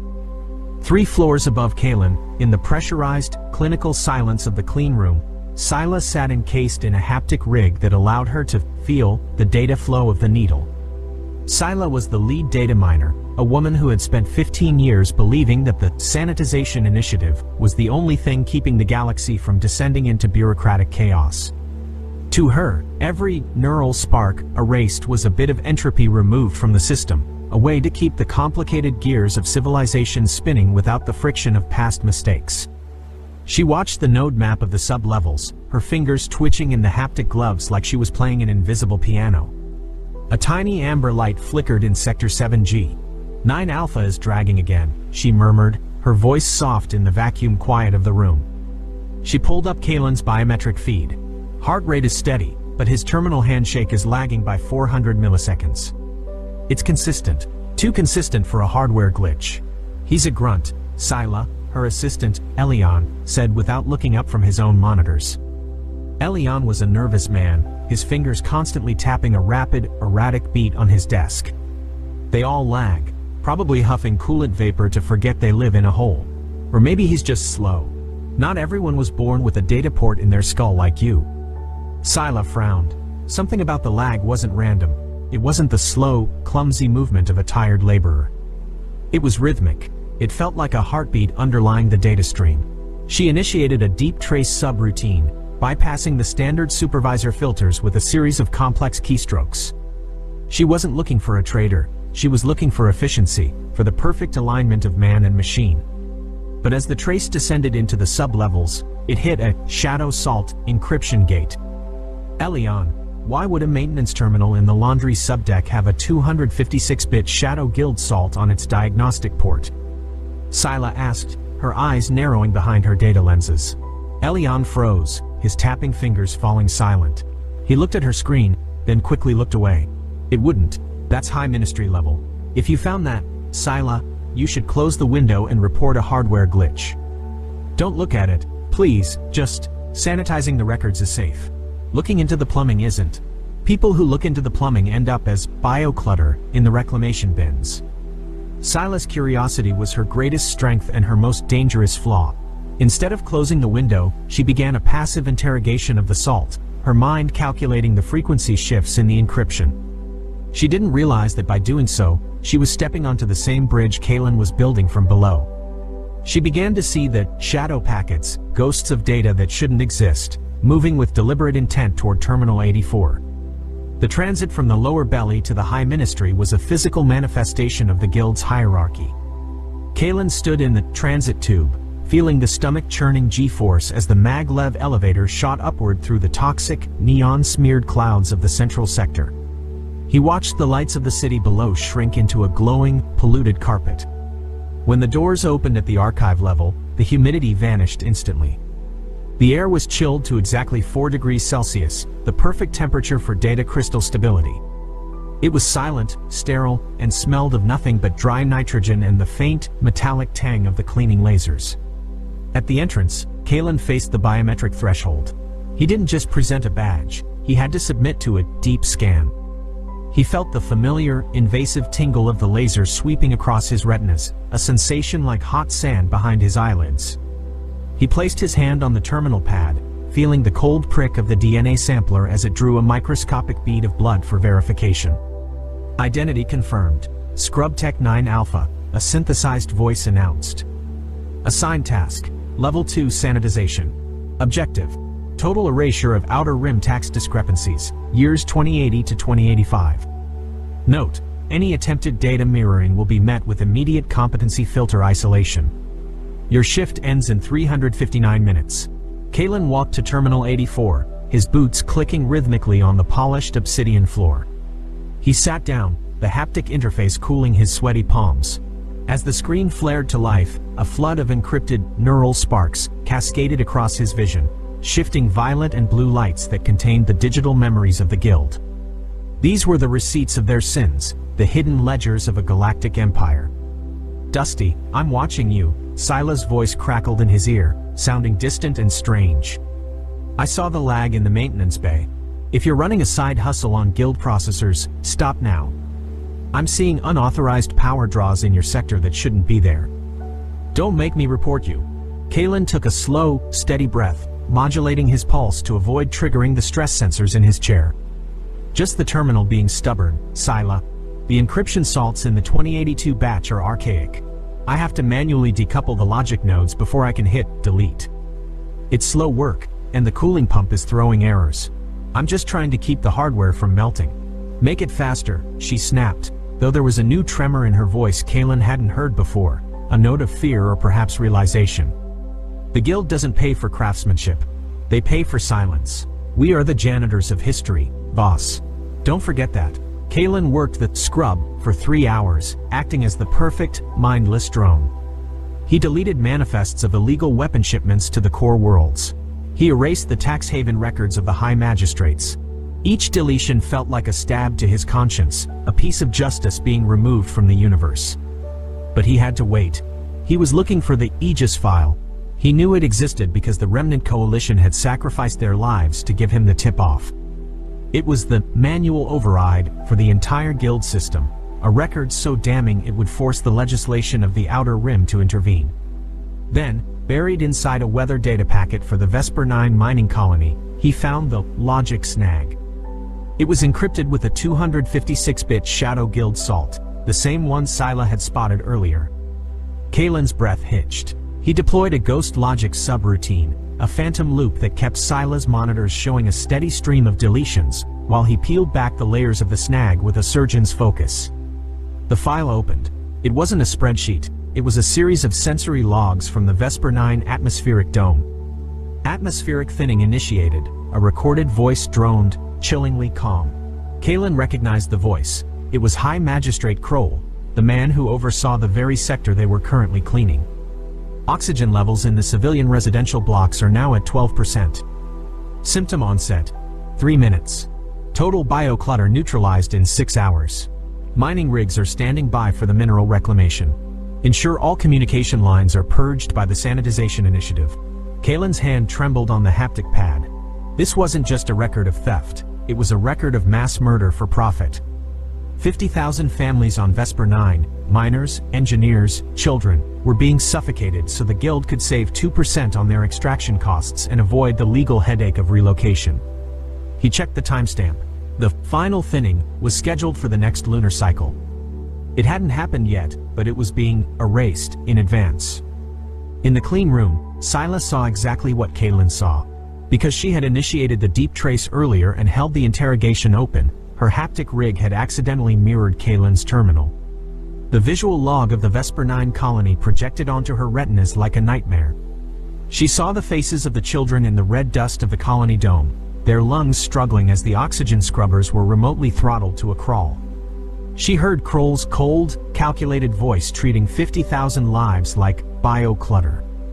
"Elion," she whispered, her voice trembling so hard the haptic sensors glitched, sending static through her fingertips. "VESPER-9. The asteroid incident from the news last month, it wasn't an accident. We're scrubbing the evidence of a massacre that's about to happen. Look at the digital signature. Kroll signed this yesterday. He's deleting the crime before he even commits it." Elion didn't look up. He looked terrified, his skin turning a sickly shade of gray under the sterile lights. "Sila, delete the trace. Now. If you know, you're an accomplice. If you report it, you're a corpse. Just hit the sanitize button and let 9 Alpha finish his shift. We are just the cleaners, Sila. We don't decide what's dirt and what's evidence. We just make sure the guild looks perfect." Sila looked at her hands. The haptic gloves, once symbols of her authority and precision, now felt like shackles. For 15 years, she had been the lead miner, the woman who ensured the guild's records were clean. She realized now that clean just meant empty of witnesses. She saw the faces of the miners on the screen, people she had never met, whose deaths were being facilitated by her own fingers on the keys. She saw Kalen's terminal cursor hover over the delete button. She saw him hesitate. Through the biometric feed, she felt his heart rate skyrocket to 145 BPM. She realized he wasn't a grunt. He was a ghost. He was exactly what the guild feared most, a man with a conscience and a wrench. He was the manual override in a system built of cold code. "Do it, 9 Alpha, she whispered, not over the comms, but to herself, her tears blurring the data on her lenses until the numbers became streaks of light. "Don't let them bury this one. Mirror it. Please, for the love of whatever stars are left, mirror it." Kalen bit down hard on his back molar. The ceramic shattered with a sickening, internal crunch. He spat the onyx link into his palm, a tiny, razor-sharp shard of obsidian, and jammed it into the terminal's emergency maintenance port with a force that nearly cracked the console. Alarm!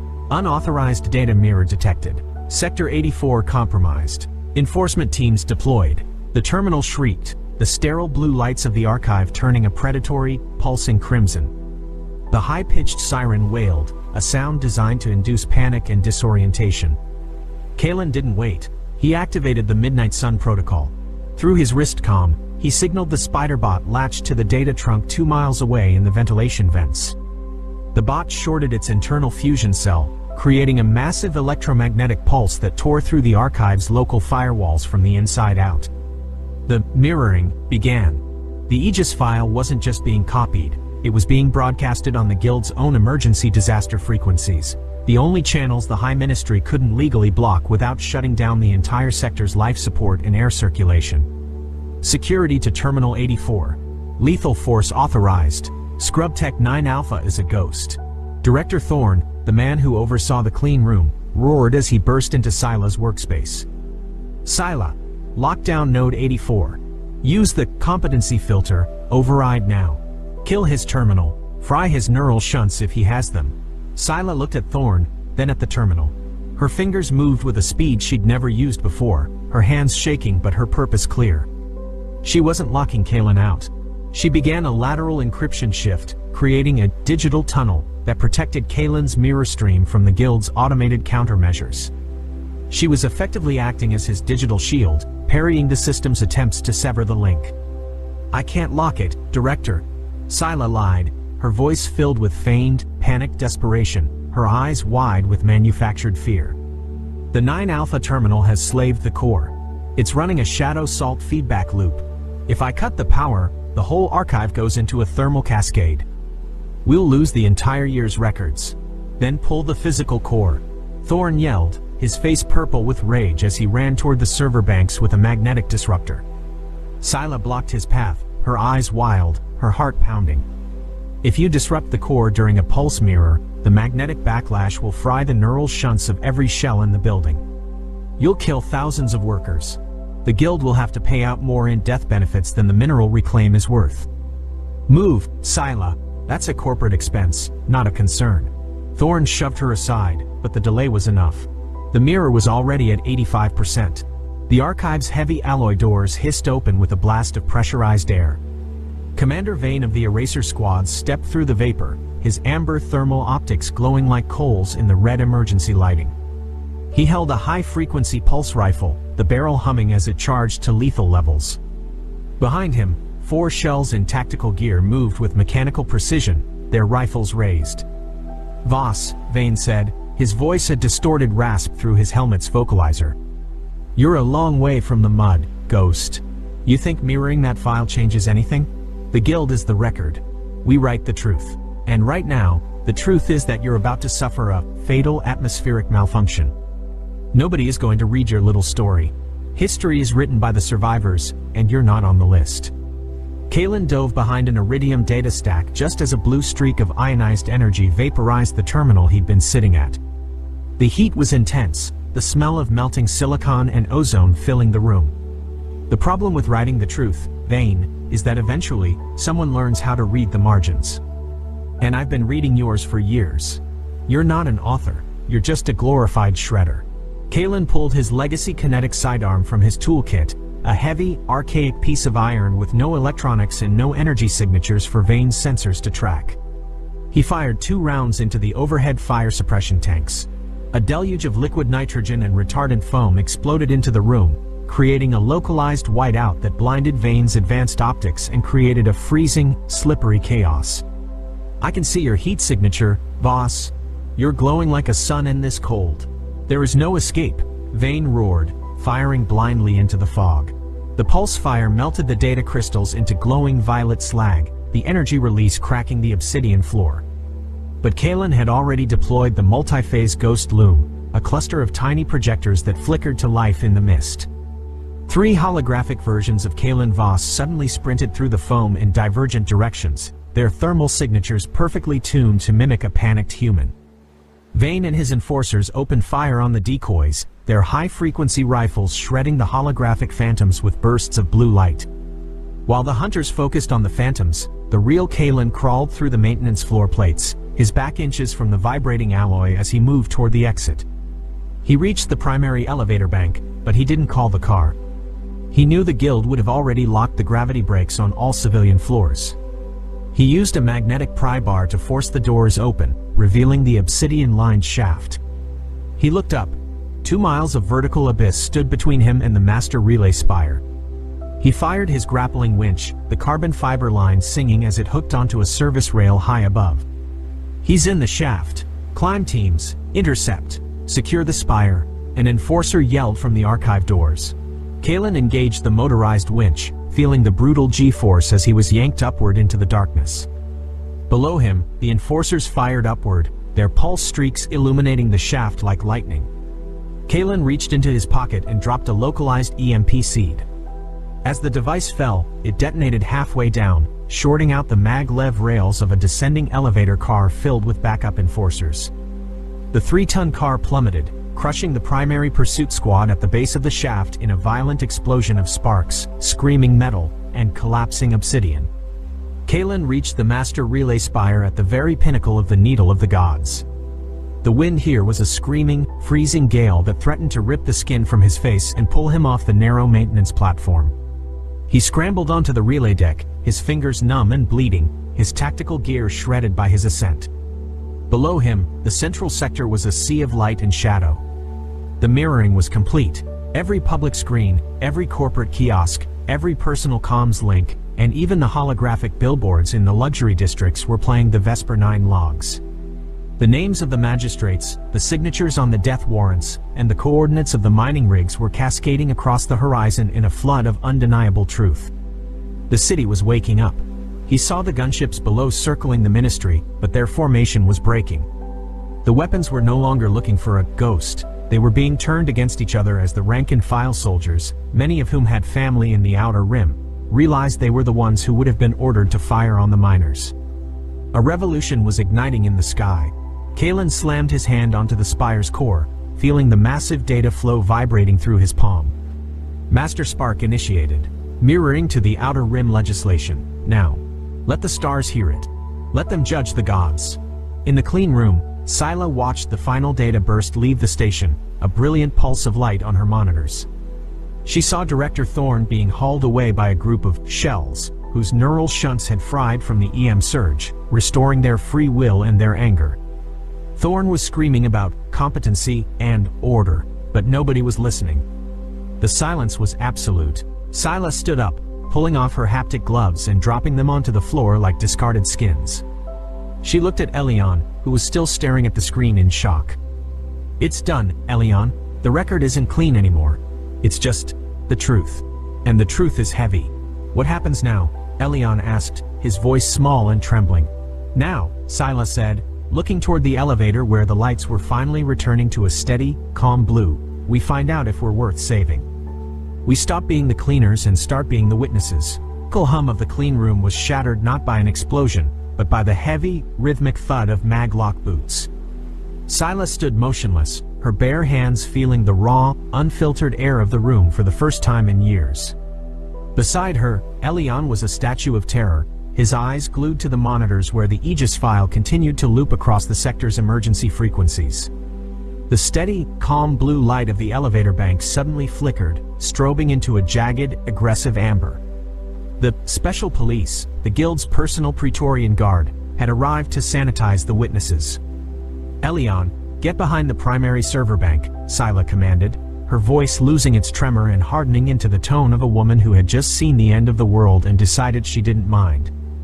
"If they breach the door, they'll aim for the consoles first. They need to stop the broadcast before they kill us."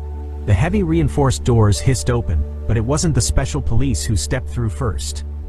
It was a squad of station security, the regular blue coats, who lived in the same barracks as Kalen and Rook.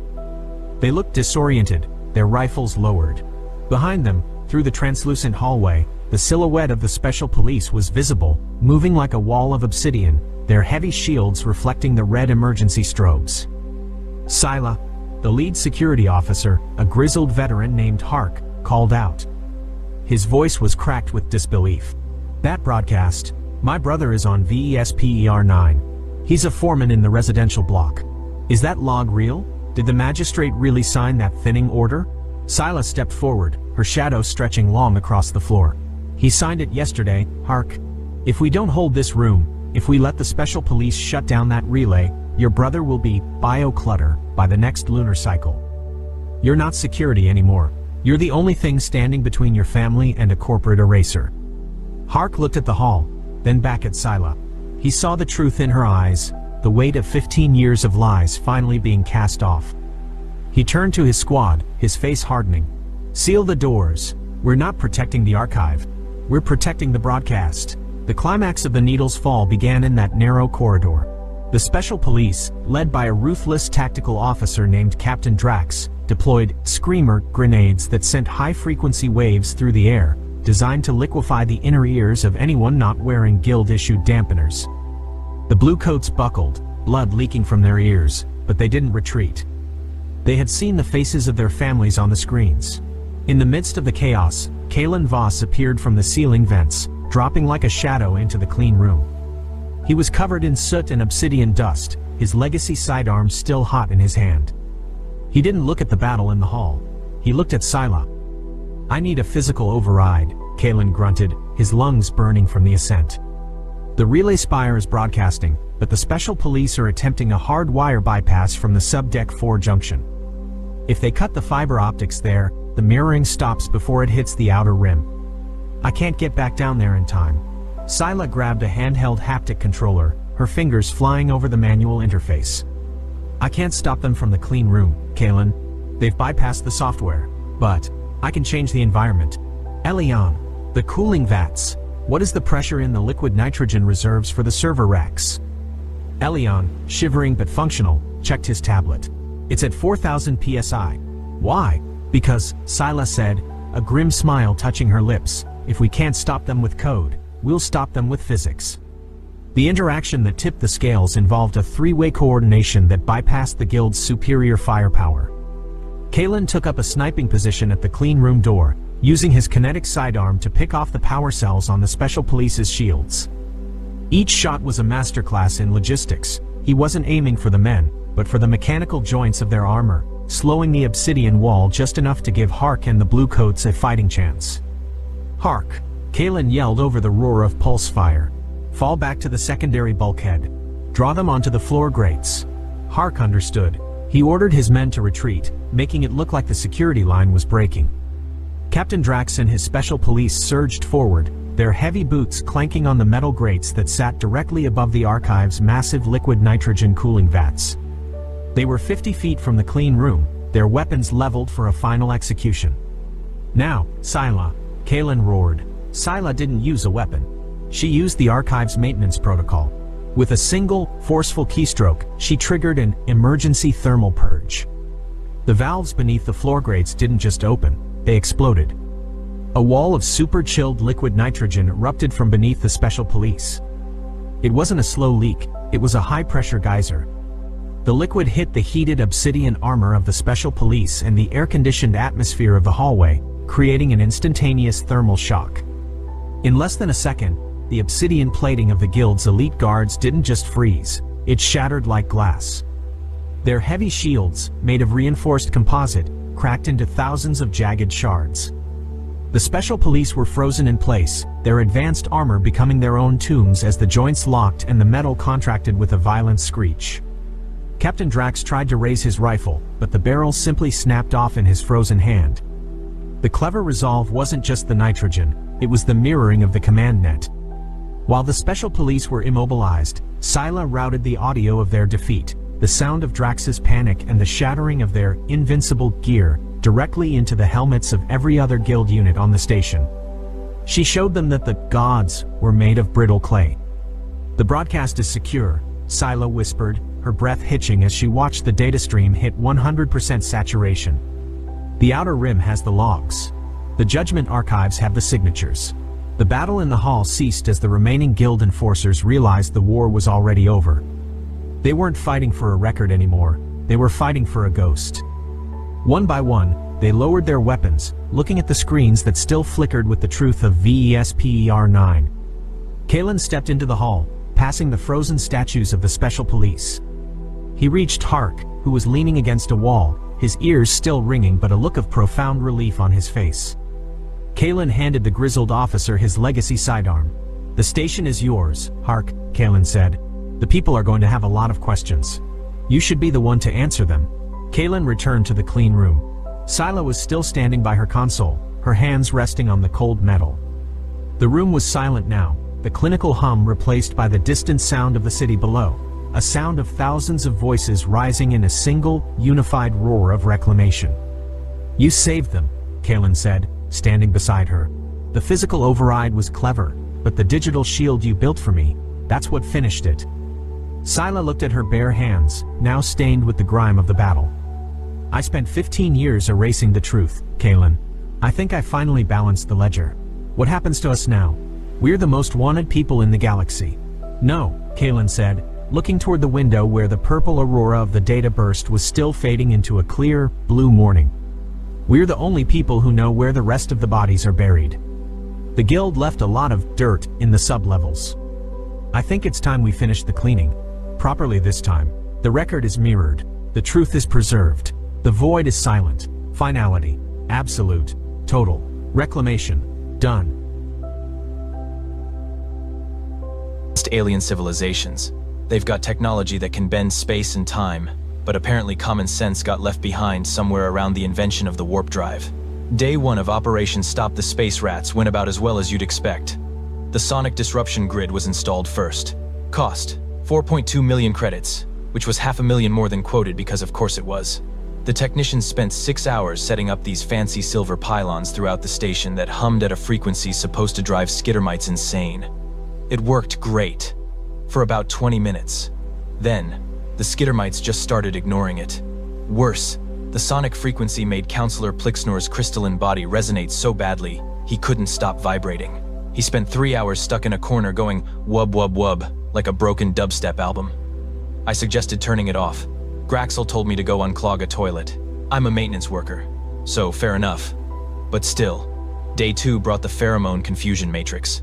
Ambassador Threlix supervised the installation personally, which involved spraying this purple mist throughout the ventilation system. It was supposed to scramble the skittermites' ability to navigate. Instead, it scrambled everyone's ability to navigate. Turned out the pheromones worked on half the species on the station. I found 3 different aliens wandering in circles in the cargo bay, bumping into walls like video game NPCs with broken pathfinding. The skittermites? They threw a party in the cafeteria. I counted 47 of them doing whatever the space rat equivalent of a conga line is. "This is unacceptable," Graxel wailed, frantically wiping purple mist residue off his eye stalks. "Deploy the quantum containment field." Day 3 was my favorite. The quantum field was supposed to create a dimensional pocket that would trap the skittermites in an alternate reality. The lead scientist, a gray blob named Dr. Morphix, assured everyone it was perfectly safe. Spoiler alert, it wasn't. They activated the field in Sector 7. There was a flash of light, a sound like reality burping, and suddenly there were twice as many skittermites. Apparently they'd pulled them from an alternate dimension where the infestation was even worse. "Turn it off!" Graxel shrieked. "I'm trying!" "Doctor," Morphix blobbed frantically at the controls. "The field is self-sustaining. It took 4 hours and another 1,000,000 credits to shut it down. The alternate dimension's skittermites, at least, went back home, probably to tell their friends about the idiot aliens with the food buffet. By day 4, the station's budget was blown, morale was in the toilet, and the skittermites had established what I can only describe as a kingdom in the ventilation shafts above the command center. You could hear them skittering around up there like they were redecorating. Graxel called an emergency meeting. His eye stalks looked like they'd aged 10 years. "The Galactic Health Inspector arrives in 3 days," he said, his voice flat with defeat. "We have tried every advanced solution available to modern science. Does anyone, and I mean anyone, have any other ideas?" I raised my hand. "Not you, Murphy." I kept my hand up. Graxel's eye stalks swiveled to glare at me. "Fine. What primitive Earth nonsense are you going to suggest? Hitting them with sticks? Throwing rocks?" I stood up, walked to the conference table, and planted my hands on the surface. "Gentlemen, ladies, and assorted gelatinous life forms," I said. "I'm going to say 2 words that are going to change your lives." Everyone stared at me. "House cats." The room exploded into chaos. You'd think I'd suggested releasing a biological weapon. Actually, scratch that. The aliens would have probably been more comfortable with a biological weapon. At least those came with safety protocols and insurance waivers. Quote, quote, quote, quote, quote, quote, quote, quote, cats? Graxel's eye stalks recoiled so hard they nearly tied themselves in knots. "You want to bring predatory animals onto a space station?" "Correction," I said, holding up one finger. "Apex predators. Earth's most efficient killing machines. Fuzzy little murder machines that hunt for sport." Counselor Plixner's crystalline form turned a pale shade of horrified. Murphy has finally lost his primitive mind. "Hear me out," I continued, because I was already committed to this bit. Cats are obligate carnivores. You know what that means? It means they don't eat plants. They only eat meat. They're biologically hardwired to hunt small, fast-moving creatures. It's not even a choice for them. It's in their DNA. Ambassador Threlix's salamander face scrunched up. "We have studied Earth fauna. These cats are small, yes? Domesticated? You want us to believe that tiny pets can succeed where quantum physics has failed?" I pulled out my datapad and projected some images onto the main screen. A tabby cat mid-pounce. Another one with a mouse in its jaws. A third doing that weird sideways hop thing they do before they attack. "Let me paint you a picture," I said, warming to my subject. Cats can hear frequencies up to 64 kilohertz. They can see in near total darkness. They've got retractable claws, lightning-fast reflexes, and the patience to sit completely still for hours waiting for prey. Oh, and here's the kicker: they don't hunt because they're hungry. They hunt because it's fun. The room had gone very quiet. "They kill for recreation," I continued. "On Earth, domestic cats are responsible for billions of small animal deaths per year. Billions. With a B. And these aren't even wild cats. These are the ones that sleep on couches and demand belly rubs. Now imagine what they'll do when you put them on a station full of skittermites with nowhere to hide." Dr. Morphix blobbed nervously. "But surely these creatures are dangerous to us as well?" "Nah." I waved a hand dismissively. "Cats are like tiny furry sociopaths with excellent PR. They'll ignore you completely unless they want food or attention. The worst they'll do is knock stuff off your desk while maintaining eye contact. But skittermites?" I grinned. "Skittermites are exactly the right size, speed, and level of crunchiness that cats find irresistible." Graxel's eye stalks drooped with exhaustion. "This is absurd. We're a galactic hub of advanced civilization, and you want us to solve our problems with pets. You got a better idea?" I asked. "Because from where I'm standing, you've spent 8 million credits making the problem worse. My solution cost the price of a cargo shipment and some kibble." Silence filled the conference room. You could practically hear the math happening in everyone's heads. 8 million credits versus one human's stupid plan.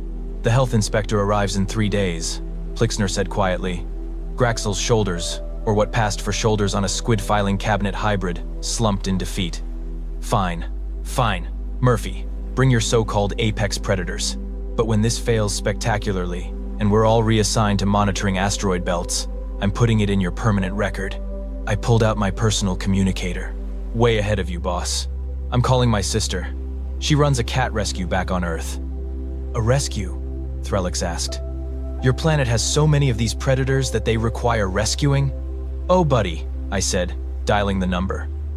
You have no idea. We've got more cats than we know what to do with. Hey, Jenny? Yeah, it's Jake. I need you to ship me 6 cats. Good hunters. Yeah, I'll send coordinates. Overnight shipping. Thanks, sis.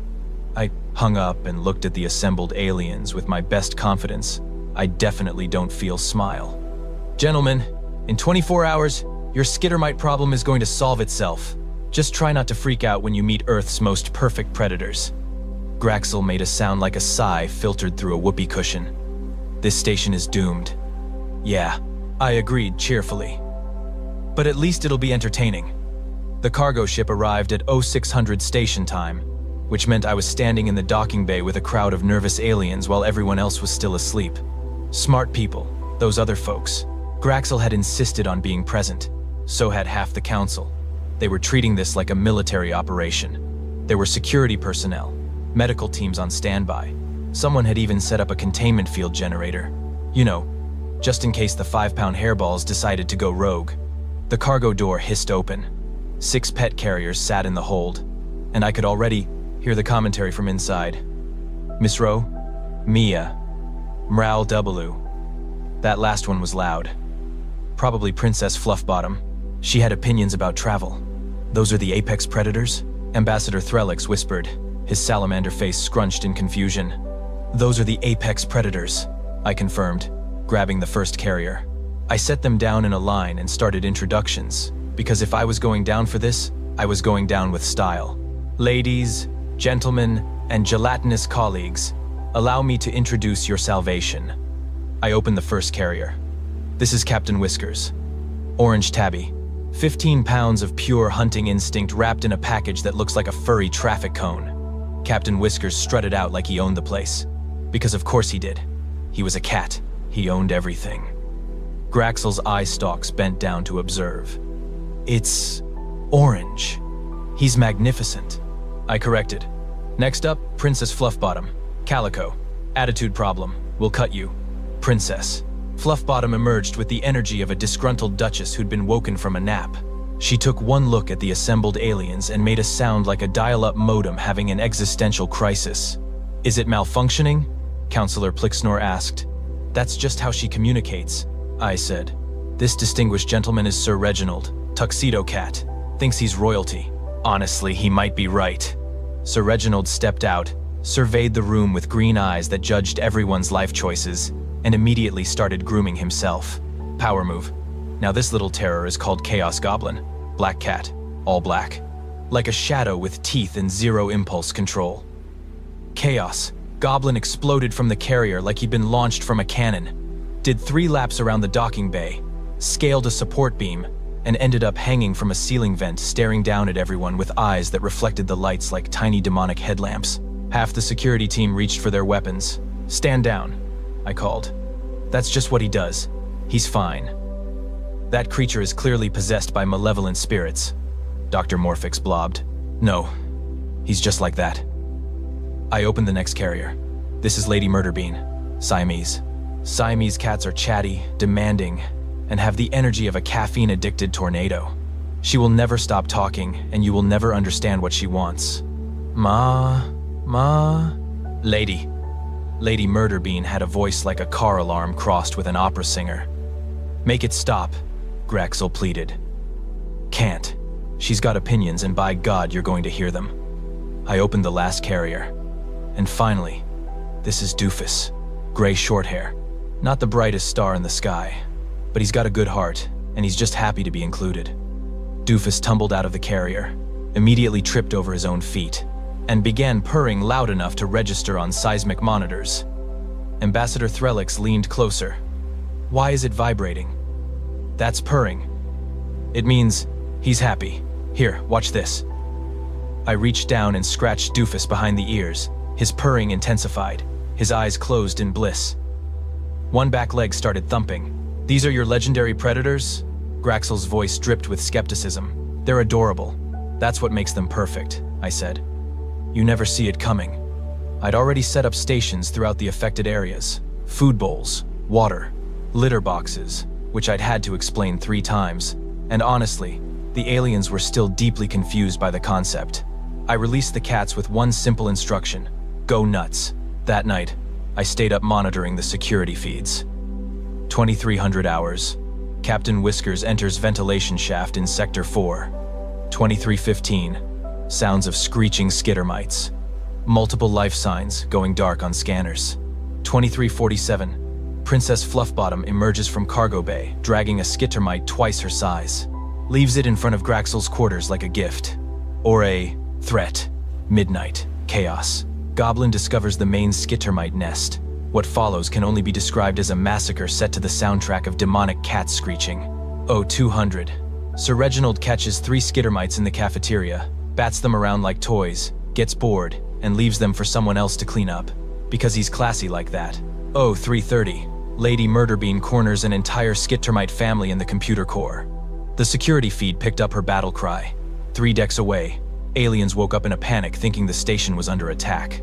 0400. Doofus finds a skittermite, pounces enthusiastically, misses completely, crashes into a wall, shakes it off, tries again, and somehow accidentally catches 2.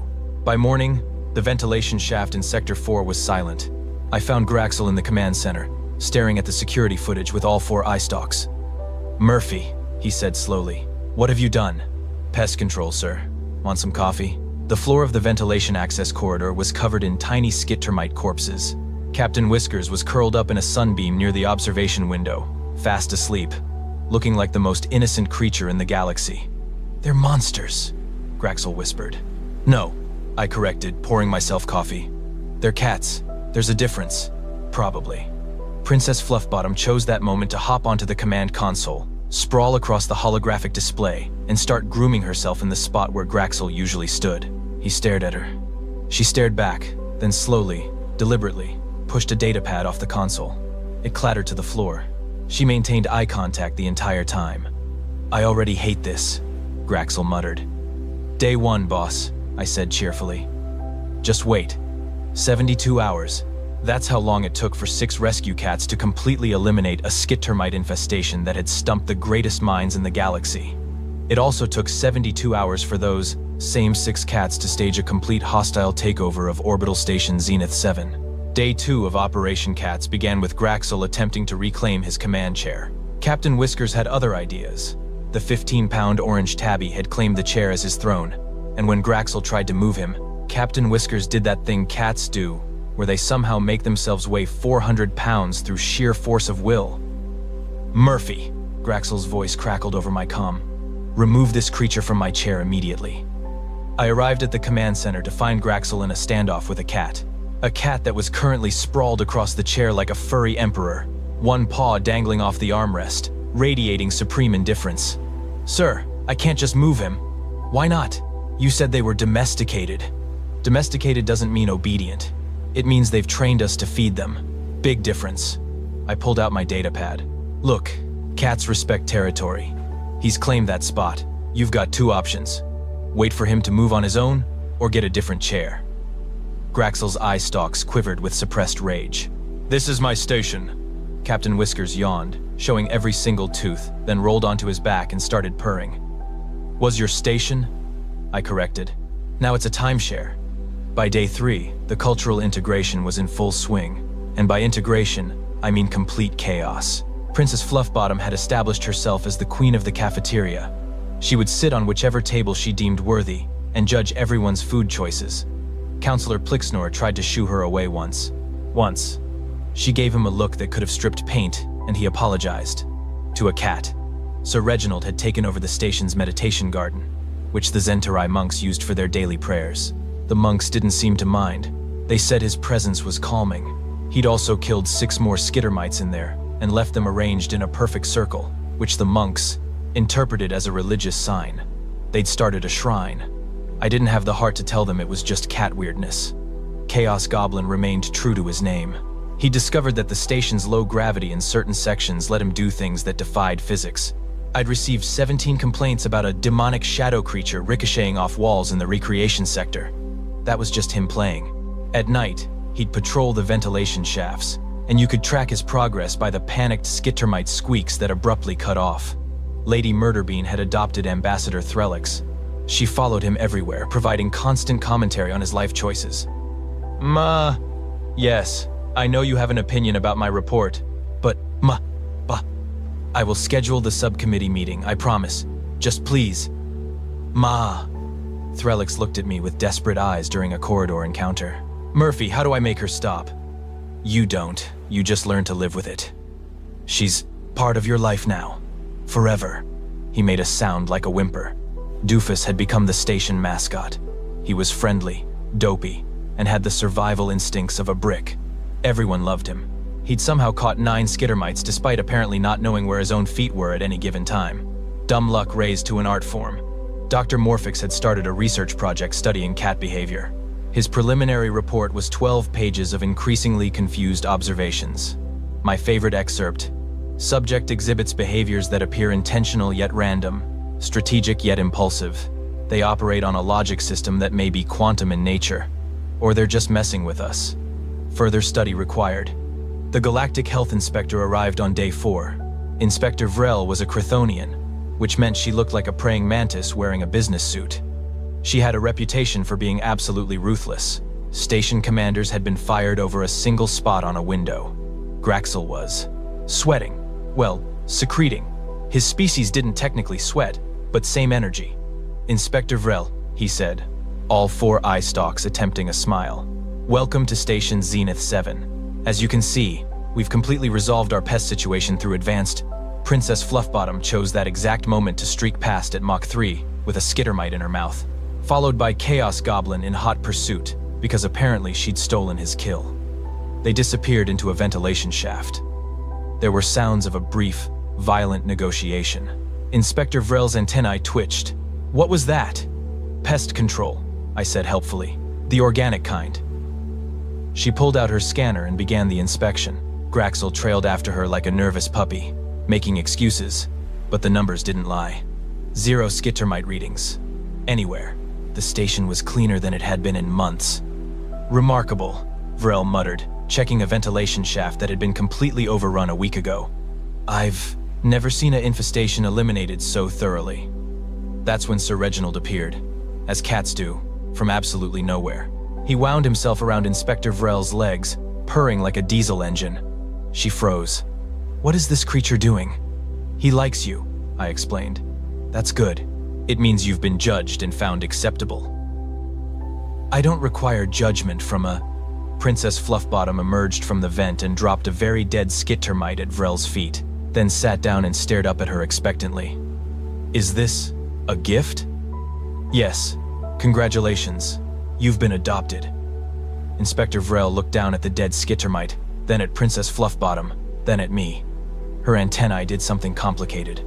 I hereby certify this station as pest-free and in full compliance with galactic health standards, she said officially. Then quieter.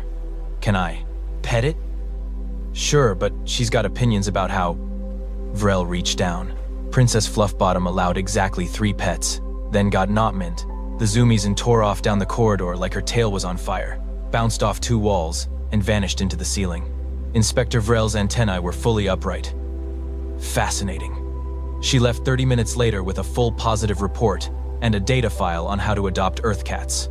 I may have encouraged that. Graxel found me in the maintenance bay that evening. Captain Whiskers was sitting on my workbench, judging my repairs. Murphy, Graxel said, his voice tired. The Galactic Council has requested information on acquiring these cats for other stations. Yeah? Yes. Apparently word has spread about our success. He paused. I'm supposed to thank you. Officially. But unofficially? Unofficially, there is a cat in my personal quarters who keeps knocking things off my shelves at 3 in the morning and I haven't slept in 2 days. I grinned. That's Chaos Goblin. He's showing affection. I want to fire you so badly right now. Can't. I'm the only one who speaks. Cat. Graxel's eye stalks drooped in defeat, and he shuffled away, muttering something about retirement. Captain Whiskers looked at me and slow blinked. The cat equivalent of, "You're welcome." Yeah, I said, scratching behind his ears. We did good, buddy. He purred and pushed a screwdriver off the workbench. Some things never change. 3 weeks later, I was sitting in the cafeteria with what I can only describe as the galaxy's weirdest support group. Counselor Plixnor was at the next table, hand-feeding Princess Fluffbottom pieces of his lunch while she purred and judged his technique. Ambassador Threlix had given up fighting Lady Murderbean's constant commentary, and now just carried on full conversations with her like she was his personal assistant. Doctor. Morphix had abandoned his research project after concluding that cats operate on a plane of existence science cannot measure, and now he just posted videos of Doofus doing stupid things on the station's social network. The Galactic Council had officially requested that Earth establish a cat export program. Not asked, requested. As in, they were willing to pay. I'd spent the last week negotiating terms with Jenny back on Earth. She was having the time of her life. Turns out, when you're the only planet in the galaxy with an excess of apex predators that also happen to be adorable, you've got leverage. The deal was simple. Any station wanting cats had to meet strict care requirements: proper food, water, enrichment, veterinary care, and most importantly, each cat had to be treated with the dignity and respect due to a creature that could solve your pest problems, but also might knock your coffee off your desk just to watch it fall. Jenny was calling it the Interstellar Cat Adoption Network. She'd already trademarked it. My sister was going to be rich. Graxel walked into the cafeteria, and I did a double take. Captain Whiskers was perched on his shoulder like an orange furry parrot, surveying his domain. With regal satisfaction. "Commander," I said, trying not to smile. "Nice accessory." "Shut up, Murphy." But there was no real heat in it. Graxel got his food and sat down across from me. Captain Whiskers immediately started trying to steal his lunch. "The Council has officially recognized Earth's contribution to galactic station management. They're calling it the Murphy Protocol. They're naming it after me. They wanted to call it the Feline Solution, but apparently that sounds too much like a war crime in 6 different languages." He pushed his plate slightly away from Captain Whiskers, who responded by simply stretching further. "There are now 47 stations requesting cats. Your sister is scheduling interviews with potential adopters." "Interviews?" "She's very thorough. Station Commander Draxel was rejected because he referred to cats as equipment. She sent him a 20-page essay on why he was wrong." Graxel actually smiled. One of his eye stalks bent down to regard Captain Whiskers, who was now purring. "I suppose I understand her position." I watched this squid filing cabinet hybrid gently scratch a cat behind the ears and realized something had fundamentally shifted in the galaxy. "You know what the crazy part is?" I said. "Humans didn't even try to weaponize cats. We just lived with them for 10,000 years because we liked having them around. They kept our grain stores pest-free, sure, but mostly we just thought they were neat, and it never occurred to us that this was something special until we met you guys. Humanity's greatest strength," Graxel said thoughtfully, "appears to be your ability to befriend chaos and call it a pet. We domesticated wolves into dogs. We made friends with murder machines and turned them into therapy animals. We looked at cats, perfect killing machines that barely tolerate us, and said, yes, this will live in my house, and I will love it." I took a sip of coffee. "I guess when you spend your whole evolutionary history as the scrappy underdog on a death world, you learn to make allies wherever you can find them." Sir Reginald jumped onto our table, walked directly through Graxel's lunch, knocked over my coffee, and settled down in the exact center like a furry black and white sphinx. Neither of us moved him. Across the cafeteria, Chaos Goblin was teaching some alien younglings how to play, which mostly involved him running up walls while they tried to follow, and failed spectacularly. Their parents watched nervously, but the kids were having the time of their lives. "Murphy," Graxel said after a long pause, "I still think you're primitive. Fair, but perhaps there's something to be said for primitive solutions to complex problems. Also fair." Captain Whiskers stretched, yawned, and curled up on Graxel's shoulder, purring like a tiny motorboat. The station commander reached up and, almost unconsciously, started petting him. "Did I mention," I said casually, "that cats live 15 to 20 years? Graxel's eye stalks shot up. "What?" "Yeah. You're stuck with him for a while. Hope you're cool with that." All 4 eye stalks turned to look at Captain Whiskers, who chose that moment to open one eye, slow blink at Graxel, and resume purring. "I hate you, Murphy." "No, you don't. You love these cats. Admit it. I will do no such." Captain Whiskers headbutted Graxel's nearest eye stalk affectionately. The commander's shoulders, or what passed for them, slumped in defeat. "Fine. They've grown on me. Like a fungus. A cute fungus that saved your station and your career. A fungus that knocked over my antique Zentarii meditation crystal at 4 in the morning last Tuesday. Yeah, but look at his face." We both looked at Captain Whiskers, who was the picture of innocent contentment. "Damn it," Graxel muttered. At that moment, Princess Fluffbottom, Lady Murderbean, and Doofus all simultaneously stopped what they were doing and stared intently at the same empty corner of the cafeteria. Every alien in the room followed their gaze, searching for whatever threat the apex predators had detected. There was nothing there. The cats kept staring. "Why are they doing that?" Plixner whispered, his crystalline form taking on a nervous shimmer. "No idea," I said cheerfully. "They just do that sometimes. But there must be something." "Nope. Sometimes cats just stare at nothing and freak everyone out. It's part of their charm." All three cats maintained their vigil for another 30 seconds, then simultaneously went back to what they were doing like nothing had happened. The aliens remained on edge for the rest of lunch. I leaned back in my chair and smiled. Earth had joined the Galactic Council 5 years ago as the new guys, the primitive species that still used combustion engines and hadn't figured out cold fusion. We didn't have the best technology. We didn't have the most advanced weapons. We didn't even have particularly good social skills. But we had cats, and apparently, that was enough. Graxel caught my expression. "You're entirely too pleased with yourself. Commander, we just solved a galactic crisis with the power of weaponized cuteness. Humanity's greatest contribution to the stars isn't going to be technology or culture or philosophy. It's going to be teaching the universe that sometimes the best solution to a problem is a 5-pound furball with murder in its heart and a complete lack of respect for authority." Captain Whiskers chose that moment to stretch, step directly onto Graxel's datapad, and send a message to the entire station command staff. An accidental message that just said, Graxel stared at his datapad in horror. "I'm not correcting it," I said. "Murphy, nope. That's an official communication from Captain Whiskers now. It's in the record. Somewhere in the ventilation shaft above us, Chaos Goblin found one last skit termite that had somehow survived the purge. There was a brief sound of scuffling, a triumphant yowl, and then silence. Station Zenith 7 was officially pest-free, run by a committee of 6 cats who answered to no one, and somehow more efficient than it had ever been. Humanity had arrived in the stars, and we'd brought our friends.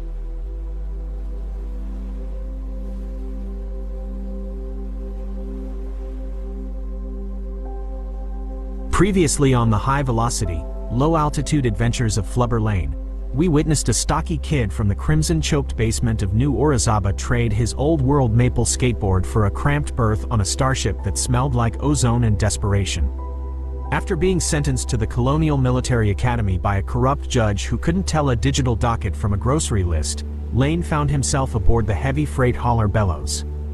When pirates struck with jagged boarding spikes and searing photon bursts, our hero did the unthinkable. He skitched a live, ticking Mark-7 torpedo through the absolute vacuum of space, riding it like a wild stallion into the heart of the enemy's fuel port.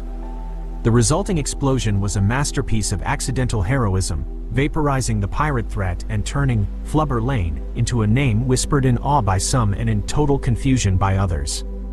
Now, the radiation has cleared, the adrenaline has faded, and for Flubber Lane, the true nightmare of military life has begun.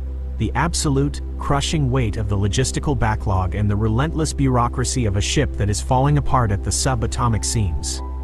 The red iron dust of New Orizaba was a stubborn ghost that clung to the seams of Flubber Lane's service coveralls, a gritty reminder that no matter how high he climbed into the spires of the military elite, he was still just a kid from the basement who knew the taste of ozone and cheap, synth-leveled meat.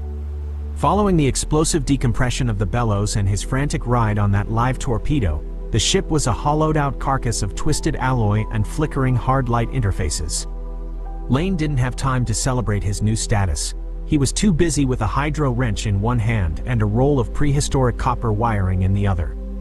He had been summoned to the shattered bridge, not for a reprimand, but for a ceremony that felt more like a funeral for his free time.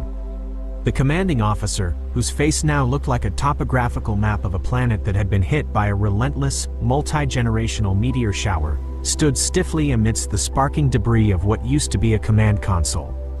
He pinned a heavy, gleaming star of valor to Lane's chest, a metal made of solid, high-density iridium that felt like it weighed 40 pounds and pulled his posture into a permanent slouch. Along with the metal came a datapad flickering with his promotion, head of maintenance and supply. The CO barked that Lane was now the unifying force of the ship's systems, a title that sounded suspiciously like the only person we trust not to blow us up while we sleep. Lane looked at the datapad and realized his nightmare had just begun. The promotion was a Trojan horse of bureaucracy. It came with a backlog of 30 critical projects, ranging from stabilizing the subatomic gravity drives to recalibrating the synthetic meat synthesizers which were currently stuck on burnt rubber and wet dog flavor. Okay, can you bitch at me now? Lane muttered to Celine as she hovered over him like a nervous hummingbird, complaining that the life support nanites in the upper ward were vibrating at a frequency that made her high-born hair frizz. He was currently shoulder-deep in a junction box where an ultra-tech hard light projector had melted into a conventional mechanical cooling fan. It was a mess of cross-tech nightmares. The Ultra systems relied on thought mapping and ethereal power flows, while the conventional gear needed physical contact, actual juice, and the occasional kick. Lane was forced to strip the insulation from a high-tension cable and weave it into the light matrix using a pair of needle-nose pliers he'd found in a junk bin labeled pre-void relics. "I didn't put that there," he grunted, pulling a calcified piece of ancient chewing gum out of the primary optical sensor. He bypassed the logic gate by wedging a copper penny, a literal relic from 1998, into the circuit breaker. Suddenly, the lights flickered from a sickly, nausea-inducing orange to a crisp, cool blue. The ship groaned, its systems coming back online in a stuttering, coughing fit of electronic rebirth. But as the long-range scanners finally shook off the radiation interference from the pirate explosion, a moderately moving ship appeared on the fringe of the sector. The bridge went cold, with the bellows still trailing a plume of coolant and its stealth systems only at 12% capacity. Revealing themselves to a potential pirate scout was a death sentence. The struggle to identify the vessel was a war of static and frustration. The ultra-tech sensors were screaming about spectral anomalies and quantum shadows, while the conventional radar showed nothing but a gray, uncooperative smudge that looked like a thumbprint on the screen. Lane diverted power from the laundry room and the mess hall, ignoring the distant, muffled shouts of hungry sailors whose lunch had just been sacrificed to the god of electromagnetism, to boost the symptomatic transmitter power. He pushed the load so hard the wires behind the wall began to sing a high, vibrating note of protest that smelled like scorched plastic and lost hope. "I didn't put that there," Lane whispered as a small fire started in the corner of the console, which he promptly smothered with his new Iridium Star of Valor metal, the heavy metal acting as a perfect heat sink. Finally, the image resolved. It wasn't a pirate. It was a derelict transport, a drifting tomb that had been gutted long before by the same pirate faction they had recently engaged. The ship was a ghost, its systems failing in a slow, agonizing crawl through the void. It was caught in a stationary holding field, likely a remnant of a pirate's tractor beam that had never been deactivated. Lane knew they had to act. He organized a rescue party, including Celine and 2 conventional grunts who were better with sledgehammers than sensors. They launched in a cramped repair shuttle, but as they neared the derelict, a cloud of micro-debris, shattered glass and frozen fuel, swirled like a storm. The shuttle took a hit to its comms array.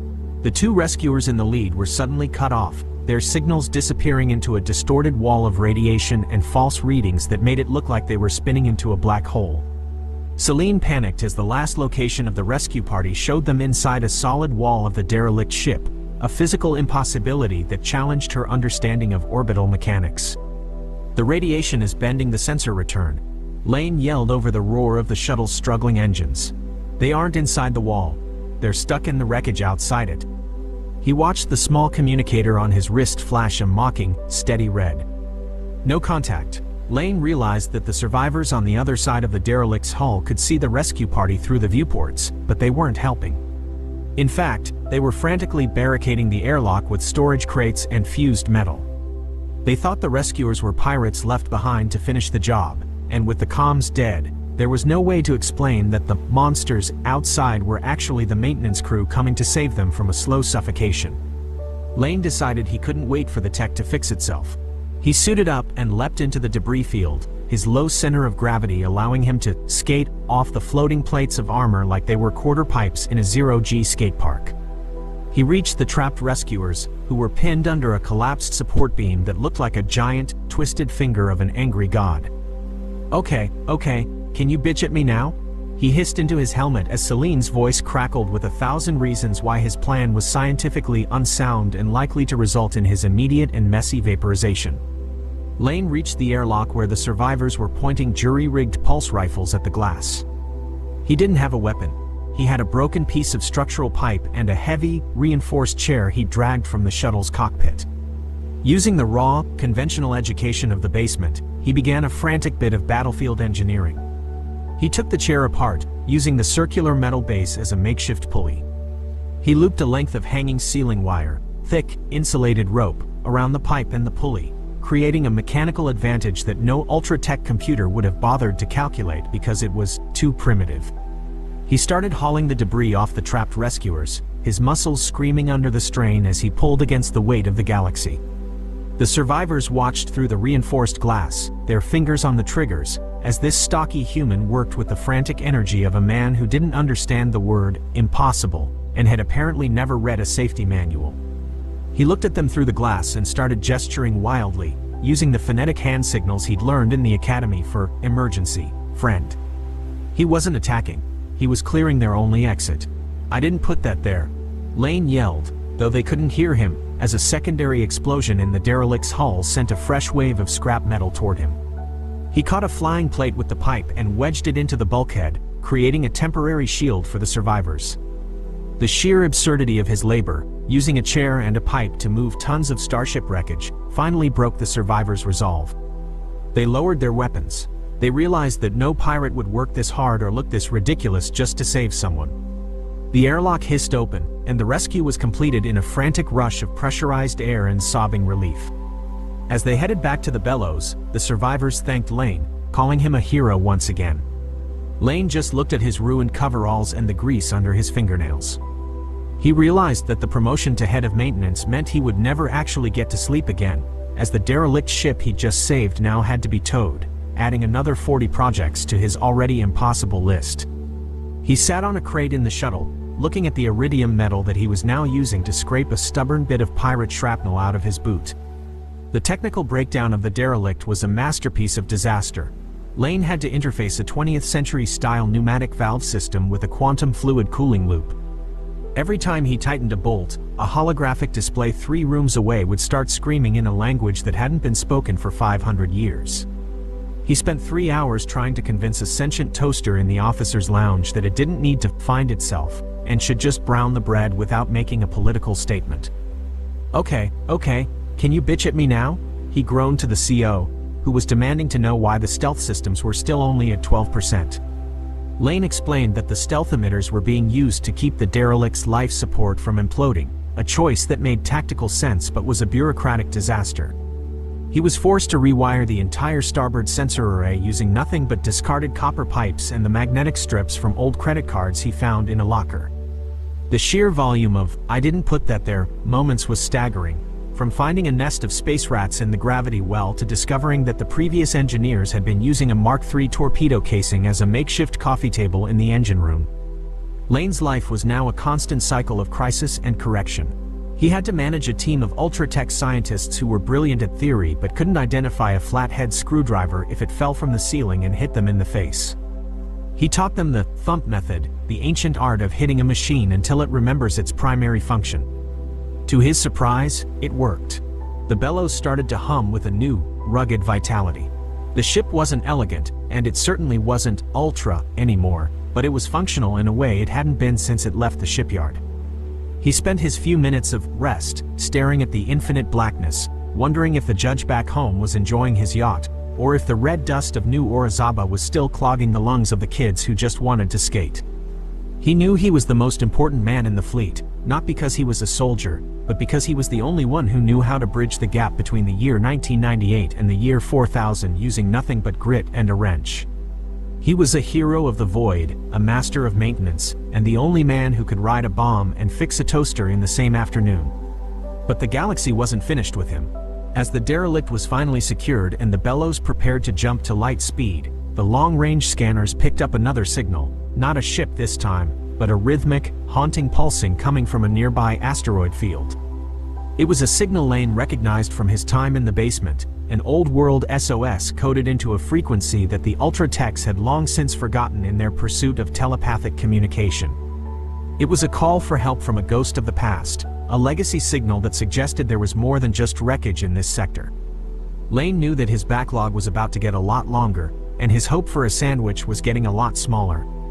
He grabbed his skateboard, now reinforced with iridium plates and magnetic trucks that could grip a hull even in a high-speed maneuver, and headed for the docking bay. The irony of his life settled in like the red dust. He was a legend, a leader, and a target, but at the end of the day, he was still just a boy with a board, looking for a clean line in a dirty, broken universe. Will Flubber Lane ever find the source of the mysterious signal, or is he being lured into another elaborate pirate trap designed to exploit his heroism? Can he manage to repair the derelict ship while the Bellows is being hunted by invisible enemies lurking in the shadows of the quantum field?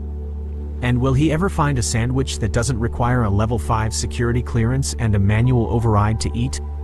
The technical debt is high, the stakes are higher, and the only man with the wrench is currently trying to figure out why the gravity in the showers is set to Jupiter, while the toilets are set to 0G. Don't forget to tune in next time for Episode 3, The Short Circuit of Destiny, where our hero learns that in space, even the shadows have a manual override and every shortcut leads to a very long day of repairs.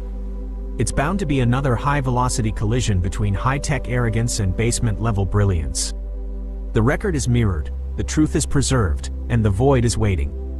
See you in the void, skaters! The ride is only getting started, and the record never forgets a hero with a hammer and a dream.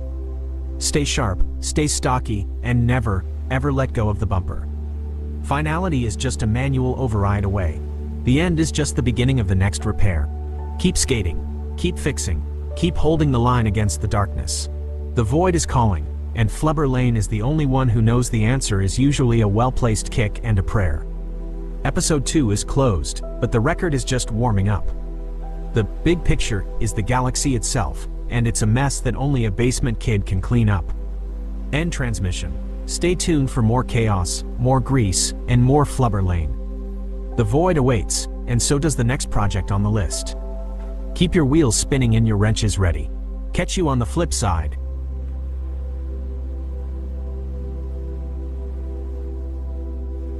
All personnel, Code Violet in Mess Hall 7. Korvathi Cubs are loose, and security is ordered to stand down. Repeat, stand down per diplomatic protocols. Commander Zilax's voice crackled through every speaker in the Galactic Military Academy, with the kind of panic usually reserved for hull breaches. In the mess hall, 300 cadets from 15 different species pressed themselves against walls, tucked under tables, or simply froze in place as 5 Korvathi cubs, each the size of a Terran lion, prowled between the rows, snatching food trays and scattering utensils with gleeful abandon. Sir, they've taken the entire 3rd section's lunch allocation. Lieutenant Vex Thule reported from the doorway, his hand hovering uselessly over his sidearm. Permission to... Denied, Zilax snapped. Those cubs' parents are the Korvathi ambassadors. One scratch, one bruise, and we're looking at an interstellar incident that'll make the Proxima trade wars look like a scheduling dispute. The cubs clearly knew it too. The largest one, sporting distinctive crimson stripes, had commandeered an entire table and was systematically destroying a Vegelian cadet's carefully prepared nutrient paste, while maintaining direct eye contact with security personnel. Across the hall, cadets whimpered, their species-specific fear responses triggering in waves. The Korvathi were apex predators. They'd evolved at the top of their food chain, had spread across 6 systems before achieving spaceflight, and possessed exactly 0 natural predators. Their cubs learned hunting by instinct at 3 months old. Commander, this is a disaster, Vex Thule said, watching a cub casually bat a fleeing Prixian cadet back toward the cowering group with one massive paw. We can't even evacuate without risking someone getting hurt. The cubs think it's a game. I'm aware, Zilax growled, scrolling through protocols on his datapad with increasing desperation. The moment we move defensively, their instincts trigger full predator response. We're stuck until the ambassadors arrive, and they're in a council session that won't end for another 2 hours. In the far corner of the mess hall, Cadet Emma Martinez sat at her usual table, methodically working through her sandwich, some kind of Terran protein and vegetation combination, while reviewing notes on her datapad. She hadn't looked up once. "Sir," Vex Thule said slowly, "the human hasn't been approached yet." Zilax's attention snapped to the corner. The human sat in a small bubble of normalcy, completely oblivious to the chaos spiraling around her. 2 cubs had started fighting over a stolen dessert cart barely 10 meters from her position. She'd reached for her drink without even glancing their direction. She doesn't know, Zilax realized. She's wearing audio buds. She can't hear the announcement. Should we warn her? They watched as the largest cub, having thoroughly destroyed its current conquest, turned its attention toward new territory. Its predatory gaze locked onto the human's table, where an actual, untouched meal sat waiting. "Get a medical team standing by," Zilax ordered quietly. Humans are durable, but Korvathi cubs don't understand proportional response. The cubs began their approach, moving with the confident swagger of creatures that had never encountered anything capable of challenging them. Emma took another bite of her sandwich. Cadet Kael'thas had his communicator out, hands shaking as he held it at chest level, broadcasting directly to Academy Command.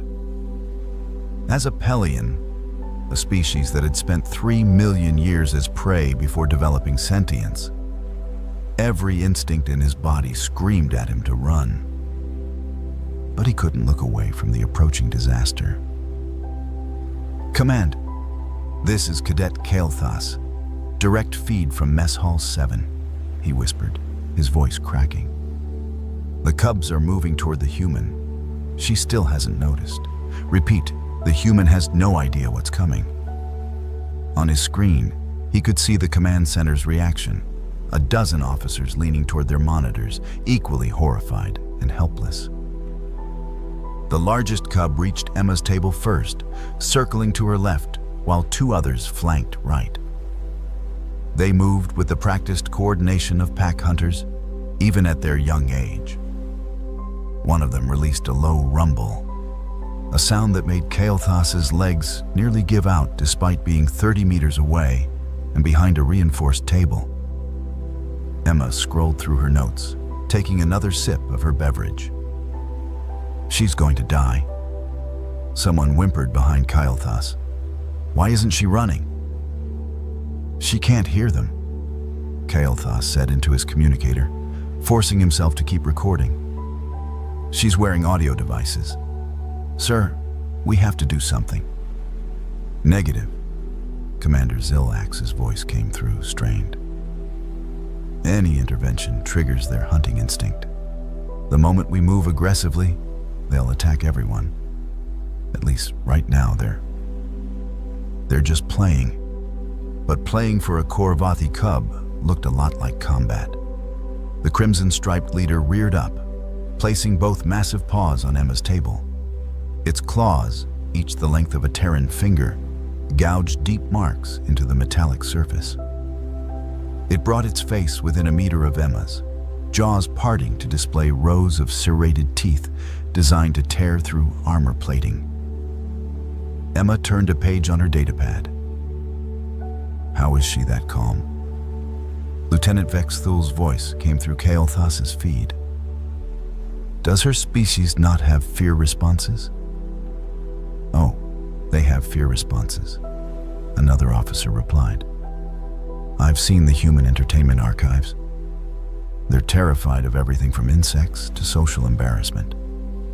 She just doesn't realize. The second cub reached out with one paw, batting at Emma's lunch tray. It skittered a few centimeters across the table. The third cub released another rumble, deeper this time, activating its species' natural intimidation frequency. A sound that had evolved to paralyze prey on 17 different worlds. Kael'thas felt his knees buckle slightly, even at this distance. Around the mess hall, cadets from prey species backgrounds had stopped breathing entirely. Emma scratched her nose absently and reached for her sandwich. "Commander, we need to contact the ambassadors now," Vex Thule insisted. "I don't care if it's the middle of their council session.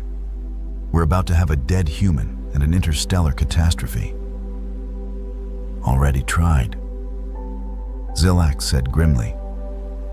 "They've got their communications locked for high security discussions. We're on our own for another 90 minutes at minimum." On screen, the crimson-striped cub lowered itself into a crouch, the unmistakable precursor to a pounce. Its siblings mirrored the position, forming a triangle around Emma's chair. This was it. This was the moment their hunting instincts would override their playfulness. "Someone needs to warn her," Kael'thas pleaded, though he made no move to leave his hiding spot. Evolutionary programming was a powerful thing. The largest cub's haunches tensed. Its tail went rigid. Every predator indicator screamed imminent attack. Emma set down her sandwich, finally looking up from her datapad with a slightly annoyed expression, not at the cubs, but at something on her screen. She reached for her drink, and as she did, her hand passed within centimeters of the cub's muzzle. The entire mess hall held its breath. Then Emma's throat moved, and she made a sound. "Ahem." The sound was barely audible, a soft, almost polite clearing of the throat. The kind of noise someone makes when they have a tickle from carbonation or want to gently indicate their presence. Ahem.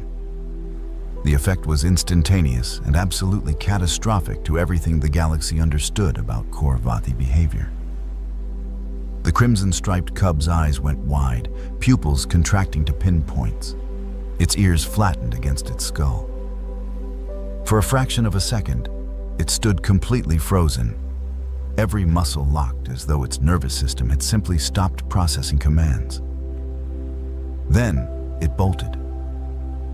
Not a casual retreat, not a tactical withdrawal, a full, scrambling, evolutionary panic response that sent it careening backward with such force that it crashed into its sibling, sending both cubs tumbling across the polished floor. The third cub didn't even bother with direction. It simply ran, slamming into a support column hard enough to dent the metal before ricocheting toward the exit. Within 5 seconds, all 5 Khor-Vathi cubs had evacuated the mess hall, trampling over each other in their desperation to escape. The sound of their claws scrabbling against the deck plating echoed down the corridor, growing fainter as they put as much distance as possible between themselves and the human. The mess hall fell into absolute silence.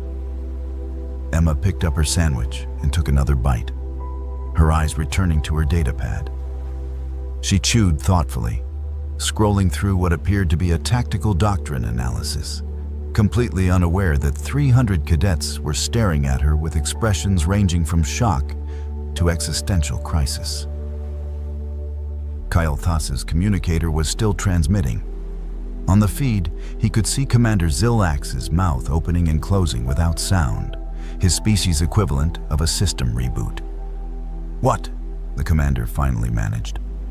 "In the name of every star system in the known galaxy just happened?" Lieutenant Vexithul's voice came through, equally stunned.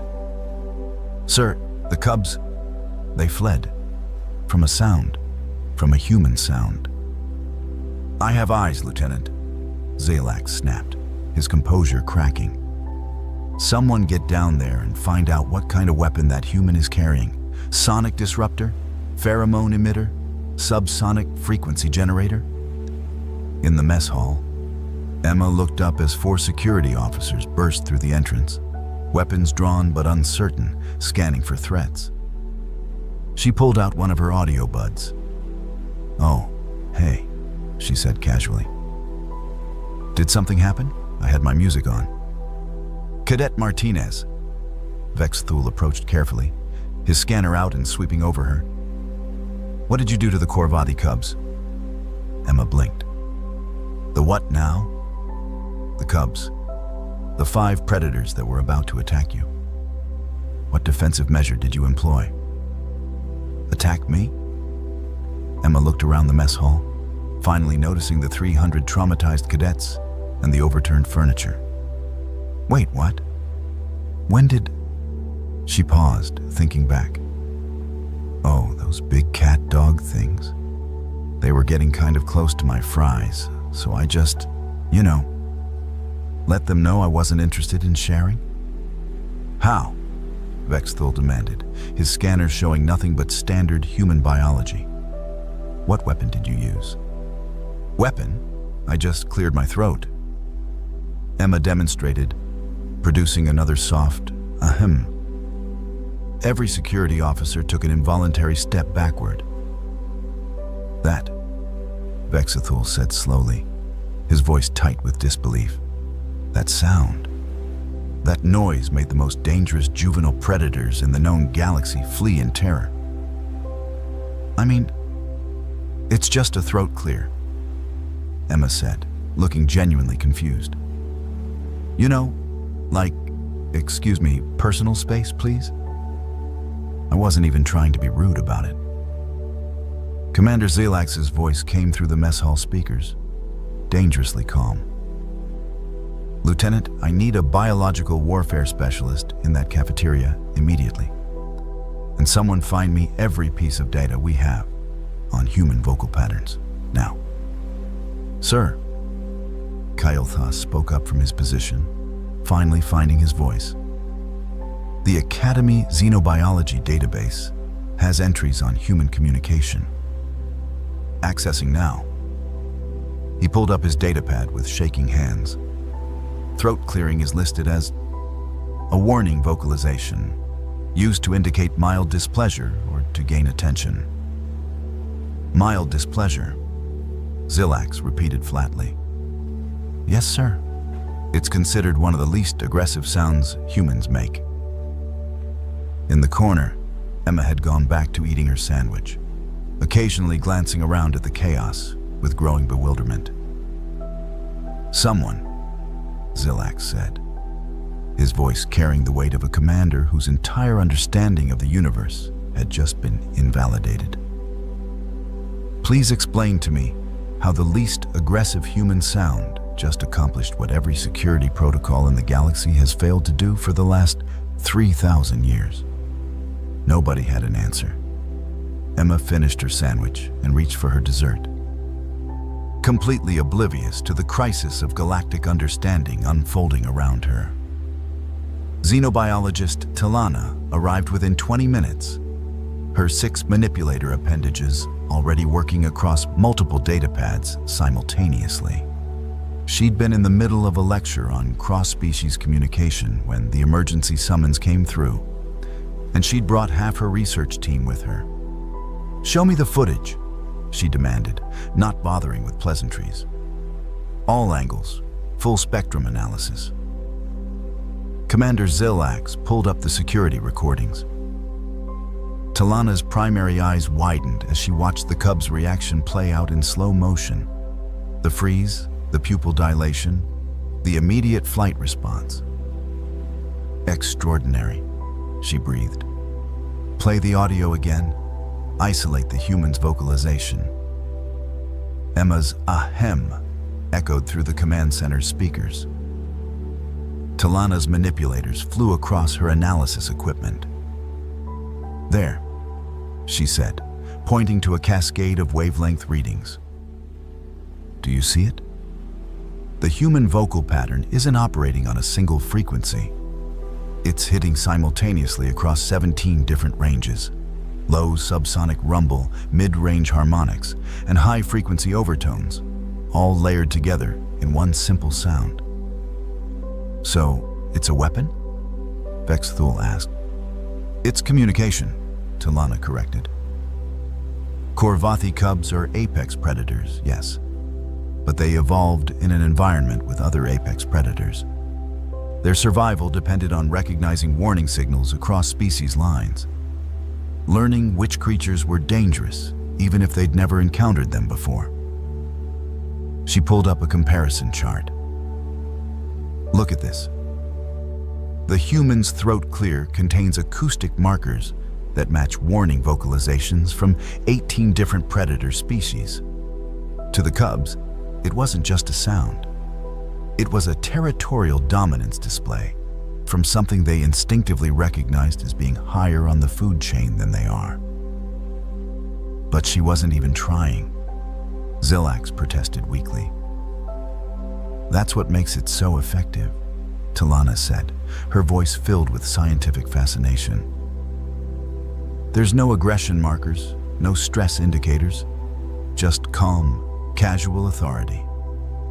To a predator's instinct, that reads as supreme confidence, something so dangerous, it doesn't even need to try. Back in the mess hall, Emma had been escorted to a secure observation room where she sat across from Talana, looking increasingly uncomfortable with the attention. Could you demonstrate again? Talana asked. Just a simple throat clear? Okay. Emma cleared her throat gently. Like that? Talana's equipment lit up like a festival display. Fascinating. Now, Cadet Kael'thas, would you attempt the same? Kael'thas, still shaky from the earlier events, cleared his throat.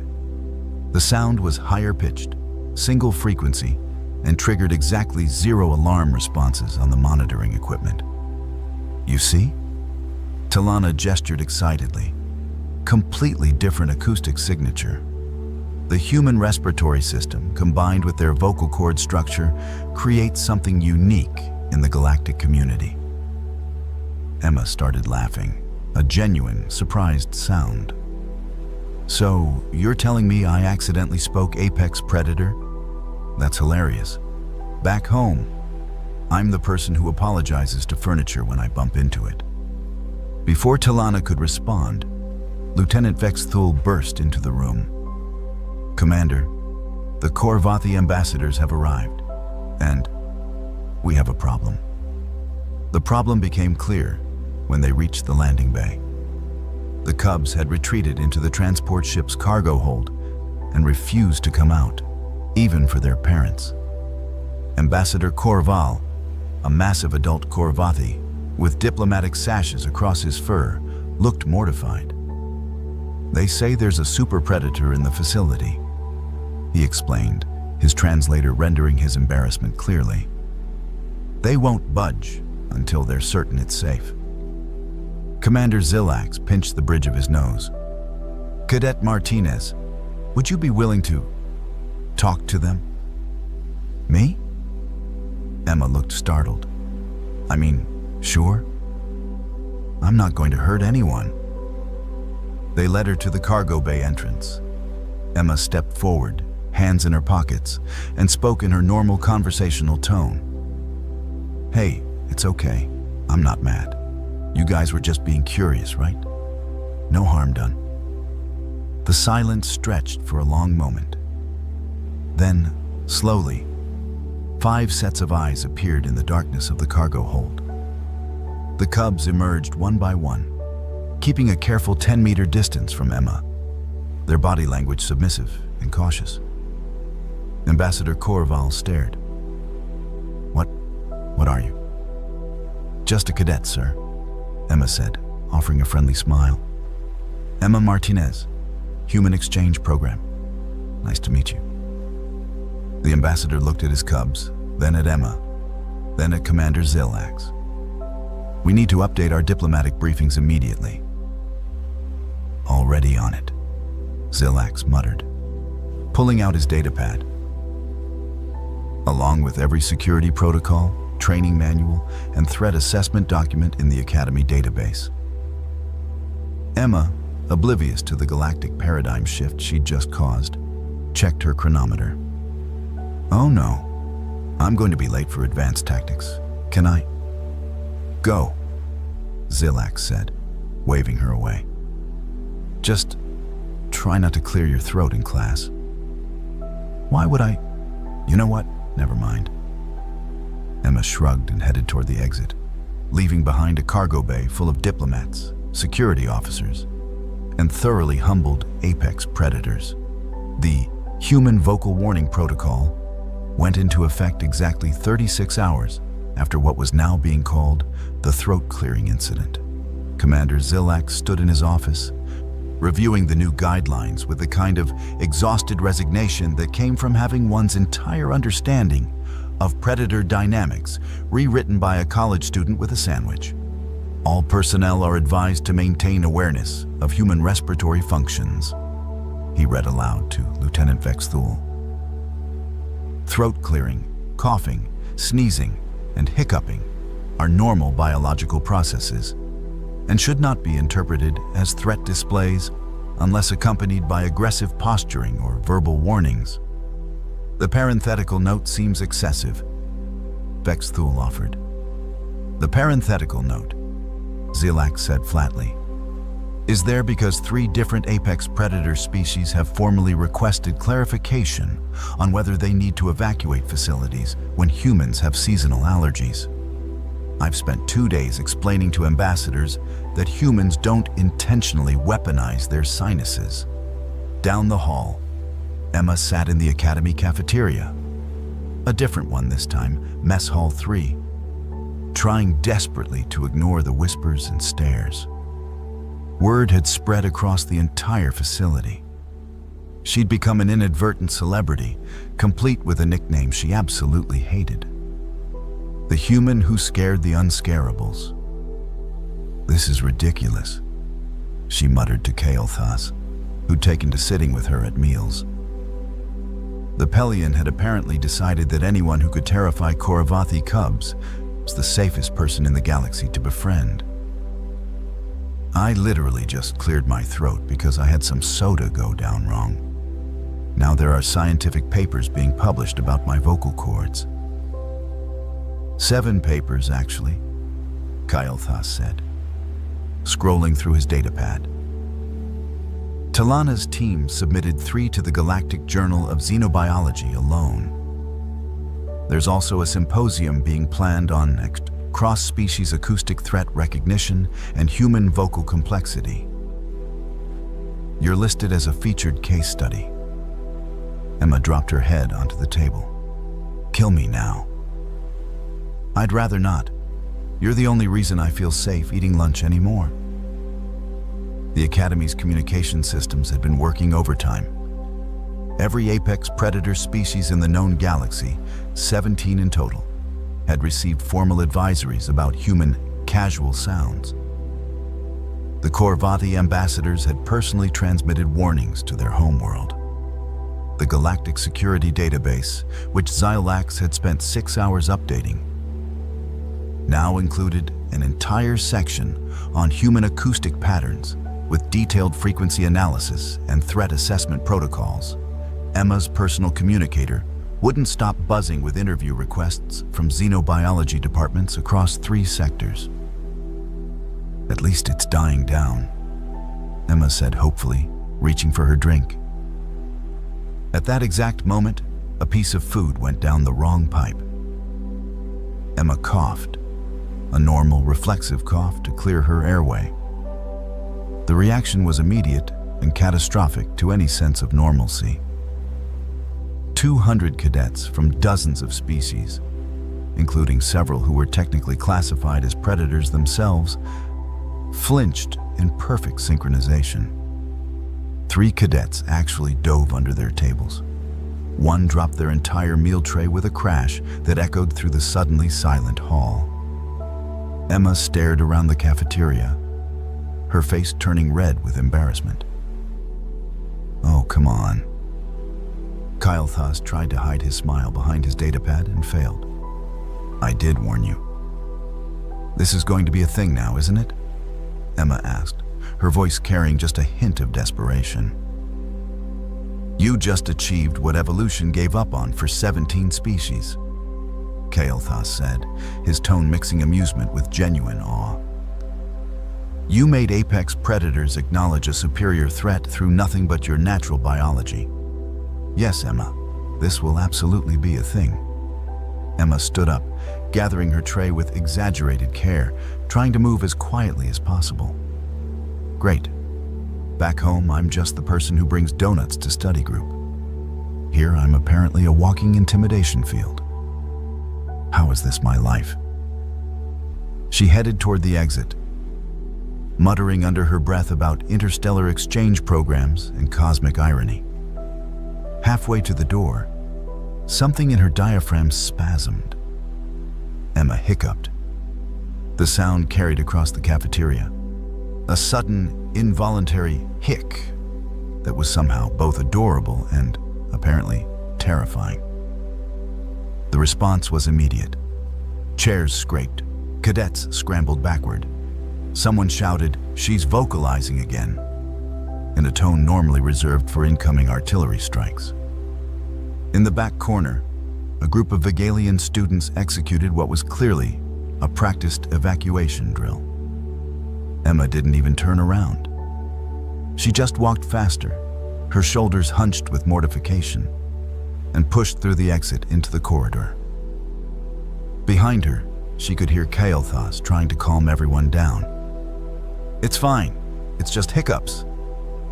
She's not establishing territorial dominance over the cafeteria." Emma made it 3 meters down the hallway before hiccuping again. From Mess Hall 3, she heard the unmistakable sound of mass panic.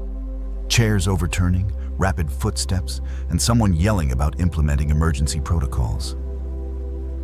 "I hate everything about this," Emma announced to the empty corridor. Her communicator buzzed. A new academy-wide memo. ATTN. All personnel human respiratory functions. All personnel are advised that human respiratory sounds, throat clearing, coughing, sneezing, hiccuping, and related functions are normal biological processes and do not indicate aggression, territorial claims, or imminent threat. Please respond appropriately to these sounds with calm acknowledgement rather than alarm. Security response team remains on standby for actual emergency situations. Apex predator species are reminded that humans are classified as Tier 1 diplomatic priority and are not to be challenged, provoked, or engaged in dominance displays under any circumstances. Yes, this includes accidental eye contact. No, we're not sure how we got here either. Emma read the memo, closed her eyes, and took a deep breath. Carefully, quietly, making absolutely certain it didn't produce any sound whatsoever. From down the hall, she heard Commander Zilax's voice echoing from his office. "Someone explained to me how one human with a sandwich has rewritten 3,000 years of interstellar security doctrine." Emma decided it was time to find a very quiet, very empty study room, preferably one with soundproofing. The conference hall floated in the darkness of space, a massive ring of metal and glass that orbited no planet.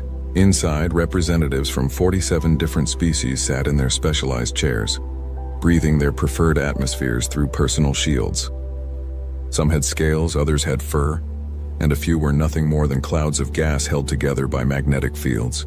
They all shared one thing in common: fear.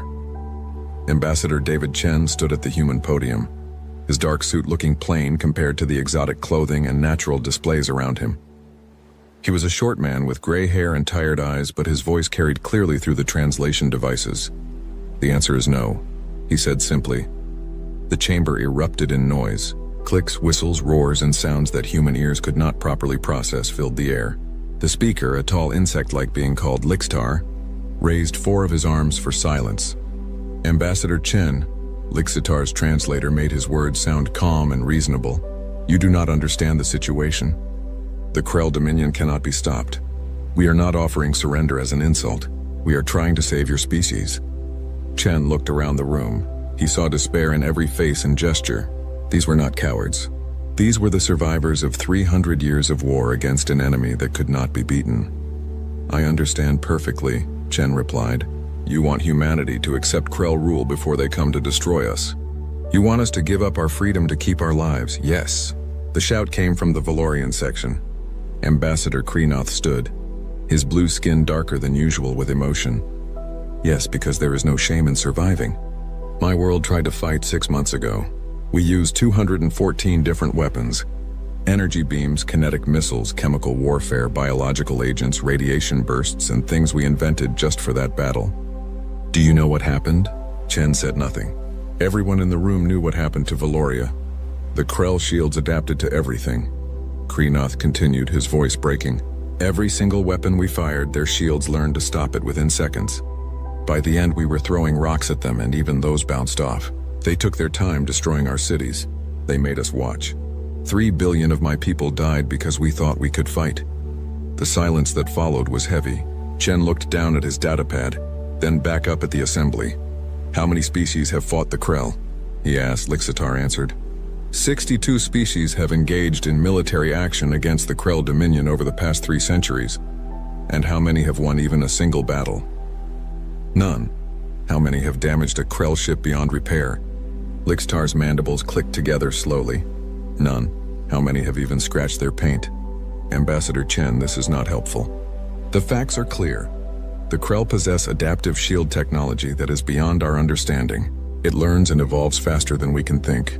Every weapon we create, every tactic we try becomes useless the moment they experience it. They are not just advanced, they are insurmountable. Chen nodded slowly. He touched his data pad and a hologram appeared above the center of the chamber. It showed a blue and green planet being torn apart by red beams of light. Ships that looked like black crystals hung in orbit, methodically destroying everything below. This is Valoria, Chen said. I watched this recording 5 times. I studied every second of it. I wanted to understand what we are facing. Then you understand why we must surrender. Lixitar said gently. No, I understand why you think that way, but I also noticed something else. Chen zoomed in on one of the Krell ships. Every weapon you used was sophisticated, advanced, built on millions of years of accumulated galactic science. Energy weapons that can crack moons, missiles that can chase targets through hyperspace, biological weapons that can rewrite DNA. You threw everything at them. And it failed, Kreenoth said bitterly. Because you were trying to beat them at their own game, Chen replied. You were using advanced technology against advanced technology. You were playing by their rules. A Matharian delegate, a being that looked like a floating jellyfish, spoke through bubbles that the translator converted to words. What other rules exist? Technology is technology. Science is science. The Krell have mastered it better than anyone. Chen smiled, and it was not a happy expression. Respectfully, that's where you're wrong. You've all been part of the galactic community for so long that you forgot something important. There is always another way. He pulled up another image. This one showed Earth's history, images of humans throughout the ages.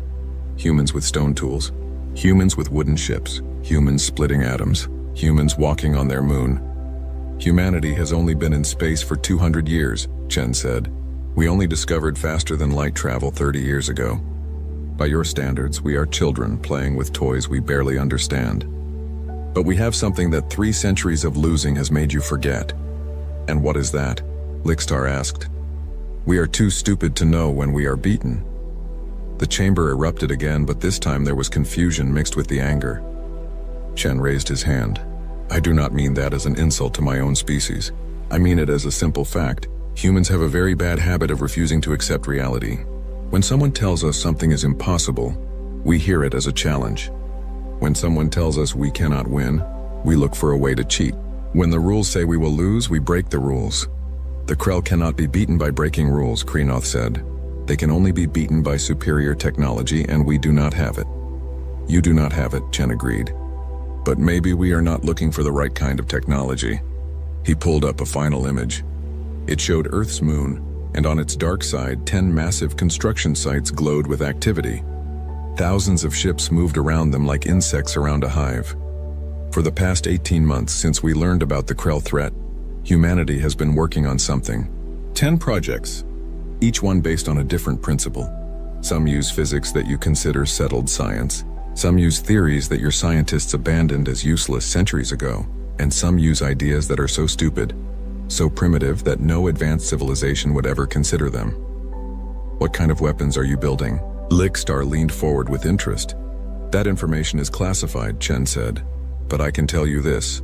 We are not trying to beat the Krell at their own game. We are changing the game entirely. A Centaurian delegate, a being with 4 eyes and crystalline skin, stood up. Ambassador Chen, I understand that your species is young and optimistic, but optimism will not stop Krell warships. Even if you build unusual weapons, their shields will adapt. They always adapt. Maybe, Chen said. Or maybe their shields can only adapt to things they understand. Maybe if we hit them with something completely outside their experience, something that does not follow the rules they expect, we can hurt them. And if you fail? Kreenoth asked quietly. If your weapons do not work? The Krell will destroy Earth just like they destroyed Valoria. Your species will end. Then we will end standing up, Chen said firmly. We will end fighting. We will end trying everything we can think of, no matter how crazy it seems, because that is what humans do. We do not surrender. We do not give up. And we definitely do not go quietly. He looked around the chamber, meeting as many eyes as he could. I'm not asking you to fight with us. I am not asking you to risk your people for a plan that might fail. All I am asking is that you give us time. Give us a chance to try. If we succeed, maybe we can turn this war around. If we fail, you can surrender then. And at least you will know that every possibility was explored. Lickstar was quiet for a long moment. His mandibles clicked together as he thought. Finally he spoke. The Krell Armada is currently conquering the outer reaches. Intelligence suggests they will turn toward human space within 2 years. Can your projects be ready by then? They will have to be, Chen said. Then we will wait, Lickstar decided. We will not surrender yet. But Ambassador Chen, understand this. If your weapons fail, if the Krell destroy Earth, the rest of the galaxy will accept their terms. We cannot let more worlds burn for false hope. Understood, Chen said. And thank you. As the session ended and the delegates began to leave, Kreenoth approached Chen. The Valorian looked older than he had at the start of the meeting, as if remembering his world's death had aged him. I hope you are right, Kreenoth said quietly. I hope your weapons work, because if they do not, your people will learn what mine learned. They will learn that some enemies cannot be beaten no matter how brave you are. Chen put a hand on the alien's shoulder. Maybe. But if we are going to die anyway, I would rather die trying something new than die accepting someone else's decision that we are too weak to fight. Kreenoth nodded slowly and walked away. Chen stood alone in the empty chamber for a moment, looking at the hologram of the construction sites on Earth's moon. 10 projects, 10 desperate attempts to break an unbreakable enemy. He touched his communicator. Chen to Earth Command. The Council has given us our time. How are the projects progressing? The reply came back immediately. All 10 are on schedule, Ambassador. The scientists say 3 of them might actually work. The rest are what they call scientifically questionable. Good, Chen said with a slight smile. The Krell have seen scientifically sound. Let us show them scientifically questionable. Chen out. He left the conference hall and boarded his shuttle back to Earth.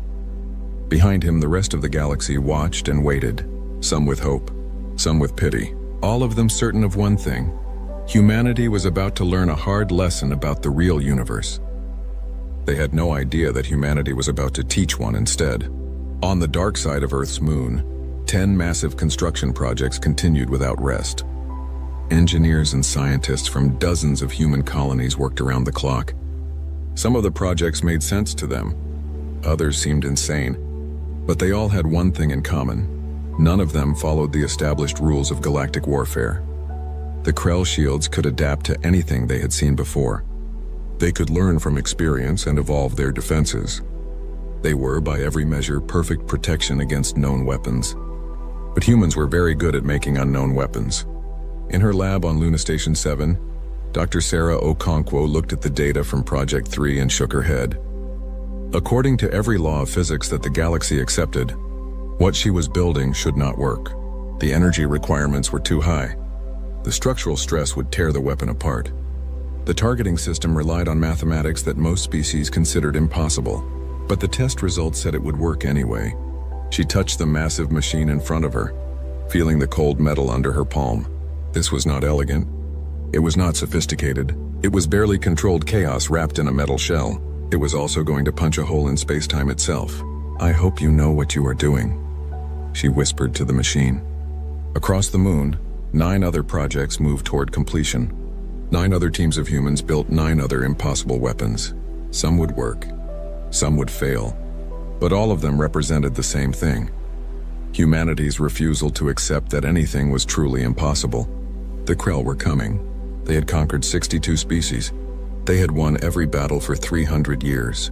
Their shields had never failed. They were about to meet a species that did not care about their track record. The galaxy said no gun could break the Krell. Humanity was building 10 that would. 18 months had passed since Ambassador Chen had made his promise to the Galactic Council. 18 months of constant work, failed experiments, and breakthroughs that defied conventional science. Now, in a secure briefing room buried deep under the Rocky Mountains, the results of that work were about to be revealed. Admiral Maria Torres stood at the front of the room, her uniform crisp despite the fact that she had not slept in 36 hours. Around her sat representatives from every major human military organization, key scientists from each project, and observers from 12 alien species brave enough to come see what humanity had built. "Ladies, gentlemen, and honored guest," Torres began, "what you are about to see is classified at the highest level. Some of you will think we have lost our minds. Others will think we are wasting resources on fantasies. I ask only that you watch the full presentation before making judgments." She activated the holographic display. A massive 3-dimensional image appeared showing 10 different weapons. Each one looked different from the others. Some were ships, some were missiles. One looked like a station, another looked like nothing more than a metal ring floating in space. "These are humanity's 10 answers to the Krell problem," Torres said. "Each weapon is based on a different principle. Each one attacks the Krell shields in a way that has never been tried before. We call them Projects 1 through 10, but they have operational code names as well." She highlighted the first weapon. It looked like a long rail extending from a massive power core. Project 1, God Strike. This is a relativistic kinetic impactor. It fires a small slug of tungsten at 98% the speed of light.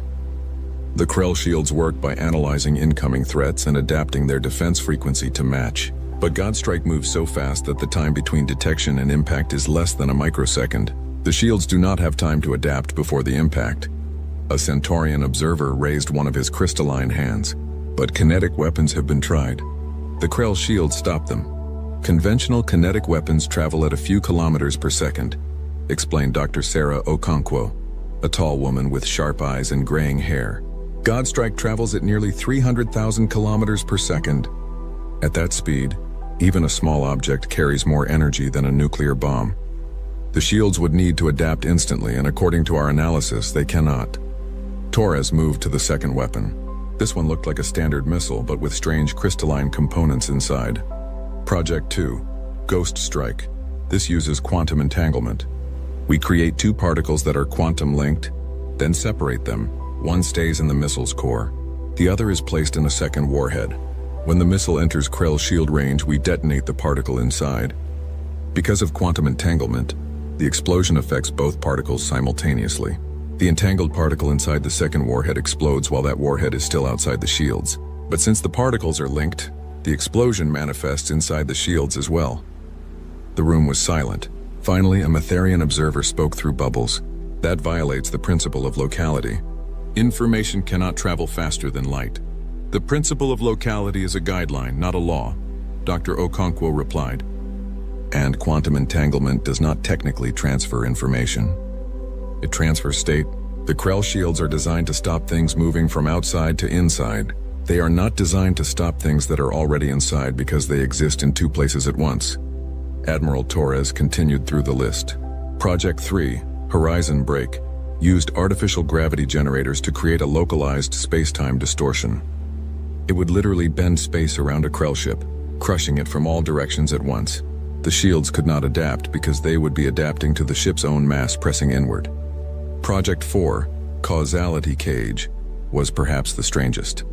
It used experimental quantum technology to disconnect a small area of space from the normal flow of time. Anything inside the cage would experience time differently than the rest of the universe. A Krell ship caught in the cage might experience 1,000 years in a single second, aging to dust instantly. Project 5, Gravity Lance, was simpler. It created a beam of gravitational force so intense that it would compress matter at the atomic level. The Krell shield stopped energy and matter, but gravity was neither. It was a distortion of space-time itself. Project 6, Neural Cascade, targeted the Krell themselves rather than their ships. It broadcast a signal that interfered with neural pathways. The Krell had a hive mind connection between ships. This weapon would turn that connection into a feedback loop that paralyzed their crews.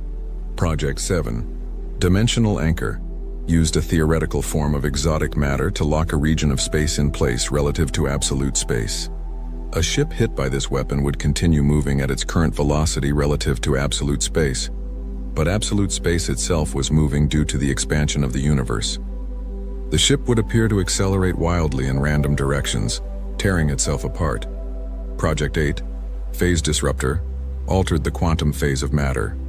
It would make the atoms in a Krell ship temporarily unable to interact with each other. The ship would simply fall apart at the molecular level as its own structure forgot how to hold itself together. Project 9, Zero-Point Extraction, tapped into the quantum foam of space itself and extracted energy from it in a directed beam. This beam carried so much power that it could overwhelm any shield by sheer brute force. The problem was that each shot had a 50% chance of creating a small black hole. They were still working on that issue. And then there was Project 10. Torres paused before describing it. Project 10 does not have a codename yet. It is still highly experimental, and we are not certain it will work. But if it does, it will end the war. She pulled up the schematic. It looked like a missile, but the warhead section was filled with computer systems instead of explosives. Project 10 is a quantum virus, Dr. Okonkwo explained. The Krell operate through a hive mind. All their ships are connected by quantum communication that cannot be intercepted or jammed. We have developed a computer virus that can travel along quantum-entangled links. Once one Krell ship is infected, the virus spreads to every other ship instantaneously. It does not damage their systems. Instead, it does something more permanent. It breaks the hive mind connection and forces each Krell into individual consciousness. The room erupted in shocked noise. A Valorian observer stood up, his blue skin pale. You are talking about fundamentally changing a species at the mental level. That is biological warfare of the worst kind. The Krell are not biological, Dr. Okonkwo said calmly. They are cybernetic entities with organic brains connected to machine bodies through quantum links. This weapon targets the links, not the biology. And yes, it will change them. It will make them individuals instead of a collective. We consider that an acceptable outcome. You consider destroying their entire civilization acceptable? The Valorian demanded. I consider it better than them destroying ours, Torres replied coldly. Project 10 is a last resort weapon. We will only use it if everything else fails. But make no mistake, if we must choose between the Krell civilization and ours, we choose ours. She looked around the room. I know some of you find these weapons disturbing. I know they do not follow established warfare protocols. But the Krell did not follow those protocols when they destroyed Valoria. They did not follow them when they killed 62 other species over 3 centuries. We are fighting for survival, and in survival there are no rules except winning. Captain Marcus Webb stood up from the back of the room. He was a short, muscular man with scars on his face from a training accident. He was also the best pilot in the human fleet. I have tested 3 of these weapons in simulation, Webb said. God Strike, Ghost Strike, and Causality Cage. I can tell you that they work. They are dangerous, unpredictable, and absolutely nothing like conventional weapons. But they work. The question is not whether we can hurt the Krell. The question is whether we can hurt them badly enough to make them stop. We do not need to destroy them completely, Torres said. We just need to hurt them enough that they decide we are not worth the effort. If we can make them bleed, make them fear, make them understand that conquering humanity will cost them more than they are willing to pay, then we win. She displayed a star chart. According to our intelligence, the Krell Armada is currently 2 years away from human space. They are finishing their conquest of the outer reaches, systematically destroying any resistance they find. Once they are done, they will turn their full attention to us. 2 years is not enough time to mass produce these weapons. a human general objected. Most of them are still prototypes. We have maybe 10 to 15 copies of each weapon, not enough to equip a full fleet. Then we will use them strategically, Torres said. We will not try to fight the Krell in a traditional battle. We will use hit-and-run tactics, ambushes, surgical strikes. We will test our weapons against their scouts and outlying ships. We will learn what works and what does not. And if we are lucky, we will learn how to mass-produce the successful designs before the main armada arrives. Dr. Okonkwo added, we are also willing to share these technologies with other species. The Galactic Council has expressed interest in several of our projects. If we can get other species building these weapons, we multiply our firepower. You would share this technology? The Centaurian observer asked in surprise. Even though it gives you a strategic advantage? A strategic advantage is useless if we lose the war, Torres replied. We would rather share the technology and win together than keep it secret and lose alone. The briefing continued for another 3 hours. Each project team presented their data, explained their theories, and answered questions. Some of the explanations made sense. Others sounded like pure insanity. But every team could demonstrate that their weapon worked at least in controlled tests. As the meeting ended and people filed out, several alien observers approached Torres. Admiral, a question, the Metharian said through bubbles. Why 10 different weapons? Why not focus all your resources on the most promising design? Torres smiled slightly. Because we do not know which one will work in actual combat. The Krell shields are adaptive. They might find a way to counter God Strike but not Ghost Strike. They might stop Gravity Lance but not Phase Disruptor. By building 10 different weapons based on 10 different principles, we make sure that they cannot adapt to all of them at once. Even if 9 of our weapons fail, the 10th might succeed. That is inefficient, the Centaurian said. It spreads your resources too thin. It is also human, Torres replied. We have a saying, do not put all your eggs in one basket. We would rather have 10 possible solutions than one perfect solution that might not work. As the alien observers left, Webb approached Torres. Do you really think this will work, Admiral? Torres was quiet for a moment. I think it has to work, Captain. Because the alternative is extinction, and I am not ready to let humanity end without a fight. Neither am I, Webb agreed. He looked at the hologram still floating above the table, showing all 10 weapons. These are crazy, insane. Half of them violate physics as we understand it. And that is exactly why they might work, Torres said. The Krell have fought 62 species.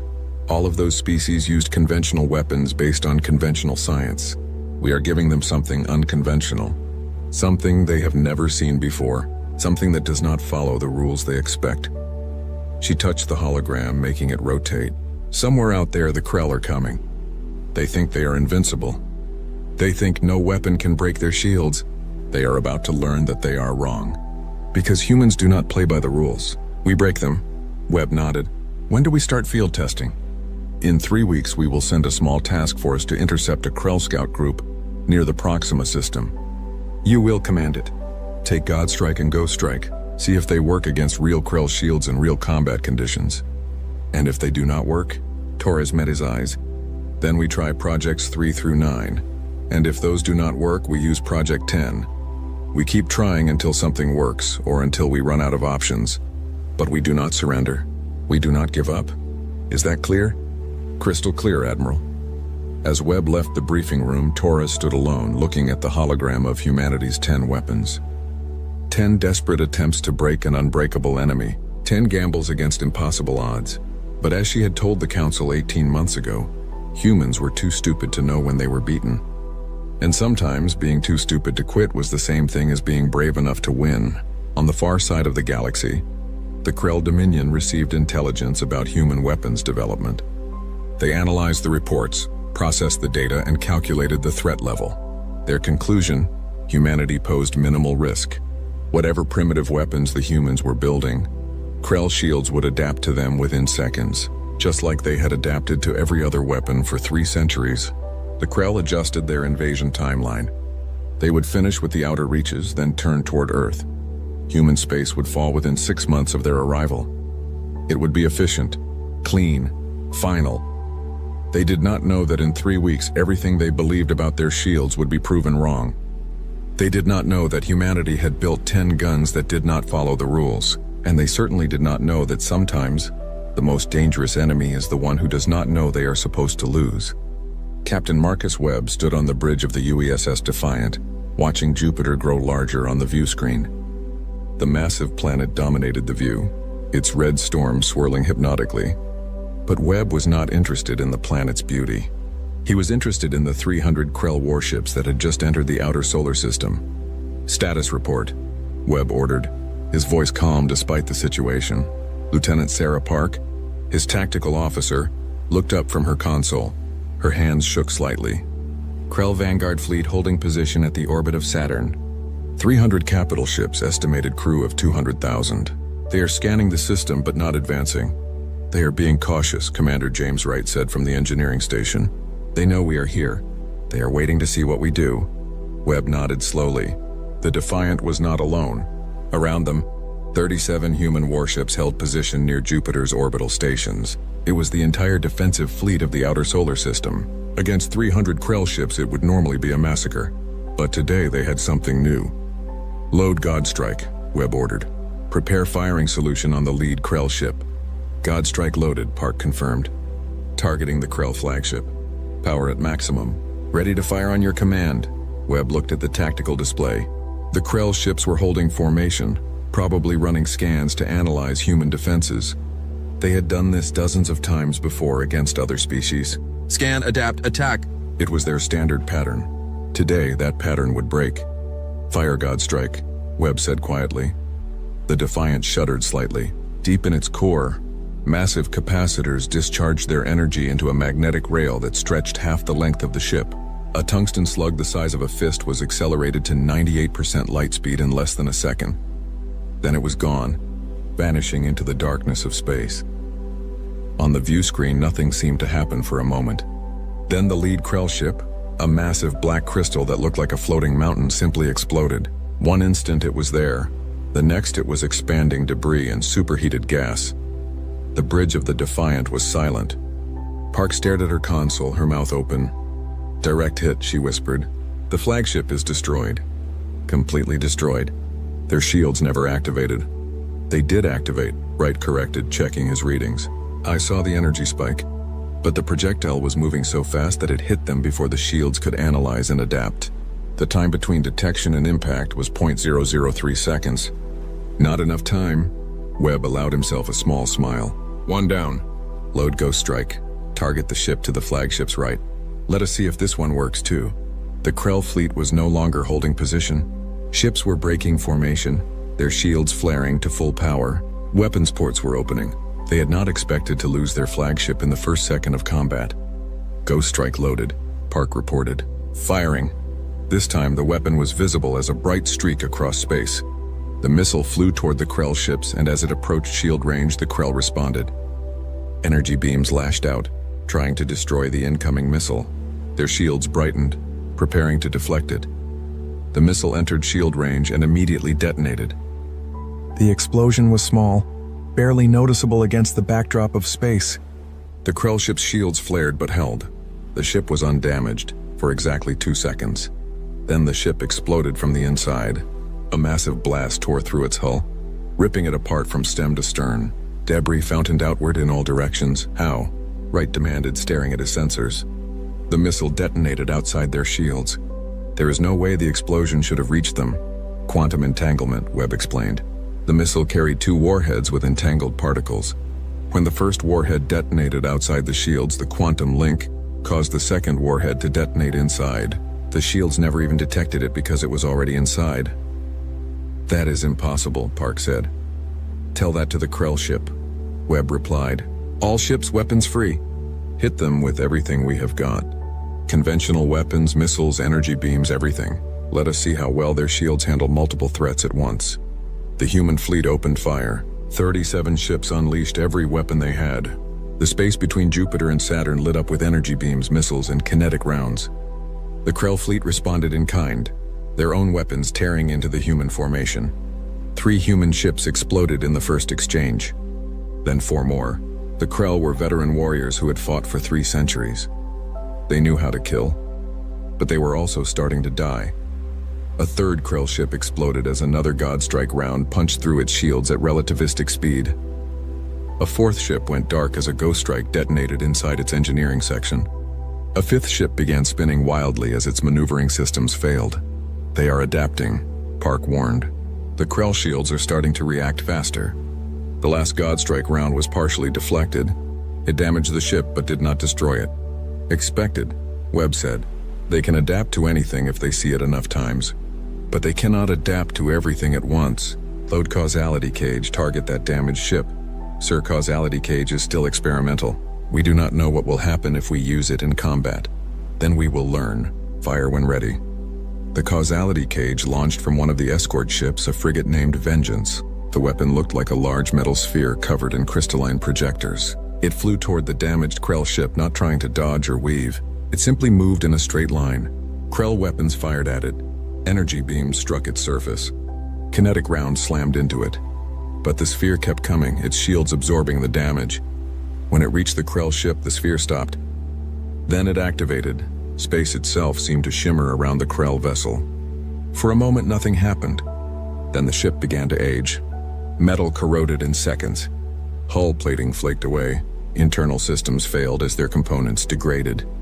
The ship was experiencing years of time in just seconds, aging to scrap while the rest of the universe watched.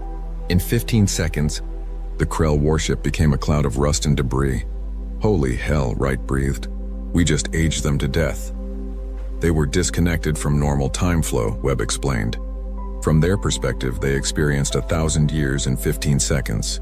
Everything inside that bubble aged normally. Everything outside stayed in normal time. Result, a very old, very dead ship. The Krell fleet was now in full panic. Ships were breaking formation, trying to retreat to a safe distance. But the human fleet was not letting them go easily. More Godstrike rounds fired. More Ghost Strikes detonated. A second Causality Cage activated, turning another Krell ship into ancient debris. Then the Krell changed tactics. Instead of fighting, they began using the human orbital stations as cover. Krell ships positioned themselves behind civilian habitats, forcing the humans to either stop shooting or risk killing their own people.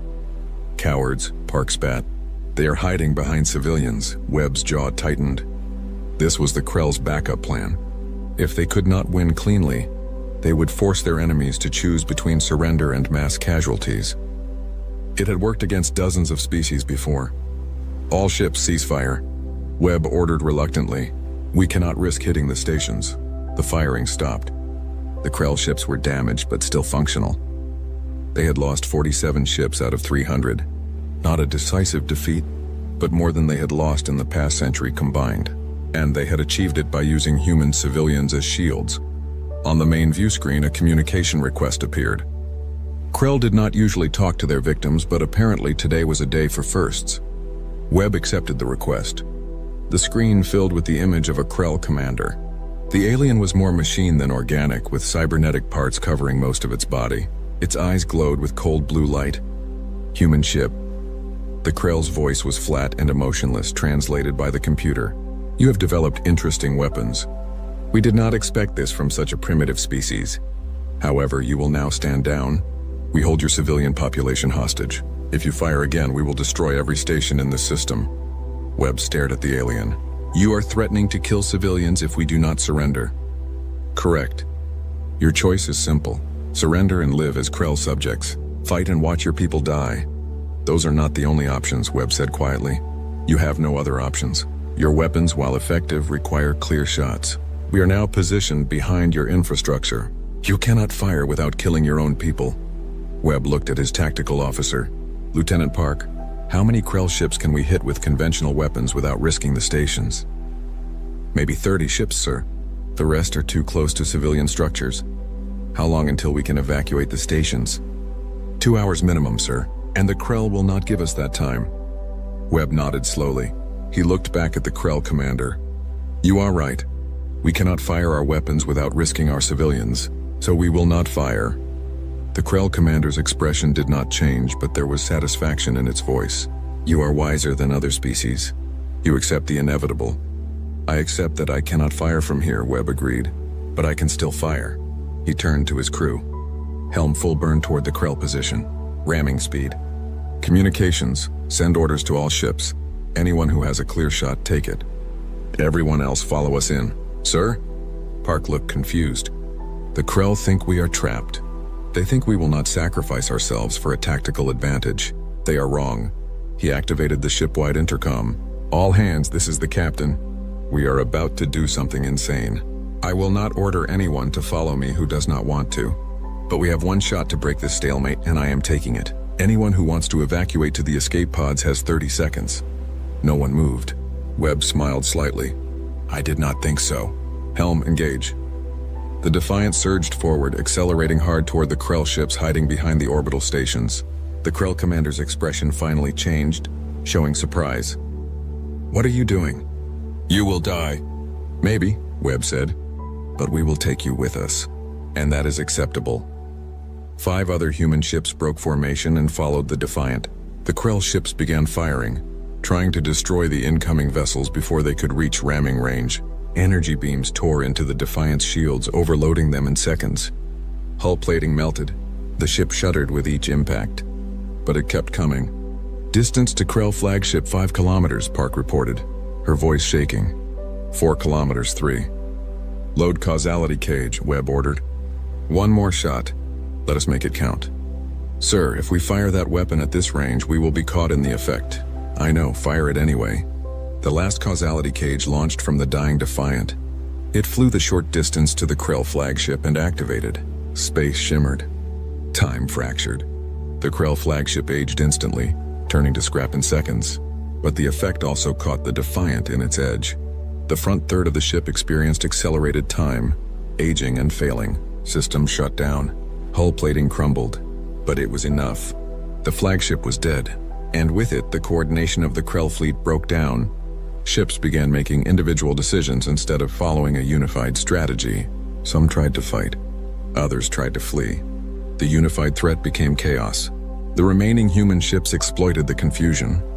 Godstrike rounds fired into the disorganized Krell formation. Ghost strikes detonated among clusters of enemy ships. Within minutes, the Krell vanguard was in full retreat.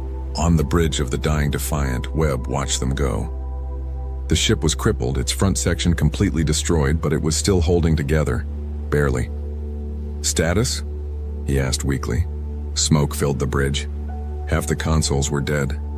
Krell fleet is retreating, Park reported, blood running down her face from a cut on her forehead. They are falling back to Saturn. We won, sir. We actually won. Webb slumped in his chair. Around Jupiter, the human fleet was in ruins. Of 37 ships, only 14 were still combat capable. But the Krell had lost over 100 ships. For the first time in 300 years, the Krell Dominion had been hurt. Later, after the battle, after the rescue operations and the damage assessments, Webb sat in a medical bay getting treated for burns and broken ribs. Admiral Torres appeared on his communication screen. Good work, Captain, she said. The Galactic Council is stunned. They never thought the Krell could be beaten. We did not beat them, Webb said tiredly. We hurt them. There is a difference. And it cost us 23 ships and 12,000 lives. If that is victory, I do not want to see defeat. Victory is whatever lets us keep fighting, Torres replied. You proved that our weapons work. Godstrike works. Ghost Strike works. Causality Cage works. Now we know what we are facing and we can prepare. The next battle will be easier. Will it? Webb asked. The Krell adapted to our weapons by the end of the battle. They will adapt more now that they know what to expect. We surprised them once. We will not surprise them again. Then we will use the other weapons, Torres said. Projects 4 through 9 are ready for deployment. And, Captain, the Krell just learned something important. They learned that they can be hurt. They learned that they can die. For 300 years, they have believed they are invincible. Now they know better. Webb nodded slowly. What about the main fleet? This was just their vanguard. The real Krell Armada is still coming. According to intelligence, the main Armada has altered course. They are no longer heading directly to Earth. They are taking a longer route, gathering more ships, preparing for a real fight. We hurt them, Captain. We hurt them badly enough that they are being cautious. That buys us time. How much time? 4 months, maybe 5? Enough to build more weapons. Enough to train more crews. Enough to share our technology with other species who want to fight. Torres leaned forward. The galaxy has been losing for 300 years, Captain Webb. They forgot what winning looks like. You just reminded them.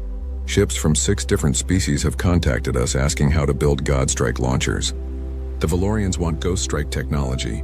Even the Centaurians, who have been neutral this whole war, are asking if they can help. All because we won one battle? No. Because you proved that the Krell can be beaten. Hope is a powerful weapon, Captain. Sometimes it is the most powerful weapon of all. Webb looked out the window of the medical bay. In the distance, repair crews were working on damaged ships. Beyond them, Jupiter continued its eternal rotation, uncaring about the battle that had been fought in its shadow. Admiral, when can we launch the next attack? When you are healed and when we have more weapons ready. But Captain, you do not have to volunteer. You have done enough. With respect, Admiral, I have not done nearly enough. The Krell are still out there. They still want to destroy us. One battle is not enough. I need to keep fighting until they are gone, or I am. Torres smiled slightly. I thought you might say that. Rest and heal, Captain. When you are ready, we will have another mission for you. There are 9 more weapons to test, and I can think of no one better to test them. The transmission ended. Webb lay back in his medical bed, staring at the ceiling. His body hurt. His ship was destroyed. Thousands of people were dead. But the Krell were retreating. For the first time in 300 years, the galaxy's greatest enemy had been forced to back down. Not destroyed, not defeated completely, but hurt, wounded, made to understand that they were not invincible. It was a start. Outside, in the cold darkness of space, the wreckage of Krell ships drifted slowly. Each piece of debris was evidence of a simple truth that the galaxy had forgotten. No shield is perfect. No enemy is unbeatable. And sometimes, all it takes to win is being brave enough or crazy enough to try. 6 months after the Battle of Jupiter, the galaxy looked different. Not physically, but in the way that mattered most. Hope had returned. Dr. Sarah Okonkwo stood in a massive assembly hall on the Centaurian homeworld, watching as representatives from 23 different species examined human weapons technology. The hall was designed for beings of many different types. Atmospheric zones separated different areas, allowing methane breathers, oxygen breathers, and even vacuum-adapted species to all attend the same conference. A Valorian engineer was examining a Godstrike launcher with obvious interest. The design is crude, she said through her translator, but the principle is brilliant. We have been trying to make weapons more sophisticated, more advanced. You simply made them faster. Speed is sophistication, Okonkwo replied with a slight smile. When you move at 98% light speed, you do not need complicated targeting systems or adaptive warheads. You just need to point in the right direction and pull the trigger. A Matharian scientist floated closer to examine the Ghost Strike specifications displayed on a holographic screen. The quantum entanglement is stable. We tried similar technology 200 years ago. The entangled particles always collapsed when exposed to weapons-grade energy. Because you tried to use naturally entangled particles, Okonkwo explained. We create artificial entanglement using a quantum crystalline matrix. The matrix holds the entanglement stable even through the explosion. It is not elegant, but it works. Nothing about human weapons is elegant, a Centaurian observer commented.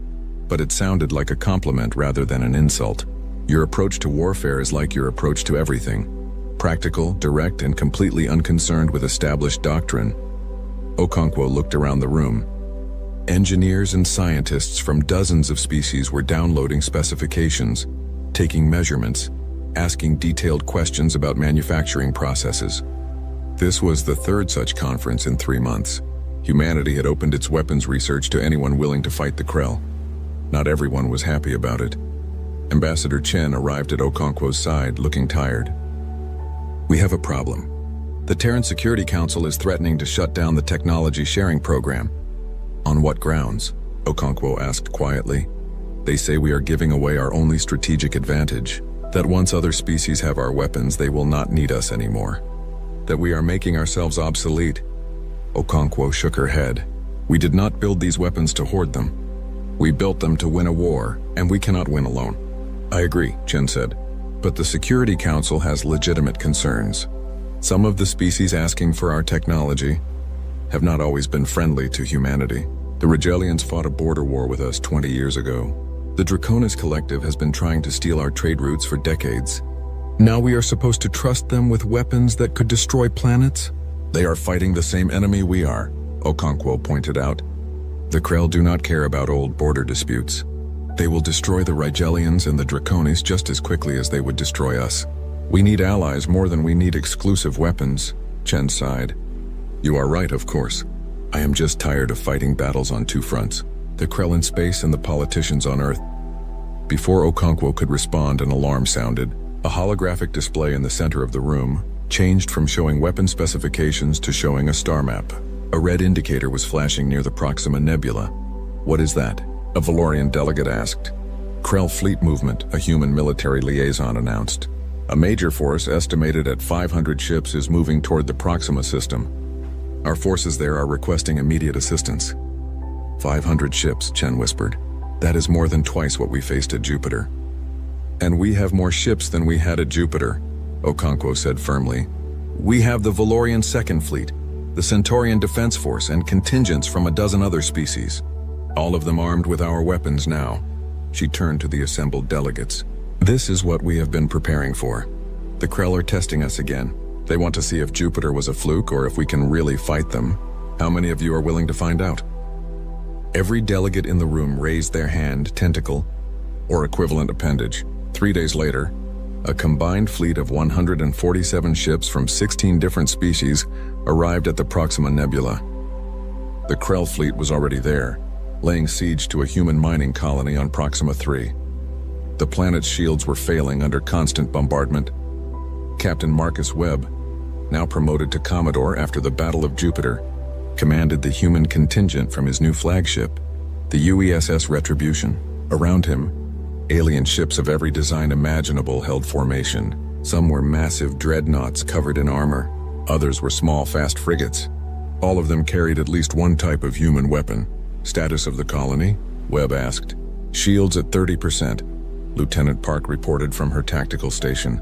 She had transferred to the Retribution with Webb, along with most of his surviving crew from the Defiant. They have maybe 2 hours before the Krell breakthrough. Then we do not have time for subtlety. All ships engage at will. Use everything we have. Let us show the Krell what a united galaxy can do. The combined fleet swept into the battle. God strike rounds fired from human and Valorian ships moving at relativistic speeds. Ghost strikes launched from Centaurian vessels, their quantum warheads flickering in and out of normal space. A Matherian dreadnought deployed a gravity lance, its beam bending space itself as it cut through Krell formations. The Krell fleet responded with practiced precision. Shields flared. Weapons ports opened. Energy beams lanced through space. The battle quickly turned into chaos as hundreds of ships fired thousands of weapons. Webb watched his tactical display, noting how the different species adapted human technology to their own strengths. The Valorians, with their expertise in energy manipulation, had modified Godstrike launchers to fire plasma-coated projectiles that were even more destructive. The Centaurians, masters of quantum physics, had improved Ghost Strike's entanglement stability, making it effective at longer ranges. The Krell are adapting, Park warned. Their shields are starting to deflect Godstrike rounds. Not all of them, but enough to reduce damage. Expected, Webb replied. What about the other weapons? Gravity Lance is still effective. Ghost Strike is working about 60% of the time. The Krell cannot adapt to both simultaneously. A Rigelian destroyer exploded on the view screen, torn apart by Krell fire. 2 more ships, one Draconis and one human, followed seconds later. The Krell were taking losses, but they were inflicting them too. We are trading ships almost evenly, Commander Wright reported from engineering. At this rate, we will win the battle, but lose half our fleet. Unacceptable, Webb said. We need to use the new weapons. Deploy Phase Disruptor. A Centaurian cruiser acknowledged the order and fired its Phase Disruptor. The beam was invisible to the naked eye, but its effects were immediately obvious. The Krell ship it struck began to shimmer. Then slowly it started to fall apart. Not exploding, not burning, just coming undone as its molecular bonds forgot how to hold together. Within 30 seconds, the ship was a cloud of individual atoms drifting harmlessly in space. By the stars. A Valorian captain breathed over the communication channel. That is horrifying. That is war, Webb replied. All ships with phase disruptors fire at will. 3 more Centaurian ships and 2 Valorian ships fired their phase disruptors. 5 more Krell ships dissolved into atomic clouds. The Krell fleet began to pull back, trying to avoid the new weapon. But Webb was not done. Deploy Dimensional Anchor. A human frigate launched the experimental weapon. It looked like a small satellite, barely 10 meters across. It flew into the middle of the Krell formation and activated. Suddenly, a dozen Krell ships began moving in impossible directions. One ship accelerated straight up relative to the galactic plane, its engines screaming as they fought against forces that should not exist. Another ship spun wildly, its hull tearing apart from the stress. A third ship seemed to fold in on itself, crushed by its own momentum in a direction that physics said did not exist. The dimensional anchor locks space in place relative to absolute space, Webb explained over the fleet channel. But space itself is moving due to the expansion of the universe. The ships are trying to maintain their position in normal space while being locked in absolute space. The result is catastrophic structural failure. This is madness, a Draconis commander said. These weapons break every rule of engagement. The Krell broke those rules first when they started destroying planets, Webb replied coldly. We are just returning the favor. Continue the attack. The battle raged for another 2 hours. The Krell fought with the desperation of beings who realized they were no longer invincible. They adapted tactics constantly, trying to find ways to counter the flood of new weapons. But every time they adapted to one weapon, another would hit them from a different angle. A God Strike round would force them to strengthen their shields. Then a Ghost Strike would detonate inside those shields, bypassing them entirely. While they were recovering, a Gravity Lance would crush their ship's structure. If they tried to spread their formation to avoid area weapons, phase disruptors would pick them off one by one. If they clustered for mutual defense, dimensional anchors would trap whole groups. Finally, the Krell fleet broke, not retreating in order but scattering in panic. Individual ships fled in different directions, abandoning any pretense of formation or coordination. The combined fleet pursued, destroying fleeing ships until Webb ordered them to stop. Let them go, he said. Let them spread the word. Let every Krell in the galaxy know that they can be beaten. As the battle ended, damage reports came in. The combined fleet had lost 42 ships, 17 human vessels, 9 Valorian, 8 Centaurian, and 8 from various other species. Over 6,000 sentient beings dead, but the Krell had lost over 200 ships, and they had run away. In the days following the battle, something changed across the galaxy. More species joined the anti-Krell coalition.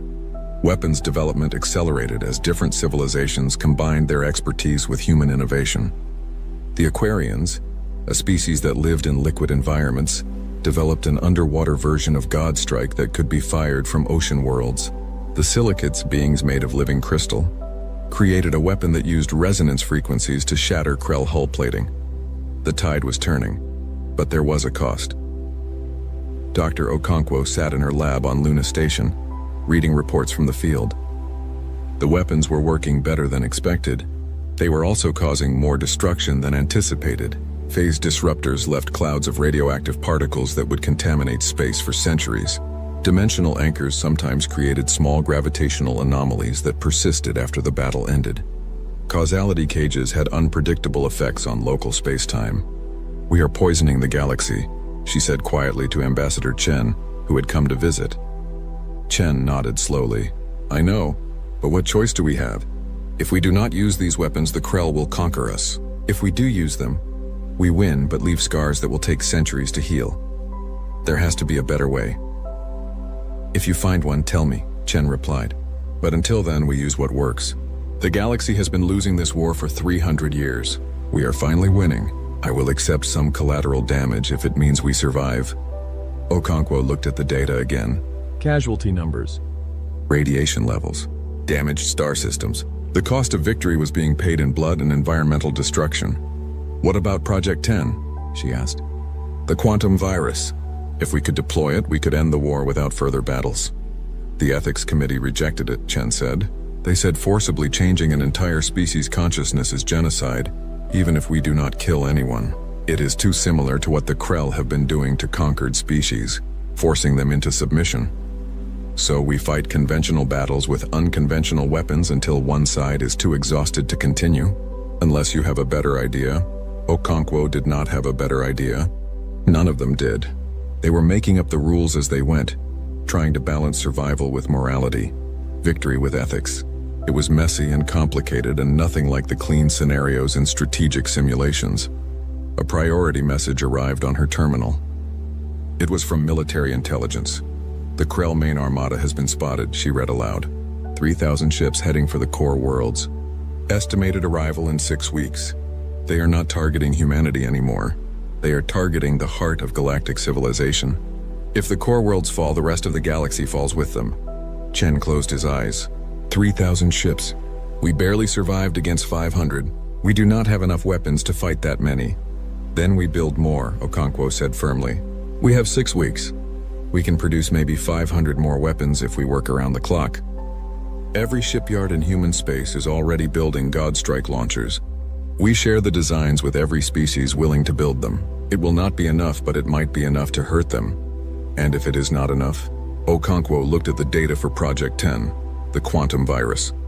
The weapon they had agreed not to use because it was too cruel, too permanent, too much like the enemy they were fighting. Then we use every weapon we have, she said quietly. Every single one. Because if the core worlds fall, there is no second chance. The galaxy either stands together now or it falls apart forever. Chen nodded slowly. I will inform the council. Prepare all weapons for deployment, including Project 10. We will decide which ones to use when we see the battlefield. But Sarah, understand this. If we use that quantum virus, we are not the heroes anymore. We become something else. Something darker. I know, Okonkwo said, but being a hero is a luxury we cannot afford right now. Right now, we just need to survive. As Chen left, Okonkwo looked at the star map on her screen. The Krell Armada was coming. 3,000 ships filled with warriors who had never known defeat until they met humanity. Now they knew fear, and that made them more dangerous than ever. Somewhere in the darkness of space, the largest fleet in galactic history was moving toward the core worlds. It would be the final battle, the moment that decided whether the galaxy would survive or fall into darkness. And humanity, the youngest species in the galaxy, the species that everyone had dismissed as primitive and weak, would be leading the defense. Because they had done what no one else could do.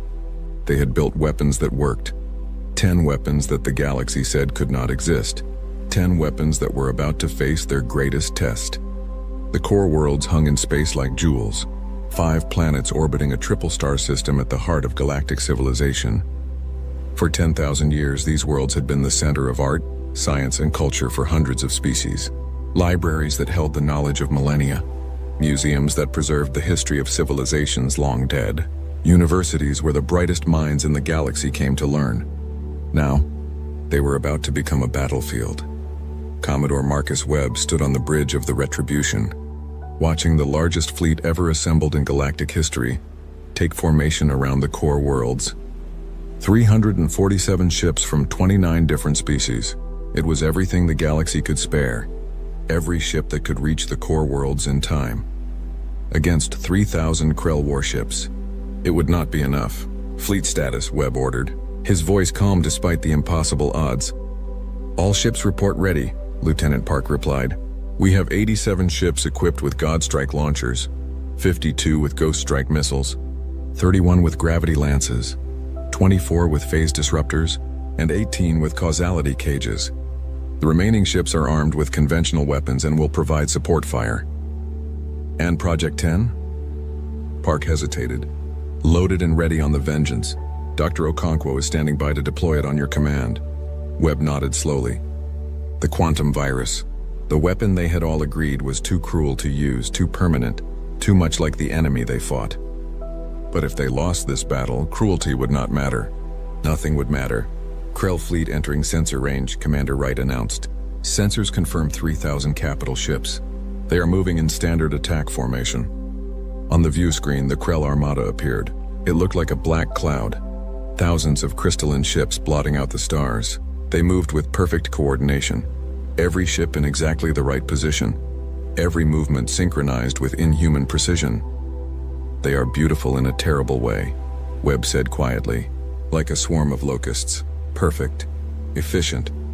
Unstoppable. We stopped them before, Park said. We hurt them before, Webb corrected. This time they are not underestimating us. This time they know what we can do. And they came anyway with 10 times the force. That tells me they think they can win. Can they? Wright asked. Webb did not answer immediately. He looked at the tactical display, running calculations in his head. 3,000 ships against 300. Even with superior weapons, the math was brutal. Maybe, he finally said. But we are going to make them work for it. He opened a channel to the entire fleet. This is Commodore Webb to all ships. You know the situation. You know the odds. I am not going to lie to you and say this will be easy. It will not be. Many of us will not survive the next few hours.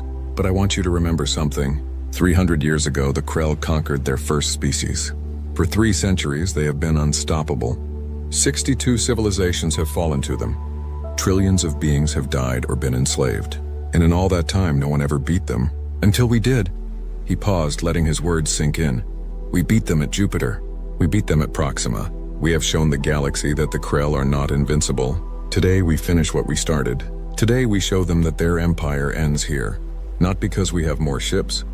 Not because we have better technology. But because we refuse to surrender. We refuse to give up. We refuse to let them win. Every species in this fleet is here because they chose to fight rather than kneel. That choice matters. That choice changes everything. Another pause. In a few minutes, we will engage the enemy. Use every weapon you have. Fight with everything you have got. Make every shot count. And remember, we are not just fighting for the core worlds. We are fighting for every species the Krell have destroyed. We are fighting for everyone who never got a chance to fight back. We are fighting for the right of every sentient being in this galaxy to live free. That is worth dying for. That is worth everything. He closed the channel and looked at his crew. They were scared. He could see it in their eyes. But they were also determined. All weapons armed and ready, Park reported. The Krell fleet is entering effective range. They are spreading their formation, probably expecting our relativistic weapons. Give them what they expect, Webb said. All Godstrike launchers fire. 87 ships fired simultaneously. 87 tungsten slugs accelerated to near light speed, crossing the distance between the fleets in seconds. The Krell fleet responded instantly. Their shields flared to maximum power, and their formation shifted. 63 Godstrike rounds found their targets. 63 Krell ships exploded or were crippled, but 24 rounds were deflected or absorbed by shields that had learned from previous battles. They adapted, Wright said grimly. Their shields are stronger than before. Then we adapt too, Webb replied. All Ghost Strike missiles fire.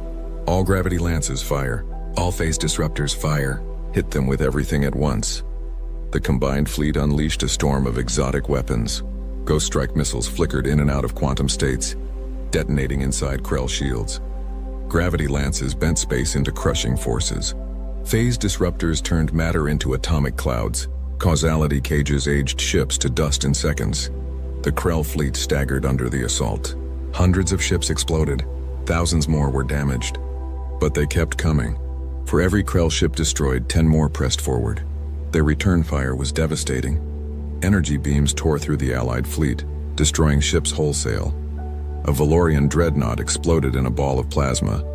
2 Centaurian cruisers collided as their navigation systems were destroyed by Krell fire. A human destroyer simply vanished as a Krell weapon erased it from existence. We are losing ships faster than we are destroying theirs, Park reported, her voice strained. At this rate, we will be overrun in 30 minutes.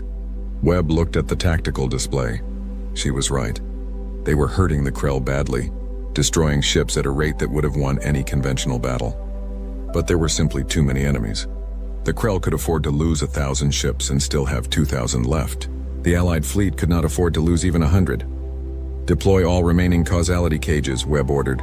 Target their command ships. If we can disrupt their coordination, we might be able to create chaos.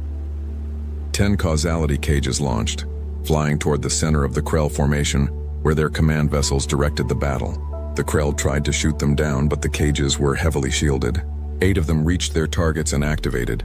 Space shimmered as time became unstable. 8 Krell command ships aged instantly, their systems failing as centuries passed in seconds. The effect spread outward, catching nearby ships in the temporal distortion. Dozens of ships were aged to scrap. The Krell formation wavered as command signals were disrupted.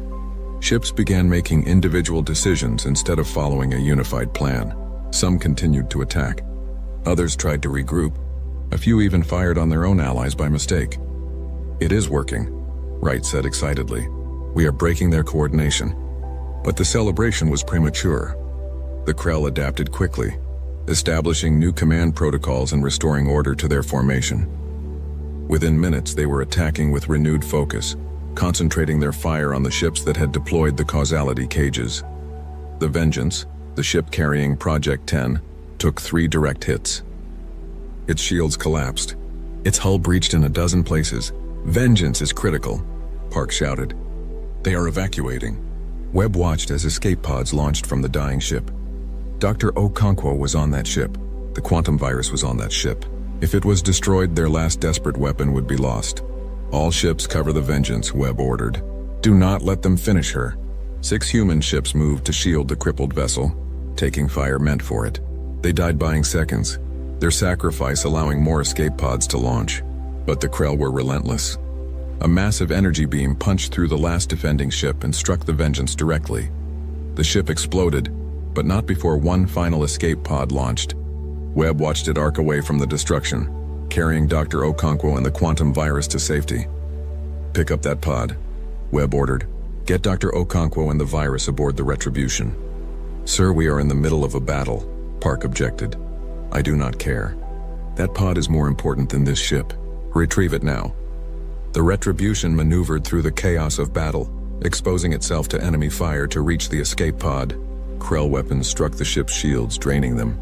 A beam punched through and carved a path through the starboard hull, killing 30 crew members instantly, but they got the pod.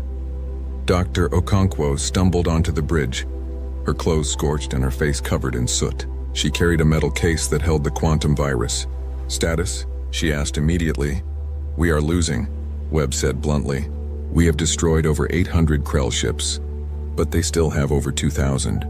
We have less than 200 ships left. At current rates, we will be wiped out in 10 minutes. Okonkwo looked at the case in her hands. "Then it is time. Are you certain?" Webb asked. "Once we use this, there is no going back. We will have changed an entire species against their will. That makes us no better than them?" "No," Okonkwo said firmly. "It makes us survivors. The Krell have destroyed 62 civilizations. They have killed trillions. They will not stop until every free species in the galaxy is either dead or enslaved. I did not want to use this weapon, but I want to see my species extinct even less." She opened the case. Inside was a single missile, small and unremarkable looking. But inside its warhead was a computer virus more sophisticated than anything ever created. A virus that could travel along quantum entanglement links. A virus that would break the Krell hive mind and force each individual into separate consciousness. "How long until it spreads through their entire fleet?" Webb asked. "Once we infect one ship, the virus will spread to all connected ships within seconds. Every Krell vessel uses quantum communication. They are all linked. That is their strength and their weakness. One infection reaches everyone, and what happens to them? They become individuals, separate minds instead of one unified consciousness. They will still have their memories and knowledge, but they will have to make their own decisions. No more hive mind, no more perfect coordination. They will be confused, scared and alone in their own heads for the first time in their lives." Webb looked at the tactical display. Another 3 Allied ships exploded. The Krell were closing in, about to overrun the defensive line. "Do it," he said. "Launch the virus." Okonkwo loaded the missile into a launch tube herself. Her hands shook slightly as she entered the arming codes. This was it, the moment that would define humanity's place in galactic history. They would either be remembered as the species that saved the galaxy, or as the species that committed the greatest act of forced evolution ever recorded. "Missile loaded," she said quietly, targeting the nearest Krell command ship. "Launching in 3, 2, 1, launch." The missile flew from the Retribution, accelerating toward the Krell fleet. The Krell did not see it as a major threat. It was just one more missile among thousands. Their point defense systems tracked it but prioritized other, larger threats. The missile reached a Krell command ship and impacted against its hull. The small explosive charge inside detonated, not to destroy, but to inject the virus into the ship's computer systems. For a moment, nothing happened. Then everything changed. The Krell command ship stopped firing. It stopped moving. It just hung in space, motionless. Then another ship stopped. Then another. Then 10 more. then 100, then 1,000. In less than 30 seconds, the entire Krell fleet was dead in space. What is happening? Park asked, staring at her sensors. They are not destroyed, they are just not doing anything. The virus is spreading, Okonkwo explained, watching her own readouts. Every ship is connected by quantum links. The virus is traveling along those links, infecting every computer system in the fleet simultaneously. But it is not attacking their ship systems. It is attacking their neural connections. It is breaking the hive mind. On the view screen, they could see escape pods beginning to launch from Krell ships. Dozens at first, then hundreds, then thousands. Individual Krell were abandoning their vessels, fired randomly, their crews apparently trying to fight off something they could not see. Escape pods continued to launch by the thousands. "Cease fire," Webb ordered. "All ships, hold your fire." "Sir?" Park looked confused. "They are defenseless. We could destroy them easily." "We could," Webb agreed. "But we do not need to. The war is over." He opened a channel to the entire fleet. "All ships, cease fire immediately. The Krell are no longer a threat. I repeat, cease fire. The battle is over. We won." Slowly, the Allied fleet stopped shooting. Ships held their positions, weapons still charged, ready to resume if necessary. But the Krell did not attack. They just drifted, their crews struggling with the sudden burden of independent thought. "We should finish them," a Rigelian captain said over the fleet channel. "They destroyed my colony world. They killed my family. They deserve to die." "They probably do," Webb replied. "But we are not executioners. We fought to survive, not to commit genocide. The Krell Empire is broken. Their hive mind is destroyed. They are no longer a unified threat. What they become now is up to them." Ambassador Chen appeared on the communication screen. He was calling from one of the core worlds below. "Commodore Webb, we are receiving thousands of distress calls from Krell escape pods. They are asking for help. They do not seem to understand what happened to them." "Because they do not," Okonkwo said. "They have never been individuals before. They do not know how to function alone. Right now, every Krell in that fleet is experiencing what we would call an existential crisis. They do not know who they are without the collective." "What should we do with them?" Chen asked. Webb thought for a long moment. "We help them. We bring them to safe locations. We explain what happened. We give them a chance to learn how to be individuals, and then we let them decide what kind of society they want to build."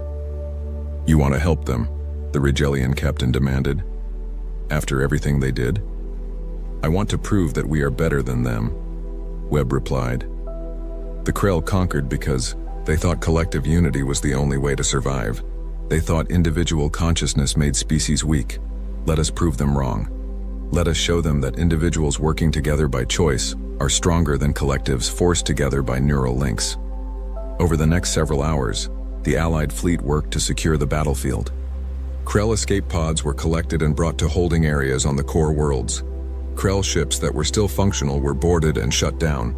Engineers examined the virus's effects, confirming that it was permanent. The quantum links that had connected all Krell minds were broken beyond repair. Dr. Okonkwo stood in a holding area, watching through a window as Krell individuals sat in confusion. They looked lost. Some were trying to communicate with each other, but they did not seem to know how to have conversations. They had always known each other's thoughts instantly. Now they had to use words. A young Krell, its cybernetic body smaller than most, approached the window and looked at Okonkwo. Its glowing eyes showed something that had never been in a Krell's eyes before. Fear. "Why?" the Krell asked through a translator. Its voice was hesitant, uncertain. "Why did you do this to us?" Okonkwo met its gaze. "Because you gave us no choice. You were destroying the galaxy. You had to be stopped. But you did not kill us. You changed us, made us, separate, alone." "Yes. Why not just destroy us? It would have been easier." Okonkwo was quiet for a moment. "Because we wanted to prove something. We wanted to prove that victory does not require annihilation. The Krell Empire destroyed every species it conquered. You thought that was strength. We think that is weakness. True strength is knowing when to stop fighting. True strength is helping your enemy become something better instead of destroying them completely. The young Krell looked at its hands, as if seeing them for the first time. I do not know who I am. I do not know what I am supposed to do. The collective always told us now there is nothing. Just silence in my head. Just me. That is called freedom, Okonkwo said gently. It is terrifying at first, but it is also the most precious thing in the universe. You get to decide who you are now. You get to choose your own path. No one can force you to be anything you do not want to be. What if I make the wrong choice? Then you make another choice. That is what individuals do. We make mistakes, we learn, we try again. It is messy and complicated and often painful, but it is ours. Your life belongs to you now, not to the collective. The young Krell was silent for a long time. Then it asked, "What will happen to us now?" "That depends on you," Okonkwo replied. "The Galactic Council is meeting to discuss it. Some species want you imprisoned for your crimes. Others want you scattered across the galaxy, where you cannot reorganize. But I am arguing for something different. I am arguing that you should be given a chance to build a new society. A society of individuals who choose to cooperate instead of being forced to." "Why would you argue for that?" "We tried to destroy you. Because I believe in second chances, and because the universe has seen enough destruction. It is time for something new." Over the following weeks, the galaxy changed in ways no one had predicted. The Krell Empire collapsed as individual Krell struggled to adapt to consciousness. Some managed well, quickly learning how to make decisions and form relationships. Others struggled, overwhelmed by the freedom they had never asked for. The Galactic Council debated for days about what to do with the former Krell. Finally, they reached a compromise. The Krell would be given a single world, a planet where they could build a new society under supervision. They would be monitored for a generation to ensure they did not try to rebuild their empire, but they would be given a chance. Not all species agreed with this decision. The Valorians in particular wanted harsher punishment. But Ambassador Chen made a compelling argument. "If we punish the Krell too harshly, we become the oppressors," he said to the council. "We fought this war to preserve freedom, not to impose our will on others. The Krell were dangerous because they forced their way of life on everyone they met. If we do the same to them even as punishment, we have learned nothing from this war." The motion passed by a narrow margin. The Krell would have their chance. 6 months after the Battle of the Core Worlds, Commodore Webb stood on the observation deck of a space station orbiting the new Krell homeworld. Below, he could see the beginnings of a new society. The Krell were building settlements, farms, schools.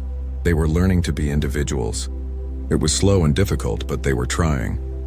Dr. Okonkwo joined him at the window. "The council approved my request. We are decommissioning all 10 weapons. They will be placed in a memorial museum on Earth." "All of them?" Webb asked. "Even Godstrike?" "That one seems relatively harmless." "All of them," Okonkwo confirmed. The council decided that weapons designed specifically to break an unbreakable enemy are too dangerous to keep active. They worked too well. They were too devastating. We proved we could build them.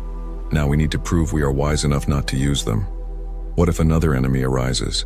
Another threat like the Krell? Then we will deal with it when it happens. But hopefully we will remember the lessons of this war. We will remember that victory is not just about destroying your enemy. It is about making sure the reasons for war do not continue after the fighting stops. Webb nodded slowly. Below, a group of young Krell were playing some kind of game. It was chaotic and disorganized, not at all like the perfect coordination of the old hive mind. But they were laughing. Individual laughter, not a collective response. "Do you think we did the right thing?" Webb asked. "Using the virus instead of just destroying them?" Okonkwo considered the question carefully. "I think we did the only thing we could do that would not make us monsters. Genocide is easy. It is clean. It is final. But it is also the path that leads to becoming the next Krell. We chose a harder path. We chose to change our enemy instead of destroying them. History will decide if that was wise. And the other weapons? The ones that tear holes in space-time and dissolve matter at the atomic level? Do you regret building those?" "I regret that we had to," Okonkwo replied. "But I do not regret that we did. The galaxy said no gun could break the Krell. We proved them wrong. We built 10 guns that worked. We saved the galaxy, The cost was high and the weapons were terrible, but they did what needed to be done. Webb smiled slightly. The Memorial Museum is inscribed now. I saw the design. It says, built not because we loved war, but because we refused to lose. May they never be needed again. A good sentiment, Okonkwo agreed. Let us hope we can live up to it. They stood together in silence, watching the Krell below learn how to be free. The war was over. The weapons were being retired. The galaxy could begin to heal.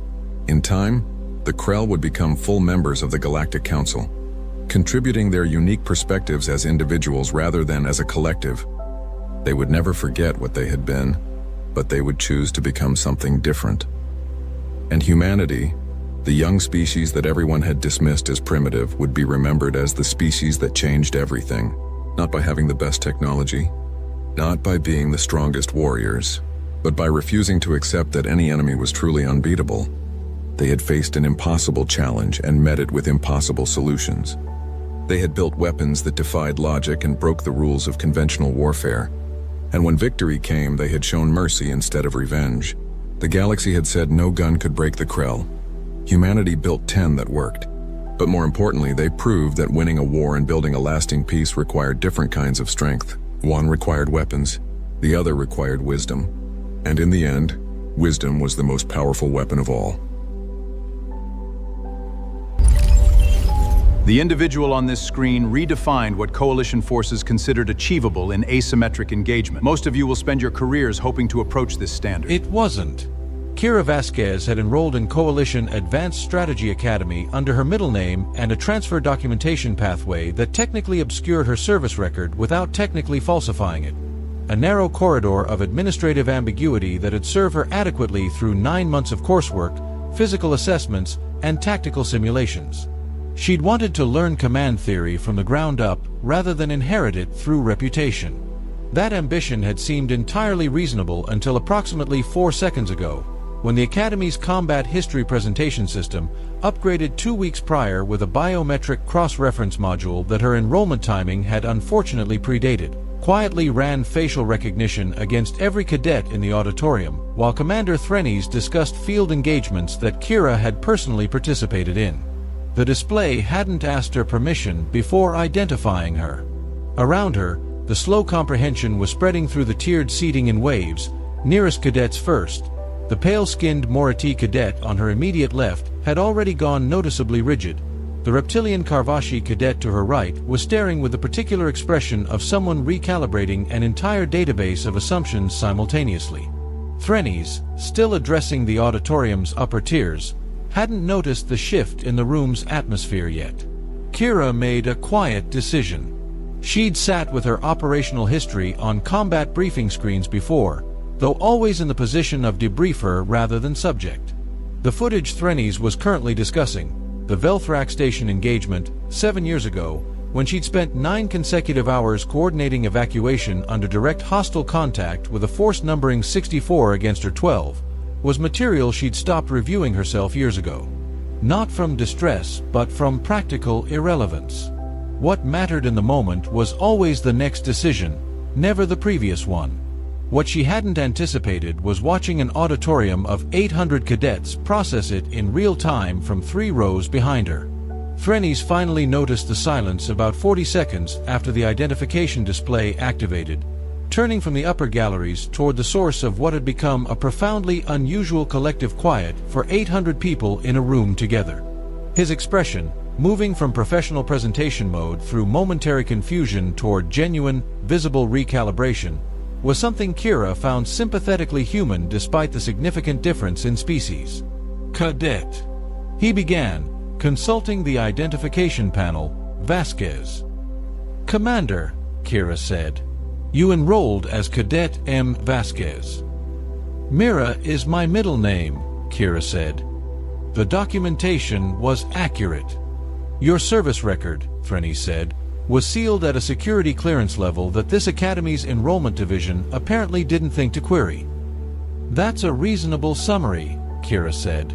A Karvashi cadet 2 seats to her right, a large, serious individual named Draxon Vorsk, whose tactical theory scores rank highest in their cohort, had been staring at her with the expression of someone whose entire professional self-concept had quietly reorganized during the preceding 90 seconds. "The Velthrak station engagement," Draxon said, voice carefully controlled. "We've studied it 3 times in this course alone. The command decisions under that engagement's time-pressure conditions are considered a defining example of adaptive operational management. The textbook analysis is reasonably accurate," Kira said, though it misses a 12-minute communications blackout in the 3rd hour that changes the decision calculus considerably. Threnes, now fully present to the extraordinary nature of what was occurring in his classroom, appeared to be weighing several competing professional obligations simultaneously.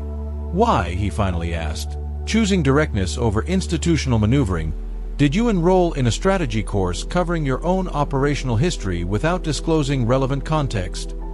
Kira considered the question carefully, the way she considered most questions that deserved a real answer rather than a convenient one. "Because I've spent years being the example in other people's briefings," she said. "I wanted to understand the framework that produces those briefings rather than existing solely as content within them. Strategy doctrine shapes how people interpret field decisions. I thought understanding that doctrine from inside rather than as its subject would produce better thinking." The auditorium was very quiet. "That's," Threnes said, after a moment, "a more sophisticated strategic rationale than most cadets bring to enrollment." "I've had time to think about it," Kira said. What followed was genuinely unprecedented within the Academy's administrative history, Threnes later documented. Not the revelation itself, but the specific way 800 cadets from 17 different species collectively recalibrated their understanding of both the legendary operational record they'd spent months studying and the quiet, unremarkable cadet who'd been sitting among them discussing tactical theory with exactly the same professional economy she apparently brought to everything else. Draxon approached her after the session, which she'd expected. He had the demeanor of someone who'd been thinking through a specific question carefully enough to earn an honest answer.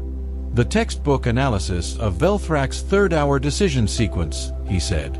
"The version that assumes you had full communications capability throughout. What would the accurate version change?" Kira studied him briefly, recognizing the quality of the question. "It changes the entire framing from inspired command adaptation to constrained improvisation," she said. "Which is actually more instructive, because constrained improvisation is the actual condition most field command operates within. The inspiring version is less useful precisely because it's less honest." "Why hasn't the accurate version been incorporated into the curriculum?" Draxon asked. "Because the inspiring version produces better enrollment statistics," Kira said. "I'd suggest that's worth examining." Draxon was quiet for a moment. "You enrolled here specifically to examine things like that," he said. "Among other things," Kira said. Threnes, who had approached near the end of this exchange, made a decision that the Academy's administrative committee would spend 2 weeks reviewing afterward and ultimately uphold. He asked Kira whether she'd be willing to serve as an adjunct contributor to the tactical history curriculum while completing her own coursework, specifically addressing the gap between documented operational legend and operational reality. Her condition was one: the communications blackout hour got added to the Velthrak case study. By the following week, it was. Years later, cadets studying the Velthrak engagement would no longer learn the story of a flawless commander.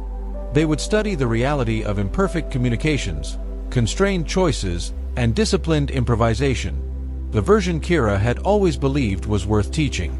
The end. Please follow and subscribe for more.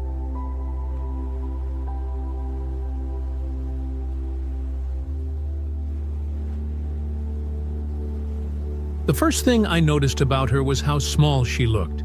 I mean, really, pathetically small. When the human female stepped through the entrance of the Galactic Military Academy's main hall, I almost laughed. Almost. Because laughing at a new cadet on their first day was beneath my station as a 3rd cycle student. But damn, it was tempting. Her name was Riley Vance. I know this because Commander Thex announced it to the entire assembly that morning. His 4 eyes blinking in that particular way that meant he was either annoyed or constipated. Hard to tell with Croaxians. "We have a new transfer student," Thex had growled, his mandibles clicking together. "From Earth. She will be assigned to Combat Training Unit 7. A ripple of amusement swept through the hall. Humans were rare at the academy, not because they were forbidden, mind you, but because most of them failed the entrance exams. Their planet had only joined the Galactic Coalition 15 cycles ago, and they were still considered, well, primitive by most standards.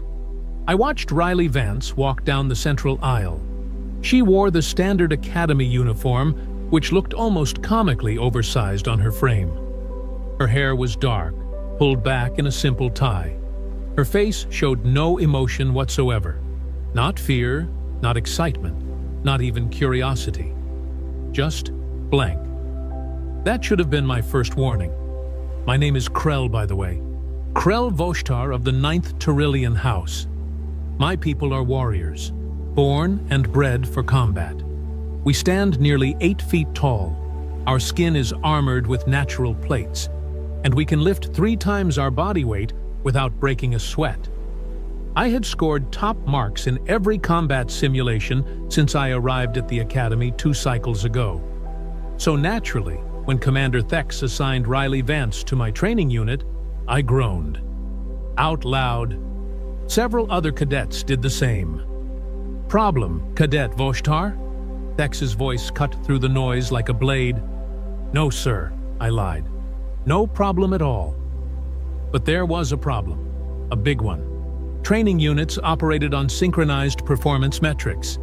If one member underperformed, the entire unit's ranking dropped, and rankings determined everything at the academy. Everything. Better dormitories, first choice of assignment after graduation, access to advanced weaponry courses. You get the idea. Unit 7 had been ranked 3rd overall. We were close, so close, to breaking into the top 2. And now, we had dead weight strapped to our backs, in the form of a 90-pound human female who probably couldn't even lift a standard pulse rifle. After the assembly, I cornered my unit members in the rec hall. There were 5 of us total, now 6 with the human. There was Dax, a Horvalian with reflexes like lightning and a tendency to make inappropriate jokes. Mira, a Zelthan female whose species specialized in tactical analysis. Jorek, a massive Brutarian who could punch through solid steel. And Finn, a Quilarian whose 4 arms made him exceptional at a multi-weapon combat. "This is a disaster," Mira said, her blue skin flickering with agitation. "We will drop to 5th rank, minimum." "Maybe she will quit," Jorek suggested, his voice like grinding boulders. "Humans are soft. She will not last 1 week." "1 week?" Dax laughed. "I give her 3 days. Maximum." Finn said nothing, but his antenna twitched in agreement. I should have shared their certainty. But something about the way Riley Vance had walked into that hall, completely expressionless, bothered me. It was not the reaction of someone who was scared. It was not even the reaction of someone who was trying to look brave. It was the reaction of someone who simply did not care what we thought. The first training session was scheduled for the following morning. Combat simulations in the arena, a massive facility that could generate any battlefield environment through hard light technology. I arrived early, as always, and found Riley Vance already there. She was sitting on a bench, lacing up her boots. Standard issue, just like everyone else's. She looked up when I approached, and for the first time I got a good look at her eyes. They were gray, light gray, like smoke, and completely unreadable. "You are early," I said, not bothering to hide my surprise. "So are you," she replied. Her voice was quiet, almost soft, but there was something underneath it, something that made the scales on my neck stand up. I sat down on the opposite bench, crossing my arms. Look, human, I will be direct with you. My unit is ranked 3rd. We have worked very hard to achieve this position. I do not want your presence to drag us down. She finished tying her boot and stood up. Even standing, she barely came up to my chest. Okay, she said. That was it. Just okay. Do you understand what I am saying? I pressed. The training here is intense. It is designed for species that have evolved for combat. Humans are not built for this. Maybe, she said, and walked past me toward the arena entrance. I stared after her, frustrated. This was going to be worse than I thought. The rest of the unit arrived within minutes. Commander Thex entered last, his expression as sour as ever. Today's simulation, he announced, is a Category 4 hostile environment. Urban warfare. Multiple enemy combatants. Your objective is to secure the target building and extract the hostage. Category 4. That was serious. We had only done 2 Category 4 simulations before, and both times we had barely passed. Thex continued. You will be evaluated on teamwork, tactical efficiency, and combat effectiveness. Begin. The arena shimmered, and suddenly we were standing in the middle of a war-torn city. Buildings crumbled around us, smoke filled the air, and the sound of distant weapons fire echoed off the walls. Spread out, I ordered, falling into my role as unit leader. Mira, find us a route to the target. Jorek, take point. Dax, cover our 6. Finn, you are with me. Riley, stay in the E. Middle, and try not to get shot. Everyone moved except Riley. She stood there, looking around slowly, like she was taking in the scenery. Riley, I snapped. Did you hear me? I heard you, she said calmly. Your plan is bad. I felt my blood pressure spike. Excuse me? You are sending Jorek into an urban environment where his size makes him an easy target. You are putting Mira on navigation when her tactical skills would be better used coordinating from a central position. And you are splitting Finn and Dax when they work better together. For 3 seconds, nobody spoke. Then Dax burst out laughing. Oh, this is rich, he wheezed. The human thinks she knows better than Krell. But Mira was frowning. She is not wrong, the Zelthan said slowly. About Jorek, at least. Thank you, Riley said, like she had not just insulted our entire strategy. Here is what we should do instead. What followed was the most humiliating 10 minutes of my military career. Because Riley Vance, the tiny human female who had been at the academy for less than 24 hours, proceeded to completely reorganize our formation, explain exactly why her strategy was superior, and then calmly wait for us to acknowledge she was right. Which she was. We ran the simulation using her plan. And we did not just pass, we demolished it. Our time was 40% faster than our previous Category 4 record. We took 0 casualties. The hostage extraction was flawless. When the simulation ended and the arena returned to its normal state, Commander Thex stood there with all 4 eyes wide open. Cadet Vance, he said slowly. Where did you learn tactical analysis? Riley shrugged. Books, mostly, and practice. Practice, Thex repeated. What kind of practice? The kind where, if you mess up, people die. The arena went very quiet. Thex stared at her for a long moment. Then he nodded once and left without another word. I turned to Riley. What did you mean by that? About people dying? She looked at me with those smoke-gray eyes. I meant exactly what I said. And that was all she would tell us. Over the next few days, Riley Vance proceeded to systematically destroy every assumption we had made about humans. In hand-to-hand combat training, she moved like water, flowing around attacks that should have crushed her. In weapons accuracy, she scored higher than Finn, who had 4 arms and enhanced targeting instincts. In endurance runs, she kept pace with Jorak, who weighed 3 times as much and had lungs designed for thin atmosphere sprinting. But it was not just her skills. It was the way she approached everything. No hesitation, no fear, no wasted movement. Like she had done all of this 1,000 times before. By the end of the first week, Unit 7 had jumped from 3rd rank to 1st, and it was entirely because of Riley Vance. The other units started watching her, whispering. I caught cadets from Unit 2 trying to recruit her, offering better dormitory assignments and extra meal privileges. She turned them all down without even looking interested. Why did you come here? I asked her one evening in the mess hall. To the academy, I mean.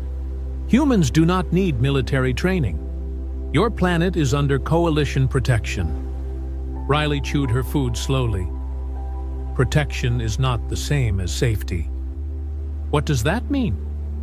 It means, she said, that when something bad happens, I prefer to be the one holding the weapon. I wanted to ask more, but something in her expression told me the conversation was over. It was Mira who figured it out first. We were in the tactical library, reviewing combat footage from the previous day's simulation. Riley had done something impossible during the exercise, predicting an enemy ambush before any of our sensors detected movement. I have been researching human military history, Mira said quietly, pulling up a data screen. Specifically, Earth's recent conflicts. Humans have conflicts? Dax asked. I thought they were a unified planet now. They are. Now. Mira's fingers danced across the controls. But 15 cycles ago, before the coalition arrived, they were not. The screen filled with images.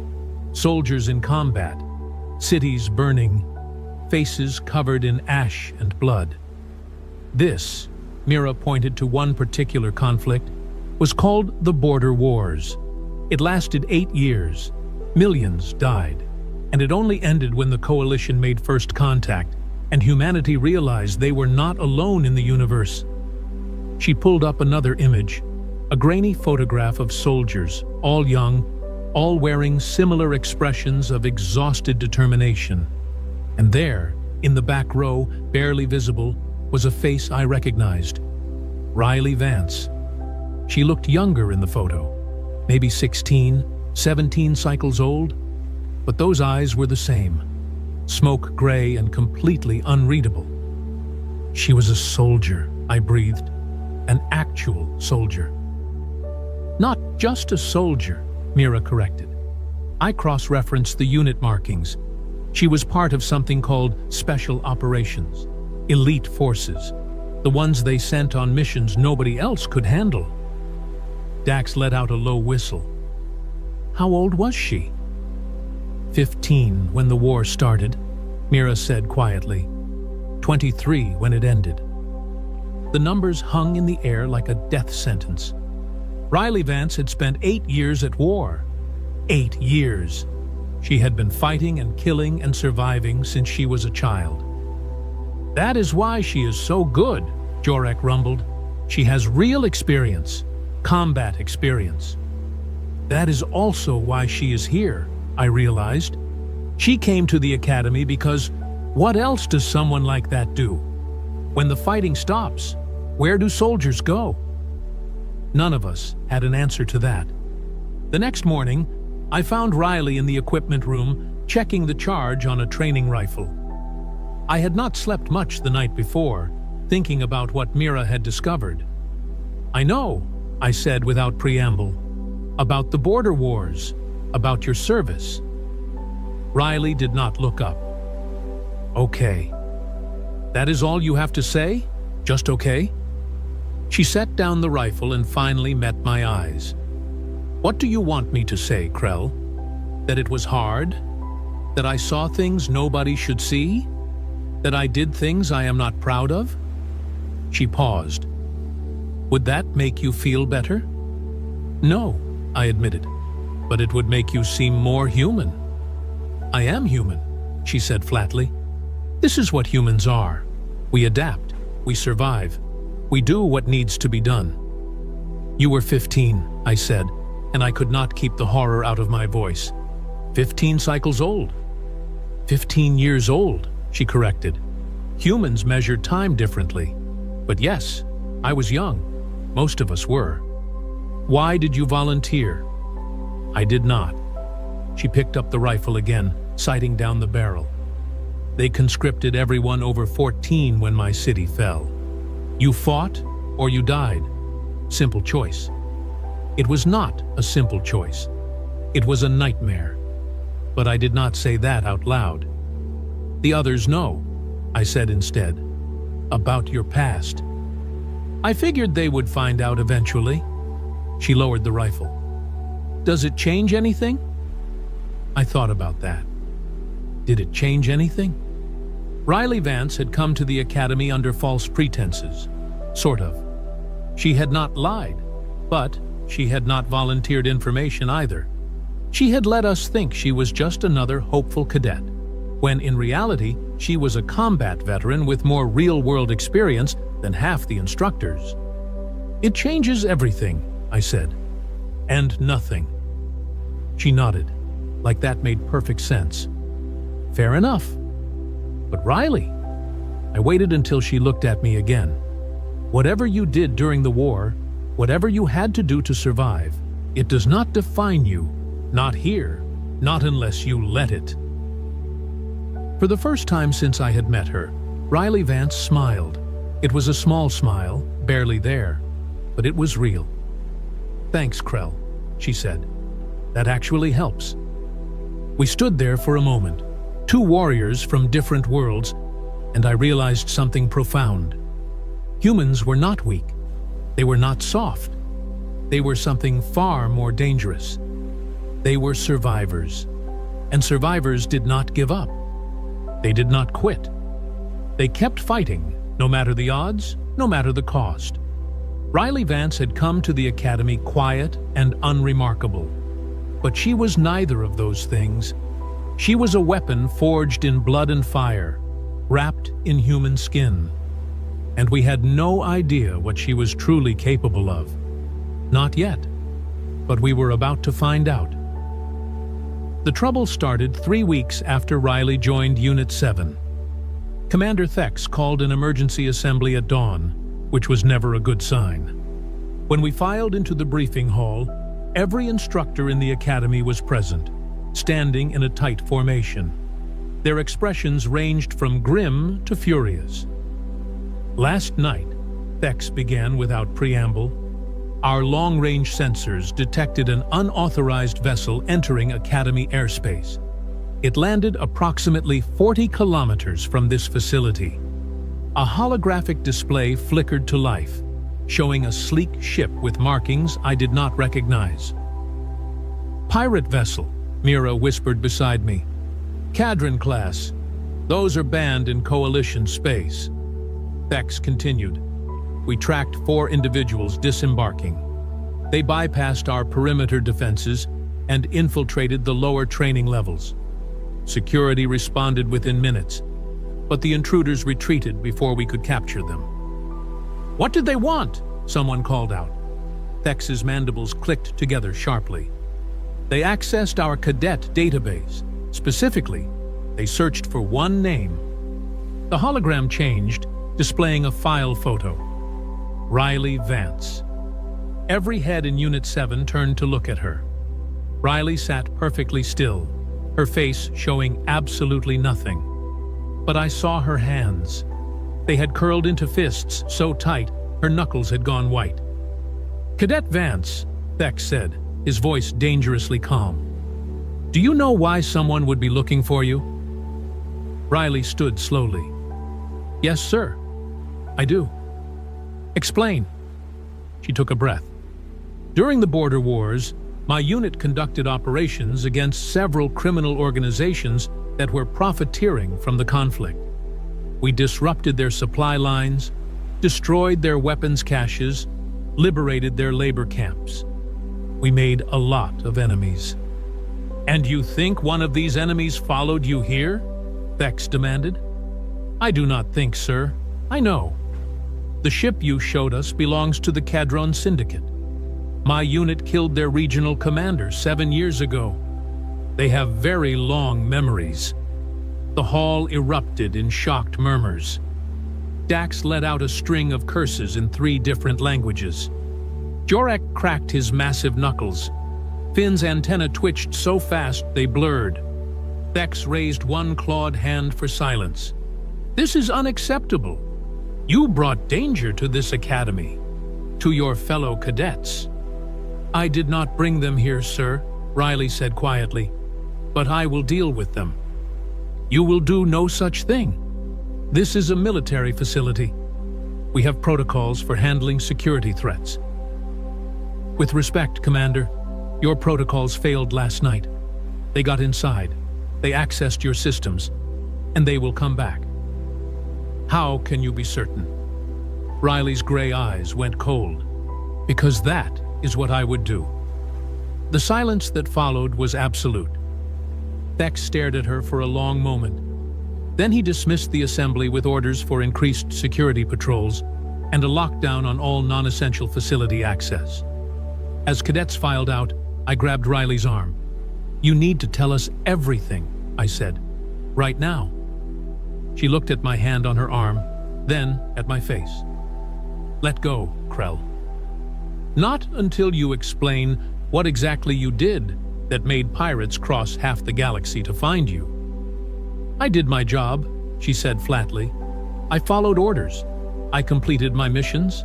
And yes, some of those missions involved taking down very bad people who did very bad things. What kind of bad things? Mira asked, her voice barely above a whisper. Riley pulled her arm free from my grip. The kind where children disappear and never come home, where entire villages get sold into slavery, where weapons get traded to the highest bidder regardless of who gets killed. That kind of bad. Jorek made a rumbling sound deep in his chest. Then these Cadron criminals deserve what is coming to them.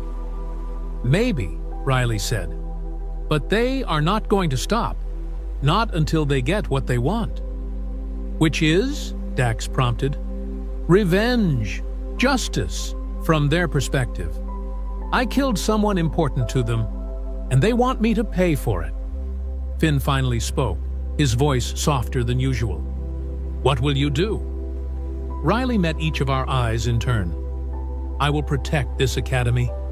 I will protect you. And I will end this before anyone else gets hurt. How? I demanded. She smiled, and it was not a nice smile. It was the smile of someone who had done terrible things and would do them again without hesitation, by giving them exactly what they want.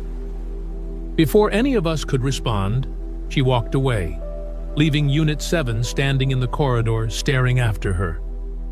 That night, I could not sleep. I kept thinking about Riley's words, about the cold certainty in her voice, about the look in her eyes. Around midnight, I gave up trying and decided to do a patrol of the dormitory level. Not officially, just to clear my head. The academy was quiet, most cadets asleep or studying in their quarters. That was when I saw her. Riley Vance, dressed in dark clothing, moving silently down the corridor toward the east exit. She carried a small pack and wore boots designed for rough terrain. I followed her. She was good at moving quietly. I would give her that. But Tyrillians have excellent hearing, and I caught the soft whisper of her footsteps as she descended to the lower levels. She bypassed 2 security checkpoints using override codes she should not have possessed, then slipped out through a maintenance access that led to the exterior grounds. I waited 30 seconds, then followed. The night air was cold, the twin moons casting long shadows across the training fields.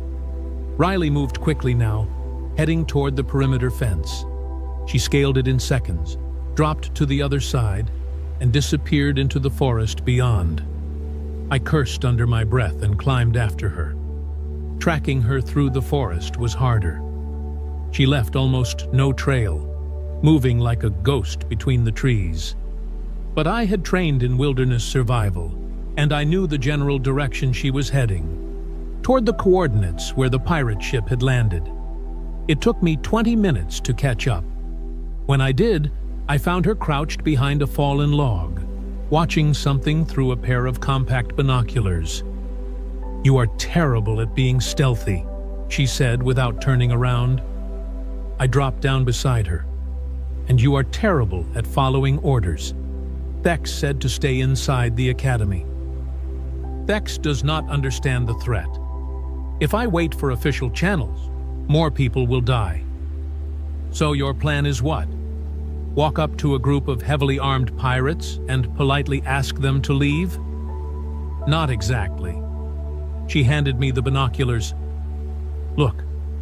I raised them to my eyes and saw the pirate ship sitting in a small clearing about 200 meters away. 4 figures moved around it, checking equipment and talking. They were definitely Kadron, tall reptilian species known for their brutality and complete lack of honor. "I count 4 hostiles," I said. "Standard pulse weapons, light armor, possibly more inside the ship." "There are 6 more inside," Riley confirmed. "I have been watching them for the past hour. They rotate shifts every 30 minutes. 10 total, against 2 of us. Wonderful odds." She finally looked at me. "You should not be here, Krell. This is not your fight. You are part of Unit 7. That makes it my fight." "I appreciate the sentiment, but this is personal. These people will not negotiate. They will not surrender. This ends only one way. Then it is a good thing I brought backup." As if on cue, Dax emerged from the shadows behind us, followed by Mira, Jorek, and Finn. All of them armed with training weapons we had borrowed from the equipment room. Riley stared at them, genuine surprise flickering across her face for the first time since I had met her. "You followed me too?" she asked. "We followed Krell following you," Mira said. "We are a unit. We do not abandon our own." "Even when your own is apparently suicidal?" Riley muttered. "Especially then," Jorek rumbled. "Now, what is the plan?" Riley looked at each of us, and something shifted in her expression. Not quite gratitude, but close. "Okay," she said slowly. "If we are doing this, we do it smart. No heroics, no unnecessary risks. We hit them fast and hard, and we do not give them time to react." She pulled out a data pad and sketched a quick tactical layout of the area. "Mira, you take high ground on that ridge. You are our eyes and early warning. Dax and Finn, you flank left. Create a distraction, but do not engage directly. Jorek, you are with me on the direct approach. Krell, you circle right and cut off their retreat to the ship." "What about the ones inside?" I asked. "I will handle them," Riley said. "Once the external threats are neutralized." It was a good plan. Actually, it was a great plan, considering we had about 30 seconds to prepare and were using training weapons against actual pirates with real guns. We moved into position.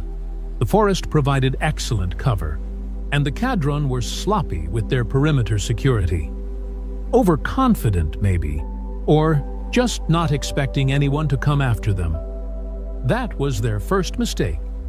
Riley and Jorek approached from the south, moving through the undergrowth like predators.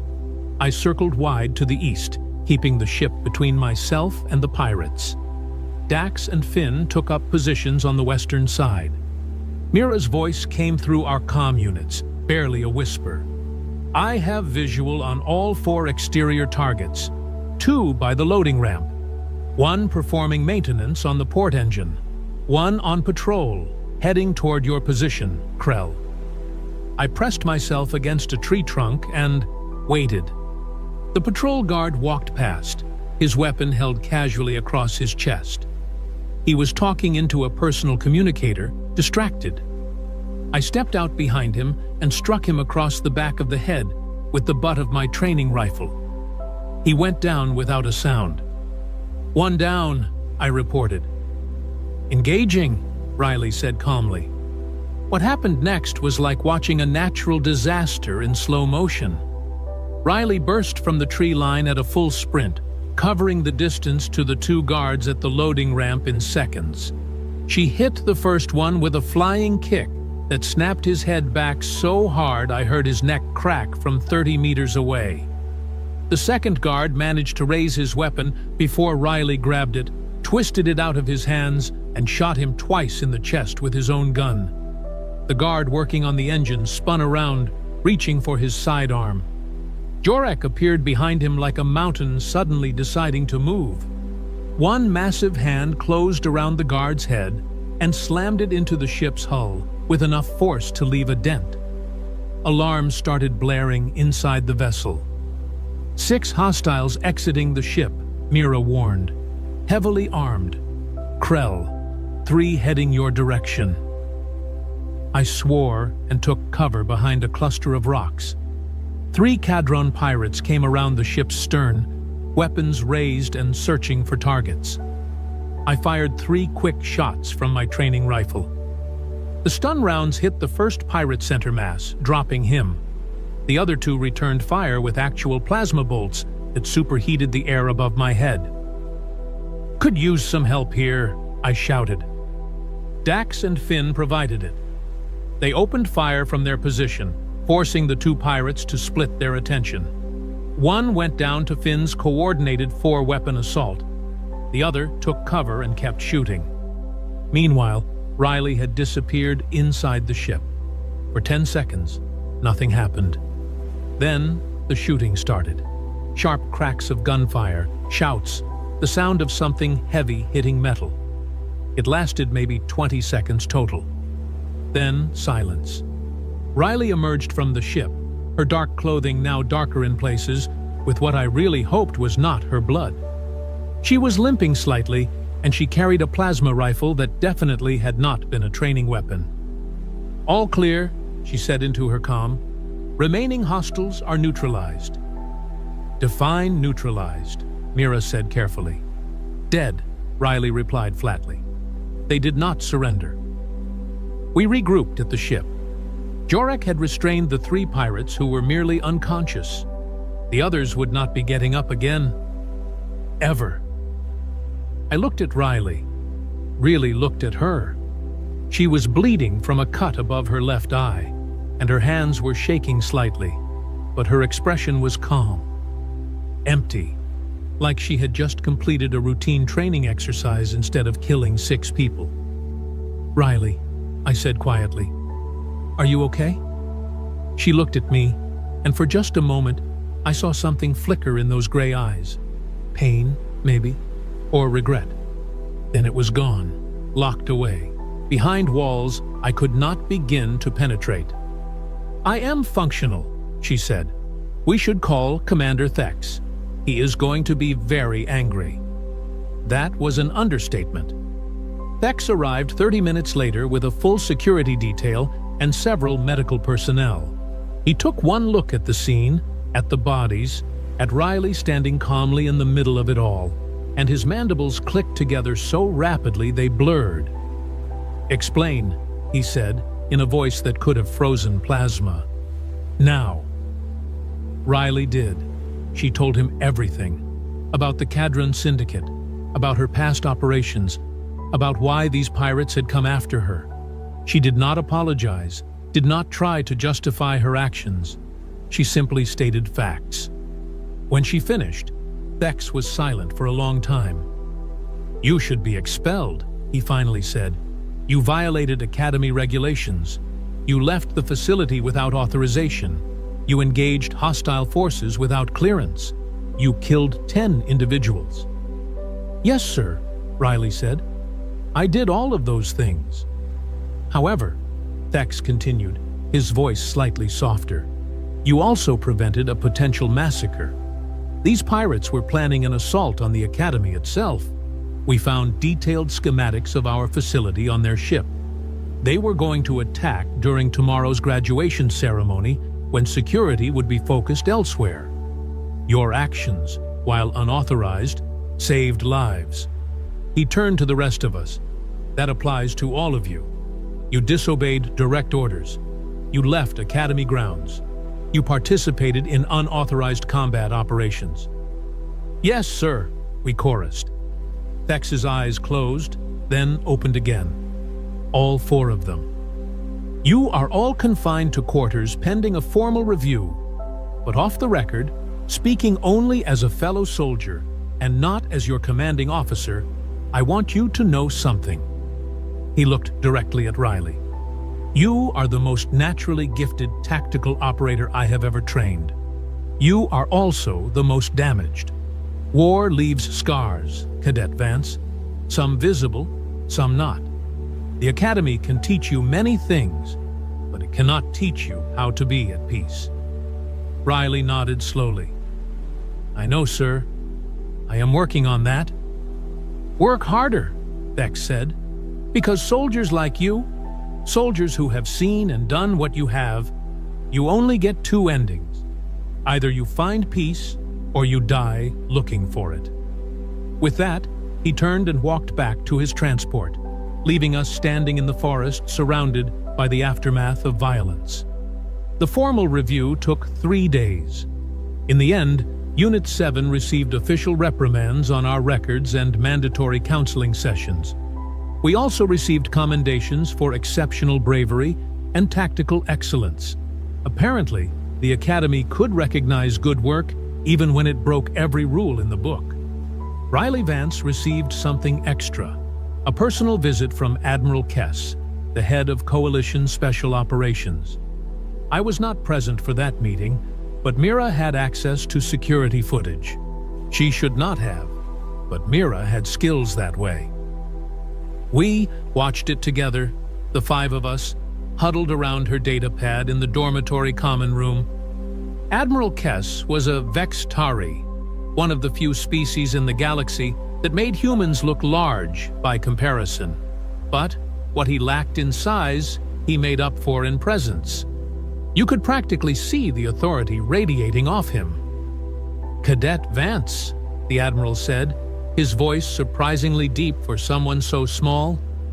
I have reviewed your file, your entire file, including the classified sections from the border wars. Riley said nothing, just waited.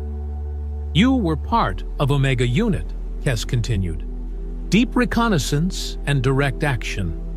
Some of the most dangerous operations humanity conducted during the conflict. Your service record is impressive. 63 confirmed missions, 0 failures, 18 commendations for valor. I was just doing my job, sir. No, Kess said firmly. You were doing far more than that. You were fighting a war that never should have been yours to fight, and you did it with distinction. He paused, studying her carefully. I am here to offer you a choice, Cadet Vance. You can complete your training at the Academy, graduate with honors, and accept a standard commission in the Coalition military. Or you can come work for me. Special Operations has need of someone with your particular skills. Riley was quiet for a long moment. What would that entail, sir? The same things you did during the border wars, except on a galactic scale. There are threats in this galaxy that most people never hear about. Pirates, slavers, rogue factions that would destabilize entire sectors if left unchecked.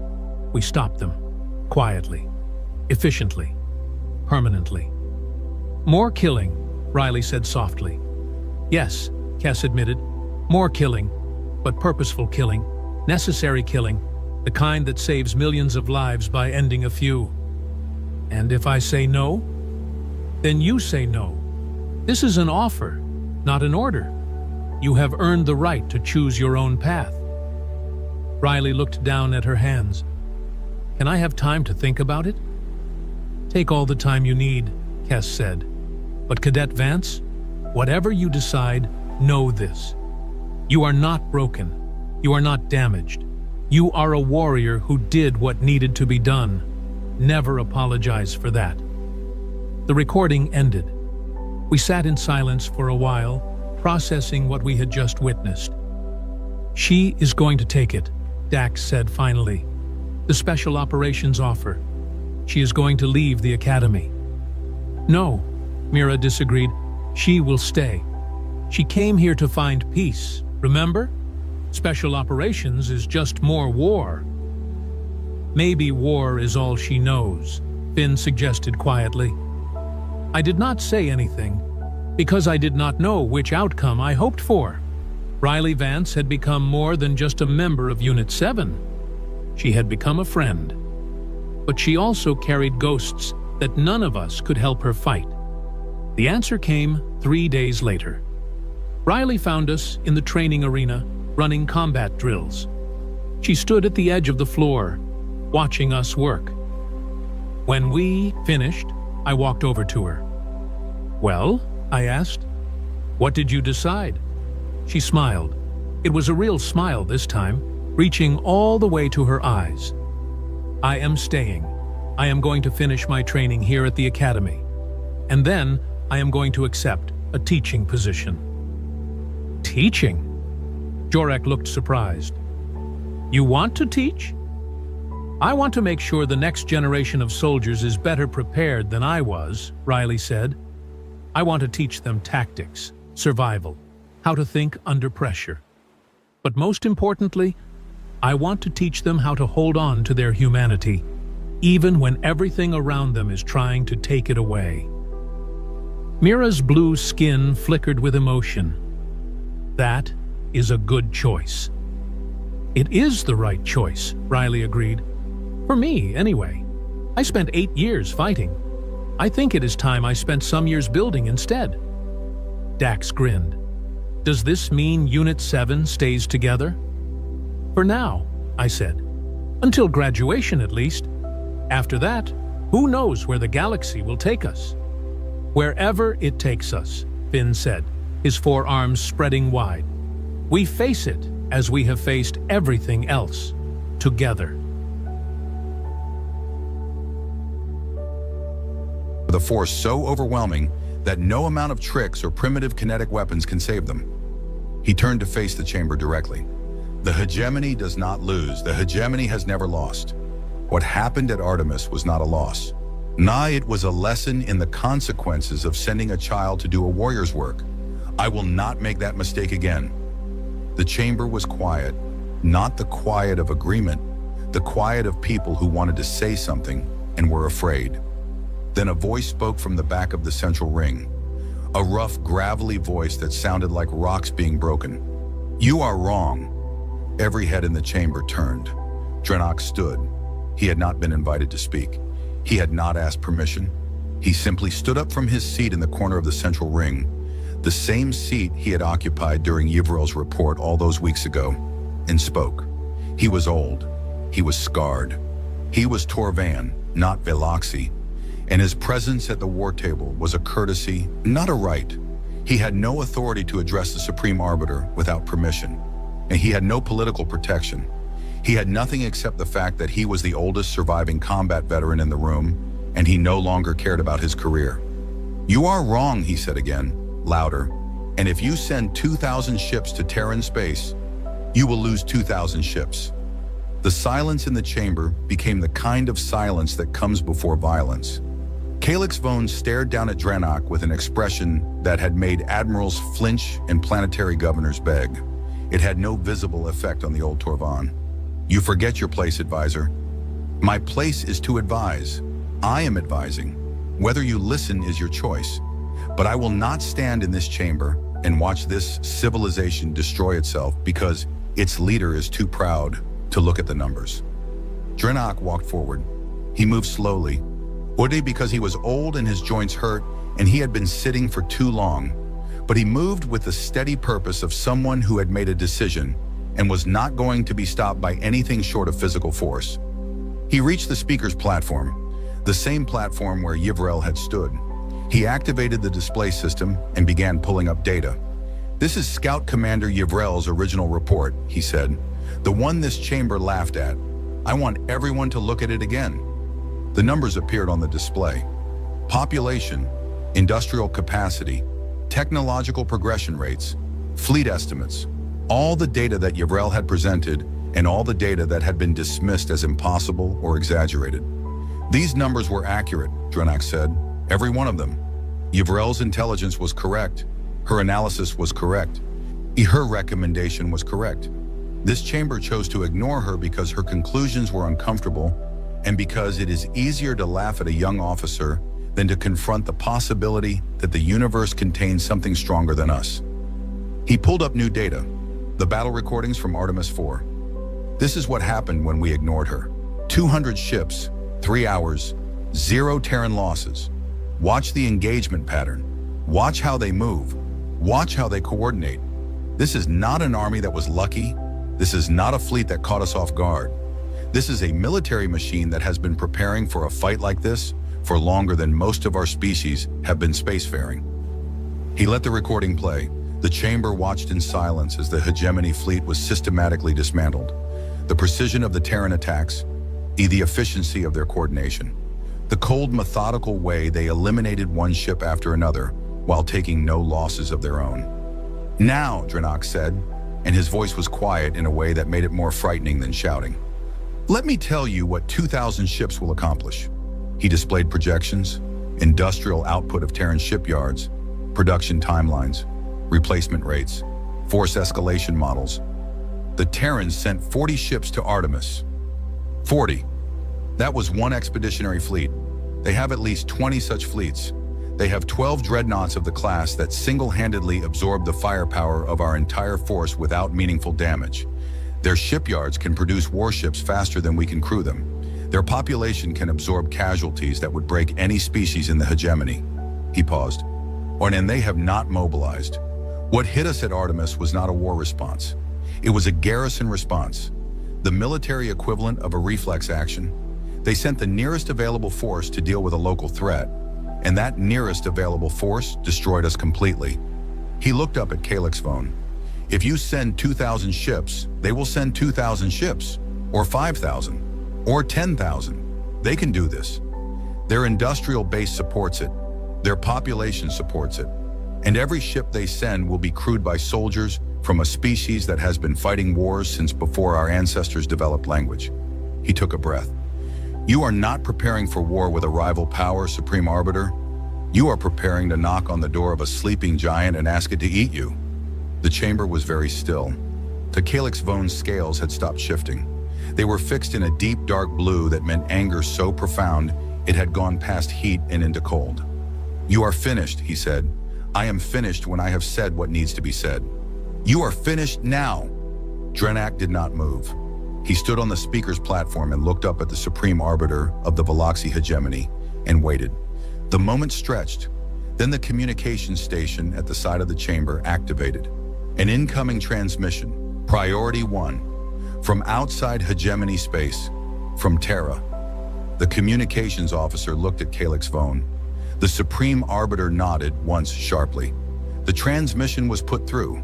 The voice was human, female, calm in a way that was different from Admiral Park's calm.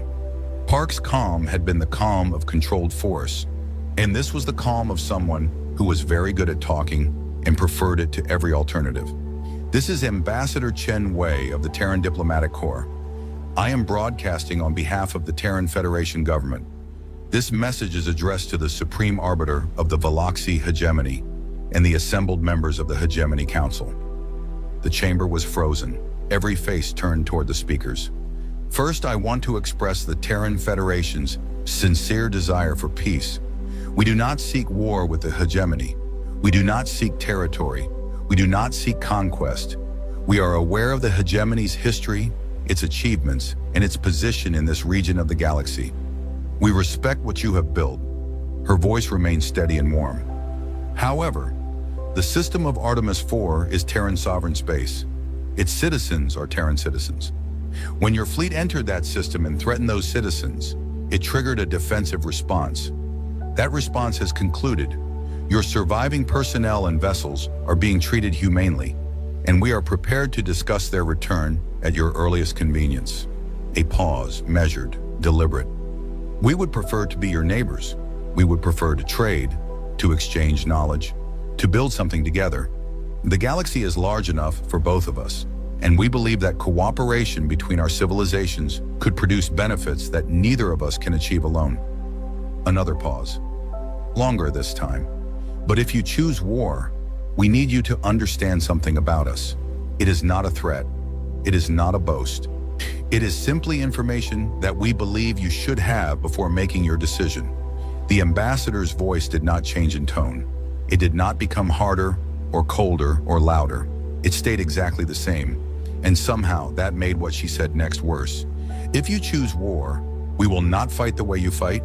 We will not stop when honor is satisfied. We will not negotiate when the balance shifts. We will not accept a partial victory or a face-saving compromise. We will keep coming until the threat to our people no longer exists. Completely, permanently. That is not a policy choice. It is not something our leaders decided. It is a cultural reality that has been shaped by 10,000 years of warfare among ourselves. It is who we are. She let that sit for a moment. We do not want to show you who we are. We would very much prefer to show you who we can be when we are not at war. We are builders. We are explorers. We are curious and creative and deeply interested in the universe and everything in it, including you. We would rather study your civilization than fight it. We would rather learn from you than destroy you. But we will do what we must to protect our people, every time, without hesitation, without limit. The ambassador's voice softened slightly. We are transmitting coordinates for a proposed diplomatic summit on neutral ground, a moon in the Kepler 442 system that belongs to neither of our civilizations. We propose a meeting within 30 standard days. No weapons, no warships, just representatives, sitting in a room, talking about the future. A final pause. We hope you will come. Ambassador Chen Wei, Terran Diplomatic Corps, signing off. The transmission ended. The Grand War Chamber of the Veloxy hegemony was absolutely silent. 200 beings in a room designed to project power, and not one of them made a sound. Calix Vone stood on his platform. His forearms were rigid at his sides. His golden eyes stared at the communication station, as if the message might come back and say something different. He looked around the chamber. He looked at his fleet commanders, his strategists, his weapons engineers, his political officers. He looked at the faces of every species in the gallery, the conquered peoples who had watched the hegemony's dominance go unchallenged for centuries. He looked for support, for someone who would stand and say, yes, we fight. For someone who would give him the excuse he needed to do what every part of his pride was screaming at him to do. He found nothing. The commanders did not meet his eyes. The strategists studied their data pads. The weapons engineers were quiet. Even his most loyal supporters, the officers who had followed him for decades, who had cheered when Yvrel was dismissed, who had laughed at the idea of a death world species challenging the hegemony, they were silent. They had seen the numbers. All of them. Yvrel's numbers, Drenak's numbers, the battle recordings from Artemis 4, the industrial projections, the population figures, the one number that mattered most, 0. 0 Terran ships lost. They believed the numbers now. Calix Vone's scales shifted, blue to silver to blue again. His jaw worked, his hands clenched and unclenched. And then, in the back of the chamber, Scout Commander Yvrel stood. She did not speak. She did not need to. She simply stood in her place in the observer's gallery, where she had been recalled as a witness, and looked at the Supreme Arbiter. Her face was calm. Her hands were steady. She was no longer the nervous young officer who had trembled on the speaker's platform while the chamber laughed at her. She stood and she waited, and she let her presence say everything that needed to be said. I told you, and you laughed, and people died because you laughed. Calix Vone looked at her. Something passed across his face. Not apology. He was not capable of that, but recognition. The recognition that comes when you realize that the person you dismissed was the only person in the room who was right. He closed his eyes. Send a response to the Terran Diplomatic Corps, he said. His voice was quiet, stripped of its fury, stripped of its certainty, just a voice. Inform them that the hegemony will attend the summit. The chamber exhaled, not with relief, with something more complicated than relief. with the sound of a civilization that had just looked over the edge of an abyss and chosen, barely, to step back. 3 months later, the neutral moon in the Kepler 442 system was small and airless and entirely unremarkable. It had been chosen precisely because it belonged to no one and mattered to no one and had no strategic value whatsoever. It was a blank space, a fresh page. The summit had gone better than anyone expected and worse than anyone hoped. There had been arguments, accusations, walkouts, moments where the entire process seemed ready to collapse. But there had also been agreements, small ones at first, prisoner exchanges, border definitions, communication protocols, then larger ones, trade frameworks, scientific cooperation, a mutual non-aggression treaty that both sides knew was only as strong as the will behind it. It was not peace, not yet, but it was the absence of war, and for now that was enough. On an orbital station above a neutral world, the first joint Terran hegemony research facility opened its doors. It was a modest thing, a converted trading post really, fitted with laboratories and meeting rooms, and a cafeteria that served food from 12 different species and did a bad job with all of it. Dranok visited the station 6 months after the summit. He walked its corridors slowly, observing. He watched Veloxi scientists working beside human scientists, measuring the same phenomena, arguing about the same data, making the same frustrated faces when experiments did not go the way they expected. It was awkward. The old tensions were still there, visible in the stiff body language and the careful politeness and the way people from both species tended to cluster with their own kind during break periods. But they were there, in the same room, working on the same problems. That was something. He found a corner of the cafeteria where a human engineer was sitting across from a Veloxi technician. The human had pushed a cup of dark liquid across the table toward the Veloxi. "Try it," the human said. She was grinning in the way humans did when they were about to enjoy someone else's discomfort. "It is called coffee. It is the foundation of our entire civilization." The Veloxi technician picked up the cup with 2 hands and sniffed it cautiously. His scales rippled in a pattern that indicated suspicion. He took a small sip. His reaction was immediate and dramatic. His scales went flat. His eyes widened. His mouth opened and closed several times. He set the cup down with the careful deliberation of someone placing an armed explosive on a table. "That," he said, "is the worst thing I have ever tasted. It is bitter and hot, and it burns, and I think it may be poisoning me." The human laughed. Not the cruel laughter of the war chamber, a different kind. The kind that comes when you are sharing something ridiculous with someone you are beginning to know.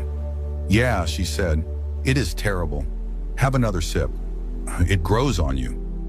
Nothing that tastes like this should be allowed to grow on anyone. We drink 4 cups a day. That explains so much about your species." Dranok watched them from across the room. He did not smile. Torvans could not smile, but something in his old scarred face softened. Yavrel had been promoted, quietly, without ceremony, without any public acknowledgement that her original report had been correct. She was now Director of Xenological Intelligence, a position that had been created specifically for her, tasked with reviewing and analyzing every scout report in the Hegemony's database. Her first act was to pull every report that had been dismissed over the past century and flag them for reevaluation. There were a lot of them. She did not seek credit. She did not seek an apology from Kalix phone. She did not even seem angry. When Dranok asked her about it, she simply said that being right was not the point. The point was making sure the next warning was heard. Captain Santos received a commendation and a new assignment. She was now the Terran Ambassador-at-Arms to the Hegemony border region, a position that was half diplomat and half military liaison, and entirely suited to someone who could tell an enemy fleet to leave and mean it. She still drank too much coffee. She still wore a wrinkled uniform. She was, by all reports, very good at her job. Fleet Master Arin was returned to the Hegemony as part of the prisoner exchange. He was not punished, though the threat of it hung over him for months. In the end, the political reality was that punishing the commander of Artemis would mean publicly acknowledging the scale of the defeat. One and Kalix phone preferred to let the matter fade from public attention. Orin was quietly reassigned to a desk position in logistics. He did not protest. He spent his evenings writing a detailed analysis of Terran military doctrine that no one in the high command asked for, and that would, years later, become required reading at the Hegemony's Naval Academy. Captain Okonkwo of the Jakarta received the Terran Star of Valor. Her ship was repaired and returned to service. She requested and received assignment back to the 7th Fleet. When asked by a reporter why she had not taken the promotion she was offered, she said that she liked her ship and she liked her crew, and she was not finished yet. Admiral Park returned to Kepler Station with the 7th Fleet. He wrote a brief action report that ran to exactly 4 pages. It covered the engagement, aimed the tactics, the outcome, and his recommendations. It was precise and clinical and contained no emotion of any kind. But he also wrote a private letter to Terran Command. It was not included in the official record, it was personal. He wrote it late at night, alone in his quarters, with a glass of something strong and his cello leaning against the wall in the corner. The letter said many things. It discussed the battle, it discussed the enemy, it discussed the performance of his fleet and his officers, and the terrible mathematics of destroying 140 ships full of living beings who had done nothing wrong except follow the orders of leaders who had made a catastrophic mistake. But the last paragraph was the one that mattered. They learned, Park wrote, that is the best outcome. They saw what we are capable of, and they chose to talk instead of fight. And that means something. It means the galaxy might be a little bit bigger tomorrow than it was yesterday, a little bit more open, a little bit more connected. He paused. He looked at the words on the screen. The galaxy is too big and too beautiful for the alternative. I have seen it from the bridge of a warship, and I know what it looks like when it is lit by weapons fire, and I do not want to see that again. I want to see it lit by the light of stars and the glow of stations, where people from different worlds sit together and drink terrible coffee and argue about things that do not matter. He set down his glass. But keep the 7th Fleet ready, just in case the next ones do not learn as quickly. He signed the letter, sent it, and went to bed. Outside his window, the stars burned. Billions of them, old and young, bright and dim, each one a sun, each sun possibly warming a world, each world possibly holding someone looking up at the sky and wondering what was out there. The galaxy was very large and it was full of questions, and for the first time in a long time, at least 2 civilizations were asking them together. It was not a happy ending. It was not a sad ending. It was a beginning, and that was enough. Hubris kills empires faster than any dreadnought. Commander Victor thought subjugating the Aegis mining colony was a mere footnote in his brilliant military career. He handed humans the keys to his planetary refineries, expecting broken slaves. 3 days later, he watched his entire armada burn from the inside out. Commander Victor stood on the obsidian observation deck of the Directorate flagship, gazing down at the terrestrial sphere of Aegis Prime. The subjugation of the human colony had taken exactly 2 hours and 14 minutes. It was almost insulting. Victor, a decorated veteran of the Directorate's expansion campaigns, had prepared for a grueling siege. He had authorized orbital bombardments, deployed mechanized infantry, and readied his medical bays for mass casualties. Instead, the humans had simply powered down their planetary defense grids and broadcasted an unconditional surrender before the first Directorate drop pods even breached the exosphere. Cowards, Security Chief Gareth sneered, his heavy boots echoing on the metallic floor as he approached the command console. Intelligence warned us that the human species was unpredictable, prone to irrational martyrdom. Yet they roll over at the first shadow of our fleet. Victor narrowed his eyes, adjusting the cuffs of his immaculate dark uniform. Survival instinct is a universal language, Gareth. They looked at our plasma batteries and ran the mathematics. They chose life as laborers over death as heroes. It makes our job exponentially easier. The Directorate did not exterminate. They absorbed. Their empire ran on raw materials and the sweat of conquered species. The humans of Aegis Prime a population of roughly 40,000 engineers, miners, and terraformers were immediately processed and shipped off-world. Their destination was Tartarus 9, a volcanic, hostile moon dedicated to refining hypertritium, the volatile fuel that powered the Directorate's faster-than-light drives. Within 12 hours of the surrender, the human workforce was fitted with neural dampening collars, heavy biomechanical rings locked around their necks. The collars were designed to suppress aggressive neurological spikes, monitor biometric output, and, if necessary, detonate via remote command. Standing in the staging yards of Tartarus 9, Nathaniel Reed felt the cold metal of the collar press against his carotid artery. Nathaniel was the chief foreman of Aegis Prime, a man whose broad shoulders and calloused hands spoke of a lifetime of grueling physical labor.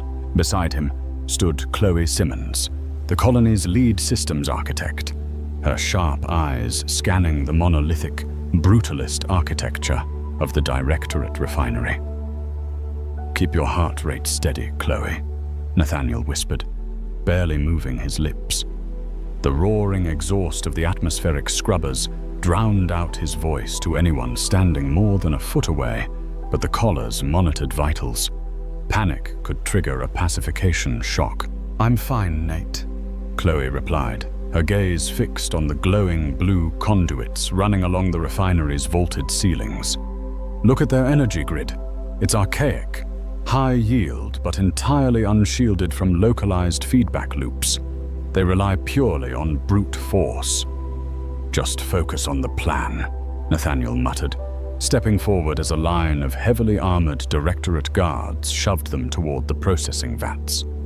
"We have 72 hours before the fleet refuels and leaves orbit. We need to be inside their network by tomorrow." Day 1 of the enslavement began with brutal efficiency. The humans were thrust into the lower levels of the refinery, an infernal labyrinth of extreme heat, toxic fumes, and deafening machinery. Their task was to manually calibrate the magnetic containment fields of the raw hypertritium, a job the Directorate considered too hazardous for their own personnel. Victor watched the camera feeds from his pristine orbital command center, sipping a glass of synthesized wine. He expected a high mortality rate. He expected weeping, collapse, and despair. What he saw instead was deeply unsettling in its mundanity. The humans organized themselves with terrifying speed. Without needing to be whipped or shouted at, Nathaniel Reed took charge, orchestrating his people into specialized shifts. They didn't fight the machinery. They adapted to it. By the 8th hour, a team led by Chloe Simmons had dismantled a malfunctioning plasma drill, ostensibly to repair it. "What are they doing in Sector 4? Victor asked Twart, tapping a polished finger against his command throne. Chief Gareth zoomed in on the feed. On the screen, Chloe was elbow-deep in the drill's casing, her hands moving with practiced, methodical precision. "Repairing the containment housing, Commander. The previous alien workforce damaged it 3 cycles ago." "And they figured out our technology in 8 hours?" Victor asked, a flicker of genuine surprise breaking his stoic facade. "They are a highly mechanical species, sir. Crude, but resourceful. Their efficiency is actually a benefit. We are already running at 90% of our daily quota, and the shift isn't even over." Victor watched Nathaniel Reed walk through the toxic ash of the refinery floor, patting a young human on the back, offering a canteen of water, pointing out structural weaknesses in the rock face. The foreman looked entirely defeated, a broken man making the best of a living hell. Victor smiled, satisfied. "Increase the quotas by 20% for tomorrow. Let us see how resourceful they truly are when their backs are against the wall." Down in the suffocating heat of Sector 4, Chloe wiped a mixture of sweat and industrial grease from her forehead. She slid the heavy casing back over the plasma drill and engaged the locking mechanisms. "It's done," she whispered to Nathaniel, who was pretending to inspect the drill bit. "Did you bypass the governor?" Nathaniel asked. "Better," Chloe smirked, her eyes gleaming in the dim red emergency lighting. "I didn't just bypass the mechanical governor. I tapped the drill's power cell directly into the frequency of our neural dampening collars. The Directorate thinks these collars are just monitors. They don't realize they are two-way transmitters. Every human neck in this facility is now a wireless routing node. We have a localized biological mesh network, and it's completely invisible to their security scanners." Nathaniel nodded slowly, his face devoid of emotion to satisfy the overhead cameras. "Good. Phase 1 is complete. Tomorrow, we start feeding them ghosts." Day 2 dawned with a suffocating blanket of sulfurous clouds pressing down on the glass domes of Tartarus 9. Inside the Directorate Command Center, Overseer Dominic, Victor's direct superior from the core worlds, was projecting a holographic transmission into Victor's office. "The reports from your sector are highly unusual, Victor," Dominic said, his aristocratic features cast in sharp blue light. "Your hypertritium yields have not just met the new 20% increase, they have exceeded the baseline by 400%. Are these numbers fabricated?" "Absolutely not, Overseer," Victor replied, standing rigidly at attention. "The human workforce is highly motivated. They possess an obsessive-compulsive need to optimize their environment. They have streamlined the refinement cooling process using rudimentary thermodynamic principles our own engineers overlooked." Dominic's holographic eyes narrowed. "Do not praise the slaves, Commander. Just ensure the fleet is fully fueled by tomorrow evening. The Ascendancy requires your armada at the front lines." "It will be done, Overseer." As the transmission cut out, Gareth stormed into the office, a security datapad gripped tightly in his gauntleted hand. He looked agitated. "Commander," Gareth said, his voice tight. "We have a problem. Or at least I think we have a problem." Victor sighed, irritated by the interruption. "Speak, Gareth. Is it the humans? Have they rioted?" "No, sir. They are working harder than ever. But our central telemetry is registering micro-fluctuations in the energy grid. It's barely perceptible, a drop of 1,000th of a volt every few seconds across the network." "Machinery degradation," Victor dismissed, waving a hand. "They are pushing the drills to 400% capacity. Of course, there will be power fluctuations." "That was my initial thought," Gareth pressed, stepping closer to the desk. "But the fluctuations are rhythmic. They form a mathematical sequence. Prime numbers, Commander. The power grid is stuttering in prime numbers." Victor's blood ran cold for a fraction of a second. He pulled the datapad from Gareth's hand and stared at the telemetry logs. The data was undeniable. The energy spikes weren't random. They were deliberate pulses. "Bring me the human foreman," Victor ordered, his voice dropping to a dangerous whisper. "Now." 10 minutes later, Nathaniel Reed was thrown violently into Victor's pristine office. The human hit the polished floor hard, his heavy boots skidding. He smelled of sulfur, sweat, and ozone. His hands were bound in magnetic cuffs, and the neural dampening collar flashed a warning red. Victor circled his desk, looking down at the kneeling human, like an entomologist studying a particularly repulsive insect. "Foreman Reed," Victor said smoothly. "You have been very compliant, very helpful. Your people have shattered our production quotas." "We just want to survive, Commander," Nathaniel said, his voice trembling slightly. He kept his eyes locked on the floor, the perfect picture of a terrified, broken slave.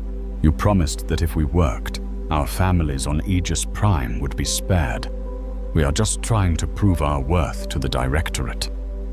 Victor crouched down, suddenly grabbing Nathaniel by the hair and forcing his head up. Then explain to me why my security chief believes your people are using our industrial equipment to broadcast an encrypted signal through my energy grid. Nathaniel's breath hitched. Sweat beaded on his temples. His heart rate, monitored by the collar, spiked dramatically. I don't know what you're talking about. Signal. Commander, we are miners. We diverted auxiliary power from the cooling vents to supercharge the magnetic containment fields. It causes slight power draws. We had to do it to meet the 400% yield you demanded. Do not lie to me, Victor roared, his composure shattering. He pressed a button on his wrist console, sending a sharp, agonizing electrical shock directly into Nathaniel's collar. Nathaniel screamed, his body seizing violently as he collapsed onto the floor, gasping for air. Are you building a bomb, human? Victor hissed, standing over him. Are you attempting to sabotage the refinery? No, Nathaniel coughed, spitting a mixture of saliva and blood onto the pristine floor. Check the containment logs. Check the cooling vents. If we didn't divert the power, the hypertritium would have melted through the crust. We saved your refinery, and you're torturing me for it. Victor glared at Gareth, who was hurriedly tapping at a console near the wall. Commander, Gareth hesitated. The human, he's telling the truth. I'm looking at the thermal logs for Sector 4. The core temperature was rising to critical levels 3 hours ago. A manual power diversion was initiated. It matches the fluctuations exactly. Victor stared at the bloody, trembling human on the floor. For a moment, paranoia battled with his inherent arrogance. The human looked so pathetic, so entirely outmatched. The idea that this sweating, dirty creature could outsmart the Directorate's sophisticated security grid was laughable. Victor smoothed his uniform, regaining his composure. It seems I owe you an apology, Foreman Reed. Your crude engineering has saved Directorate property. But let this be a lesson. Do not alter our systems without my direct authorization. Understood, Commander, Nathaniel wheezed, struggling to his knees. It won't happen again. As Gareth dragged Nathaniel out of the office, Victor turned his attention back to the massive window overlooking the refinery. He felt a twinge of unease, but he pushed it down. Tomorrow, the fleet would be fueled, and he would leave this miserable moon behind. What Victor didn't know, what he couldn't possibly fathom, was that Nathaniel Reed's terror had been a masterful performance. Deep in the subterranean depths of Sector 4, Chloe Simmons sat hidden behind a massive hypertritium storage tank. She held a makeshift terminal, cobbled together from drill parts and alien biometric scanners. The screen cast a pale green glow over her face. She watched the telemetry data stream in. Nathaniel's capture and subsequent torture had been the linchpin of their operation. When Victor had triggered the pacification shock on Nathaniel's collar inside the command office, he had inadvertently authorized a priority override biological signal. Because Chloe had daisy-chained every human collar together into a localized mesh network, that administrative shock had been the key she needed. The Directorate's own security protocol, designed to punish a slave, had just authenticated Chloe's terminal with commander-level access to the flagship's mainframe. He took the hit, Chloe whispered, her fingers flying across the crude keyboard. The prime number power fluctuations hadn't been a signal at all. They had been a brute force decryption attack, masking Chloe's intrusion into the orbital fleet's navigation and weapon systems. A green light pulsed on her screen. Access granted. Fleet command synchronized. Chloe smiled, a cold, predatory expression that would have terrified Commander Victor had he seen it. The humans hadn't surrendered Aegis Prime because they were cowards. They surrendered because they needed to get inside the Directorate's impenetrable defensive line. They needed access to the Hyper-Tritium. They needed access to the ships. Day 2 is over, Chloe murmured to herself, initiating the sleeper protocol that would lock the alien fleet's life support systems. Rest up, Victor. Tomorrow, we burn your empire to the ground. Morning on Tartarus 9 brought a suffocating heat that baked the industrial smog into a thick, mustard-colored haze inside the pristine, climate-controlled sanctuary of the Directorate flagship's bridge. Commander Victor Cross watched the massive orbital tethers detach from the planetary refinery below. The Hyper-Tritium transfer was complete. His armada was fully loaded, their massive, faster-than-light drives thrumming with raw, volatile power, ready to propel the fleet back to the front lines of the Ascendancy's war. Victor checked his chronometer and allowed himself a rare, self-satisfied smile. 72 hours. In exactly 3 days, he had conquered a human colony, relocated their entire working population, shattered his production quotas, and fully refueled his armada. It was a masterclass in military efficiency. He was already drafting the report to Overseer Dominic in his head, anticipating the commendations and the inevitable promotion to Fleet Admiral. All support umbilicals retracted, Commander, Security Chief Gareth Hayes announced from the tactical station, his voice crisp. The refinery is switching back to automated holding patterns. The human laborers are being herded back into the containment barracks for their rest cycle. Excellent, Victor said, clasping his hands behind his back. Leave a minimal garrison on the surface to maintain order. The humans have proven themselves docile, but I want snipers positioned on the guard towers just in case. Initiate pre-flight ignition sequences across the fleet. We jump to slipspace in 20 minutes.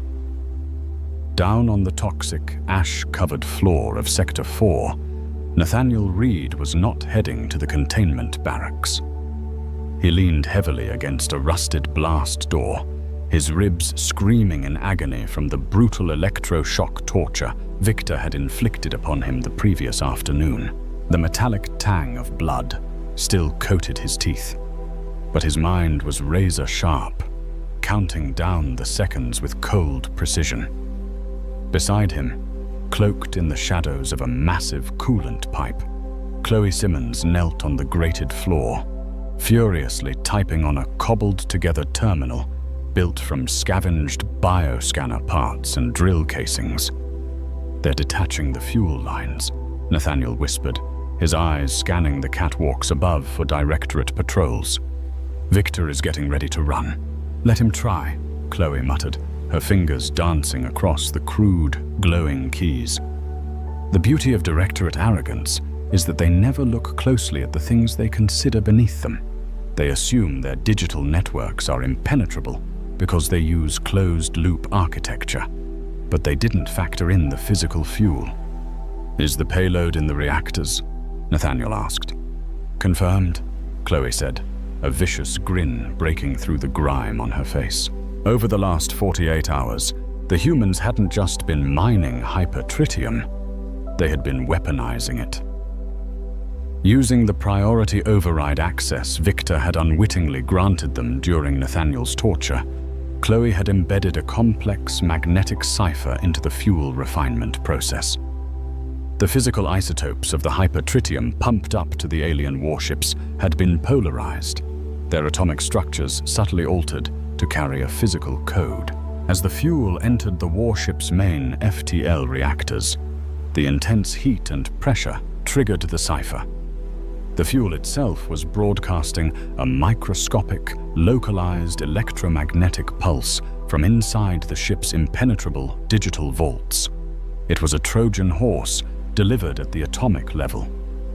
I am reading the magnetic signatures blooming inside their engine cores now, Chloe whispered, her terminal screen flashing with cascading lines of green data. The cipher is unpacking. We are embedded in their central nervous system. Give the word, Nate. Nathaniel looked around the sprawling, infernal refinery. Thousands of human engineers, miners, and terraformers were walking slowly toward the barracks, their heads bowed, playing the role of defeated slaves to perfection. But their eyes were darting toward Nathaniel's position, waiting for the signal. They still wore the neural dampening collars, the heavy biomechanical rings blinking with red warning lights. Nathaniel touched his own collar. He remembered the blinding pain, the humiliation of kneeling before Victor. He took a deep breath, filling his lungs with the sulphurous air of Tartarus 9. "Burn them down," Nathaniel ordered. Chloe hit the execution key. Aboard the Directorate flagship, the transition from absolute control to absolute chaos took less than 4 seconds. Victor was in the middle of taking a sip of synthesized wine when the bridge's artificial gravity suddenly inverted, slammed back to normal, and then shut off completely. Victor crashed to the deck, his wine glass shattering against the bulkhead. Red emergency strobe lights bathed the command center in a hellish glare, accompanied by the deafening shriek of a dozen collision alarms. "Report!" Victor roared, scrambling to his feet and grabbing the edge of the command table to anchor himself. "Sir, we've lost helm control," Gareth shouted, his hands flying uselessly across his darkened console. "Mainframe is locking us out. It's not just us. The entire fleet is broadcasting distress signals. FTL drives are spooling up, but the navigation coordinates are scrambling. Shut down the reactors. Manually override the ignition sequence," Victor commanded, panic finally cracking his aristocratic facade. "I can't," Gareth yelled back, his eyes wide with terror as he stared at the main tactical holoscreen. "The internal security protocols have been rewritten. The ship thinks we are the hostile boarding party. Life support is venting atmosphere on decks 4 through 9. The automated defense turrets inside the ship they are targeting our own crew." "Who is doing this?" Victor demanded, slamming his fist onto the unyielding console. "Is it an Ascendancy strike force? Where are they?" "It's not an external attack, Commander," Gareth whispered, his voice hollow.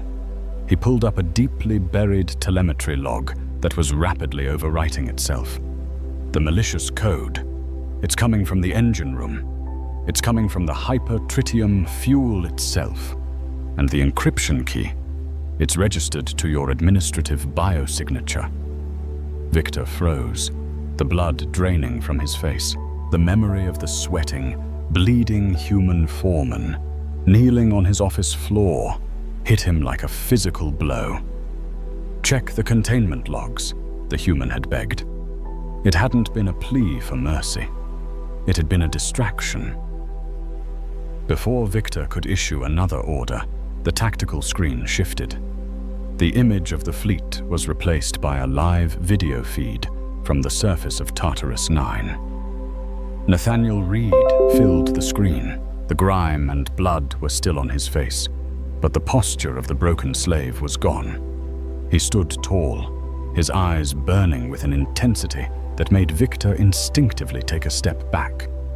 Around Nathaniel's neck, the neural dampening collar beeped once, flashed from red to a steady, calm blue, and then popped open with a sharp mechanical hiss. It clattered to the grated floor.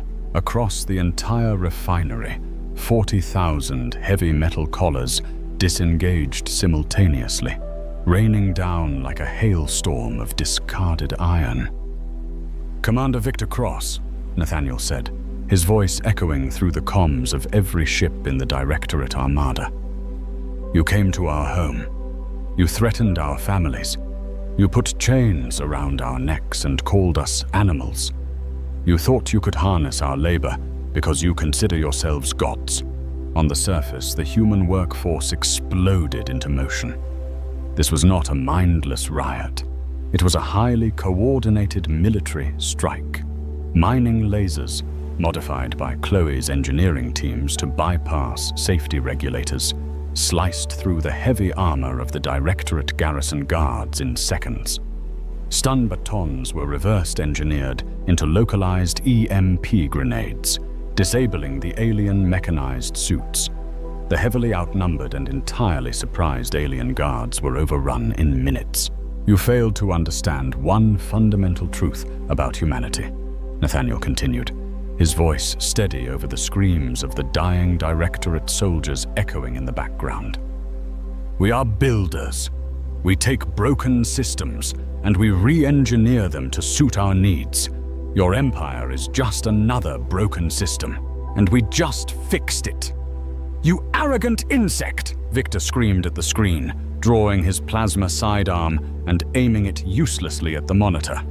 I will glass that refinery. I will burn your entire species to ash.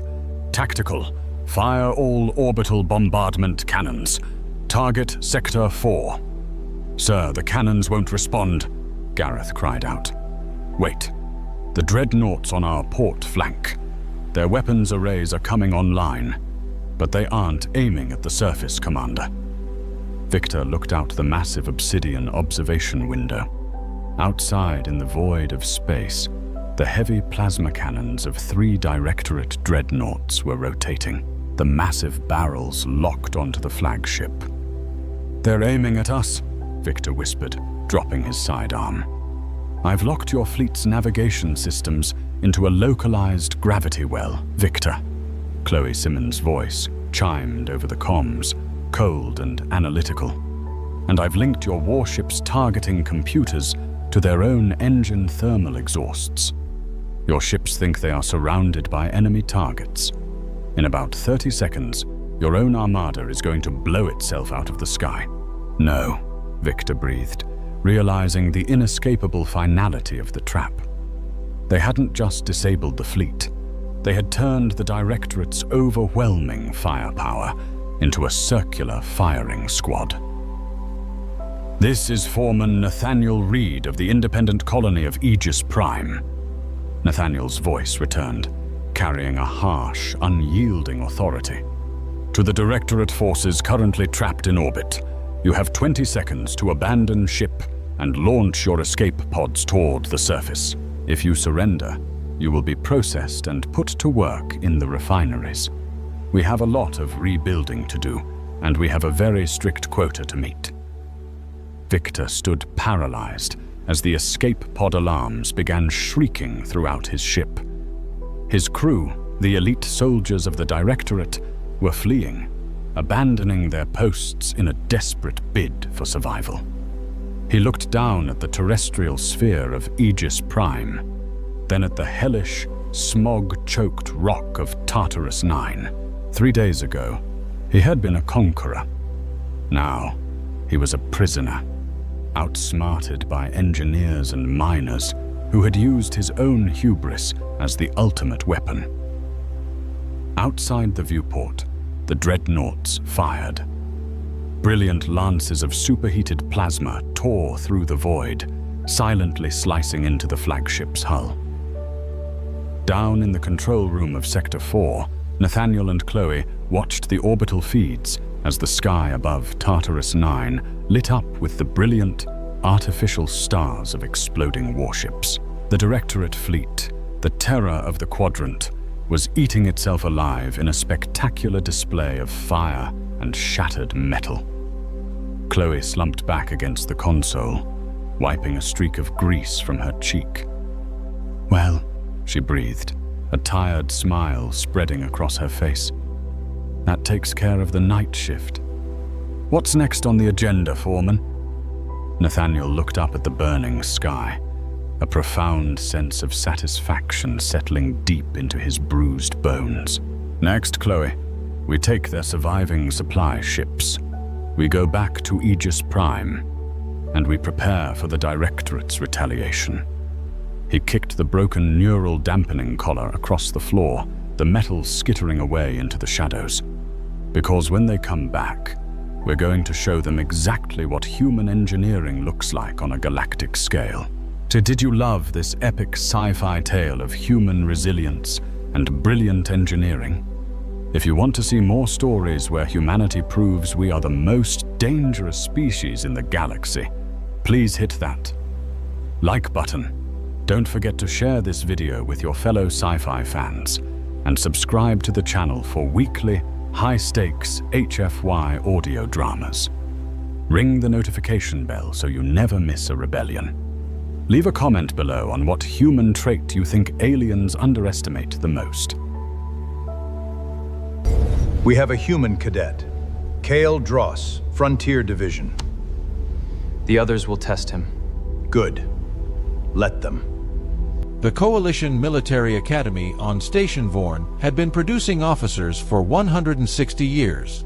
Its graduation rate was 63%, the most selective military program in the Coalition's outer systems, and its alumni held positions at every level of command across 12 active fleets.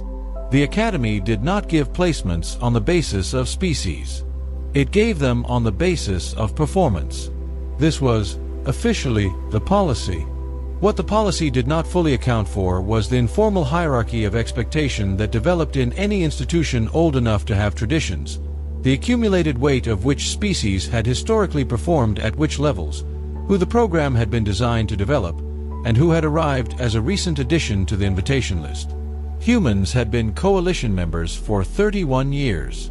Human cadets had been attending the Academy for 19. In 19 years, 11 humans had graduated.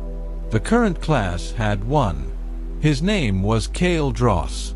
He was 22 years old, from a frontier settlement on the outer edge of Coalition space, and he had arrived at the Academy with a file that his admissions officer had read twice because the first time produced results that seemed inconsistent with his listed age.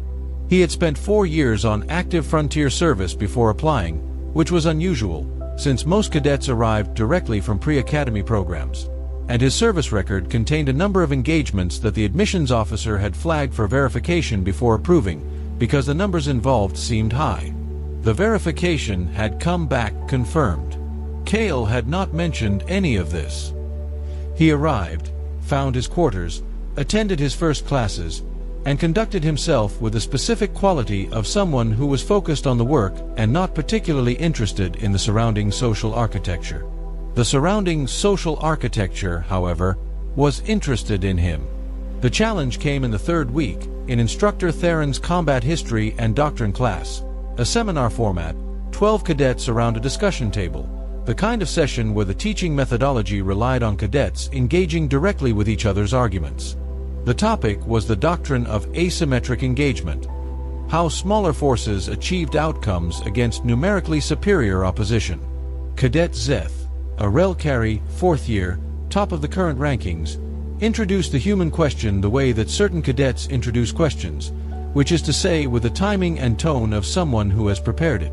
For the purpose of this discussion, Zeth said, addressing the class generally in a way that made it clear the address was specific, it might be useful to establish a baseline for what different species actually bring to asymmetric engagement. Combat experience as a reference point. A pause precisely calculated. What would the kill count be for a typical Earth soldier at Dross's stage of service? For context, several cadets smiled. The category of smile that happens in rooms where a hierarchy is being enforced and the audience has decided which side they are on. Instructor Theron, at the head of the table, said nothing. He had been waiting for this moment since he read the file. Kale looked at Zeth with the steady light brown eyes that had, Theron had noted over 3 weeks, never changed expression based on what was happening around them, only based on what Kale was thinking. That's a reasonable question, Kale said, in the tone of someone who genuinely found it reasonable. Do you want the frontier service number or the total? The smiles held. Zeth said, with the specific patience of someone setting up a punchline, let's say total. For context, Kale said a number. The smiles stopped. Not all at once. The way a wave stops, the ones closest to him first, then spreading outward as each cadet processed what they had heard and ran their own internal calculation of whether the number was plausible for a 22-year-old human from an outer frontier settlement. Zeth said, with considerably less patience than before, "That's not possible. The verification is in my admissions file," Kale said. "If you want the operational breakdown, the engagements are documented. Most of them have footage." Instructor Tharen spoke for the first time since the question was asked. "The footage is available through the Academy's operational archive. I've already pulled the relevant files." He looked at the class. "Since we are discussing asymmetric engagement, reviewing actual case studies seems appropriate." He pressed the display control. The classroom wall became a screen. What followed was 40 minutes that Tharen had structured carefully, because he had read the file and he understood that what it contained was not simply impressive numbers. It was a specific and complete education in exactly what the class was supposed to be studying. The Frontier Engagements Kale had participated in over 4 years were case studies in asymmetric doctrine applied under conditions that most of the cadets at the table had encountered only as theoretical exercises. Resource scarcity, communication blackout, numerical disadvantage, zero extraction possibility. The footage was not dramatic in the way that Academy training simulations were dramatic. It was documentary footage, the specific grain and angle of field recording systems, the sound of actual environments, the kind of visual record that carries weight precisely because it is not produced. By the 4th engagement case study, the classroom was completely silent.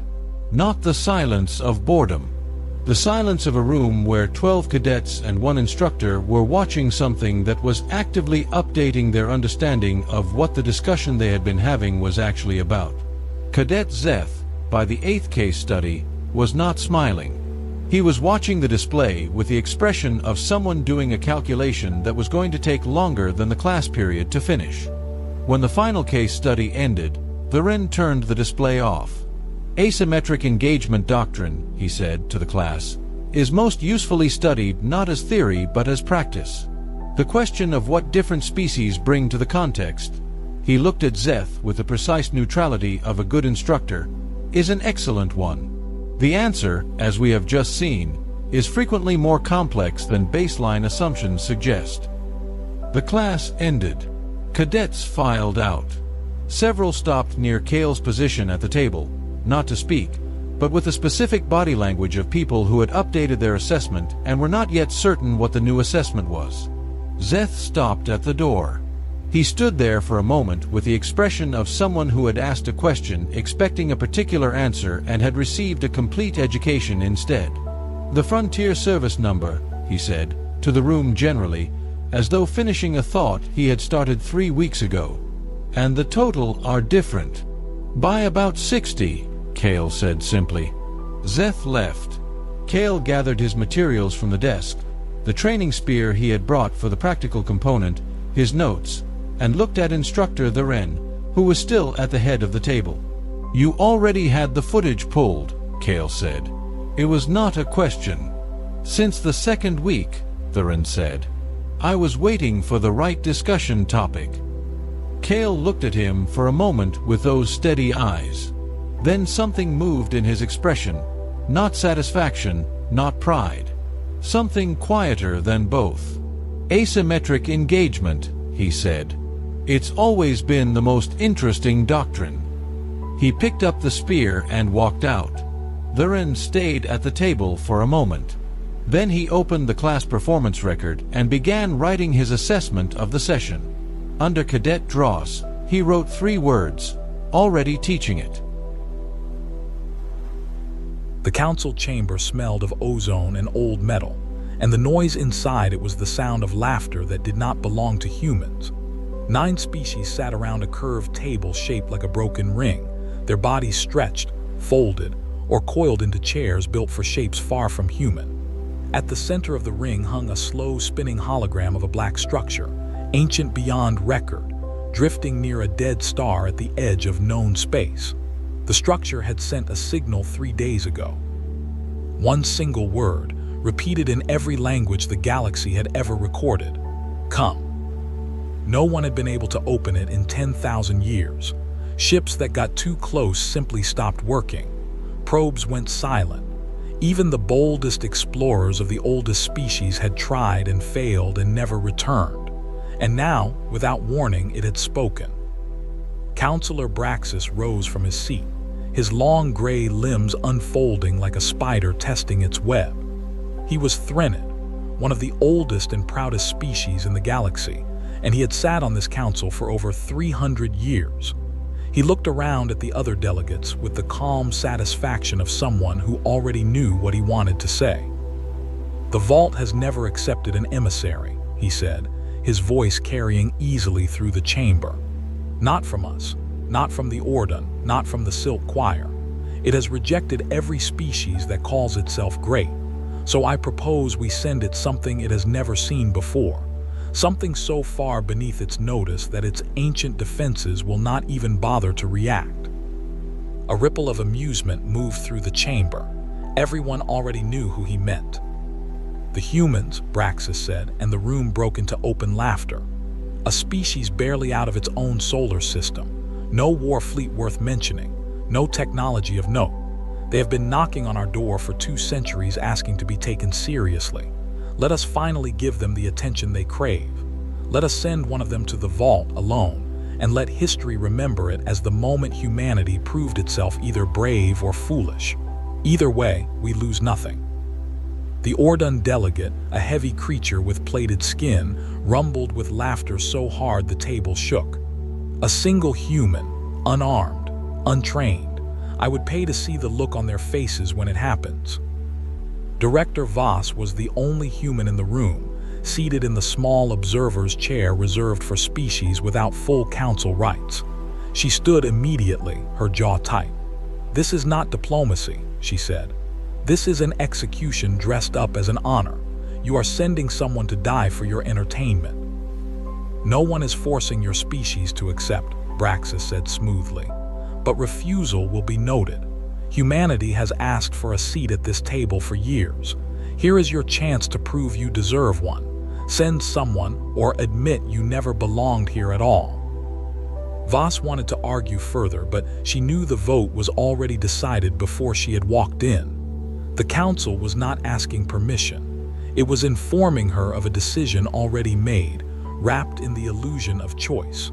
She sat back down, her hands clenched, already thinking of who back home she would have to call. Far away, on a modest human colony station orbiting a quiet yellow star, the request arrived through official channels with none of the drama of the council chamber. It came as a data packet, stamped with priority codes and vague language about diplomatic opportunity.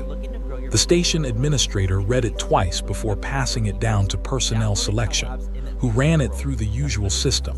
Available staff, no active family dependents, no critical role that could not be temporarily filled. The system returned one name almost immediately. Daniel Hale, 34 years old, station maintenance technician, unmarried, competent, unremarkable. He had spent the last 6 years fixing air recyclers, replacing burnt wiring, and keeping the station's aging systems from falling apart. He was not a soldier. He was not a diplomat. He was, by every measure the council cared about, exactly the kind of nobody they wanted. When the summons reached him, Daniel was halfway through repairing a coolant valve in the lower maintenance deck, grease on his hands and sweat on his brow from the heat of the machinery around him. His supervisor read him the message aloud, stumbling slightly over the strange alien terms, then looked at him with an expression somewhere between pity and disbelief. "They want you to go to some ancient structure at the edge of nowhere," his supervisor said, "alone, as some kind of ambassador." Daniel wiped his hands on a rag and looked at the tangled coolant lines above him, thinking of nothing in particular. He was not important. He knew that. He had never been anyone's first choice for anything in his life, and there was a strange, quiet kind of peace in that fact. No one expected much from him, which meant no one would be devastated if things went wrong. "When do I leave?" he said, not really a question. His supervisor blinked, clearly expecting more resistance. "You're actually going to do this?" Daniel shrugged and closed the access panel above him, sealing the valve back into place. Somebody has to. Might as well be someone nobody will miss. He did not know, as he said those words, how wrong he was about to be proven. He did not know that somewhere at the edge of the galaxy, a structure older than every civilization currently alive was already stirring, its system slowly waking from a sleep of 10,000 years, called awake not by the Council's arrogance, but by something far older, far deeper, and far more personal than anyone in that laughing chamber could have imagined. He packed a single bag that evening, 2 changes of clothes, an old multi-tool his father had given him, and nothing else. There was no ceremony, no crowd to see him off, just a quiet ride to the transport dock and a ship full of strangers waiting to take him somewhere he was never meant to return from. The transport ship was not built for human comfort. Its corridors curved at strange angles. Its air carried a faint chemical smell that made Daniel's eyes water for the first hour, and its gravity sat just slightly wrong, heavy in a way that made his knees ache by the second day. No one had bothered to adjust anything for him. He was cargo, not a guest, and the crew made sure he understood the difference.